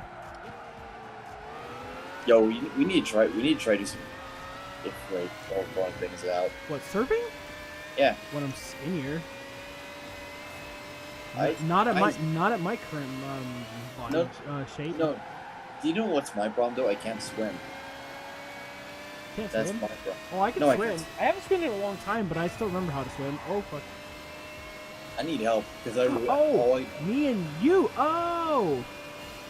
I don't think we played before, CJ, because the reason why I know, well, obviously we follow each other on here, but obviously I followed you because of Cyrus's raid that one time. Like, I don't think I've ever played with you ever. Because I normally play with Cyrus, with Urki, and usually any of the other Gran Turismo people that we race against. Oh, your sister lives in Sacramento. Oh. Yeah, check up on her. Oh, by the way, how close is this whole fire to Reaper? Is it really close? Ask him. Reaper, how close was it? Also, oof, that I saw that one. You didn't see anything. Sacramento, what the hell? What the hell? Jesus Christ. It is the capital. We should rectify that. I'm down. One of these days we have to, CJ. Santa Cruz? How far is it? Wait, Santa Cruz? Really? I thought it was Vacaville that was on fire. I can tell you what, no matter what like area fire is, I feel bad for those that have to deal with it because that sucks. Yeah, because like the only people that I know in NorCal are all in Oakland, and then I have one of my best friends from my university. Her family is my best friend from university, I should say. Her family lives in Pittsburgh, which is like to the east of Sonoma, somewhere. So like, yeah, those are the only two people I'm really concerned about. Which be my Activision? Cool. Okay. Actually, I'm adding you as a friend because I have my whispers kind of like blocked off only because I don't want to deal with nonsense from questionable people. So I sent you a friend request. Oh, shoot. Well, by the way, I'm officially calling the Bay Area as the Yay area now. The Yay area? Thank you so much. I'll definitely do that one. I don't fucking know if it's the Yay area. That's hilarious. Wait, real talk though. I really hope everyone's alright for fires. Cool. That's just like unfortunate. Alright, I'm boxing this lap and we're calling it a stream and we're rating somebody because holy crap, it's gonna be 3 in the morning and we have actually done E40 close to the A area. You can't argue with that. Okay. E40 is the man. It is true. But yeah, again, Chicane, thanks for having me, Chad. Yeah, thanks for showing. And thanks to Chad for being here. Yeah, thanks for all the raiders who stuck around. I know it's a super late stream and all, but like, you're all the MVPs. I really need to go to bed now. I'm so tired of hell, I'm not gonna lie. You're gonna knock out right now? I'm not gonna knock out, but I'm gonna need to like maybe get some snack. Super. Well, yeah, you do sleep at super questionable times, so. Dude, please help me. Like, get me whatever this what makes it go like better. I need that, please. I'll DM you. For sure. I'll DM you maybe some stuff that will help you out. Not a guarantee, but I need to take whatever I'll send you in a DM because fuck, dude, like I need to sleep 8 hours again, man. It's you need at this point. It just feels like the problem is that, dude, I have to sleep on my couch and it's uncomfortable. But I have to do it. I will basically say I have to do it to keep as much peace and tranquility in my own household as possible amongst me and my family. So yeah, it is what it is. But whatever. And here's the thing: my mom's like kind of like being concerned about me like a long time. I can't blame her. Yeah. You don't want to. She doesn't want like me like as the son like be absent crap. So you know that sleep until 2 p.m. was good till now.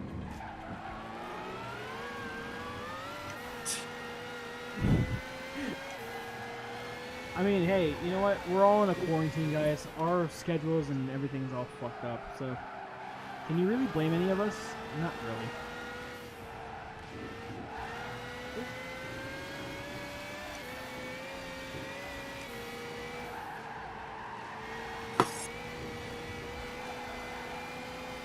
Final sector. Yep. Final stretch for this recording session, at least. What the hell? Is that the R8 again?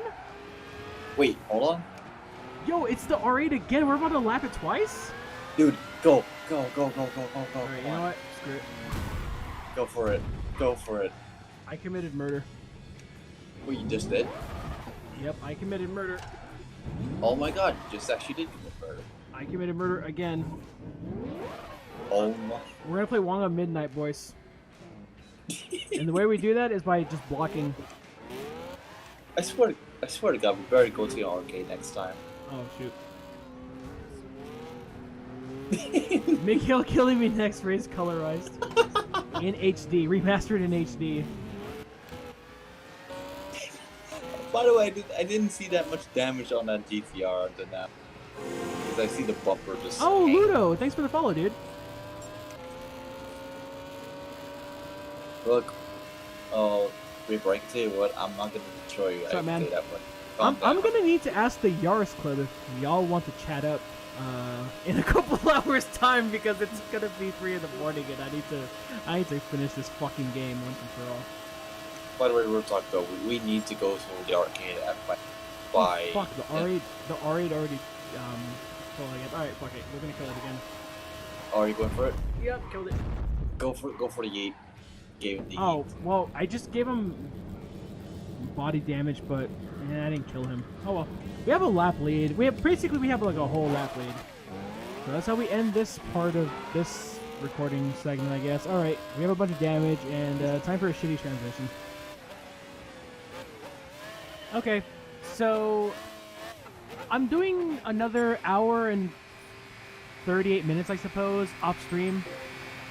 The goal is basically to pit right before the start of the final segment, or just a little bit before it ends. But again, I just want to build up a big enough lead. For those who just tuned in on this video on YouTube, essentially the rain is out, and guess what? AI is terrible. We are about to be 2 laps ahead of the R8. So yeah, back to muting the mic. I'm actually listening to a podcast this time. So yes, enjoy this onboard. I'm using the roof cam, by the way. Obviously, the last 6 hours are going to be streamed on Twitch.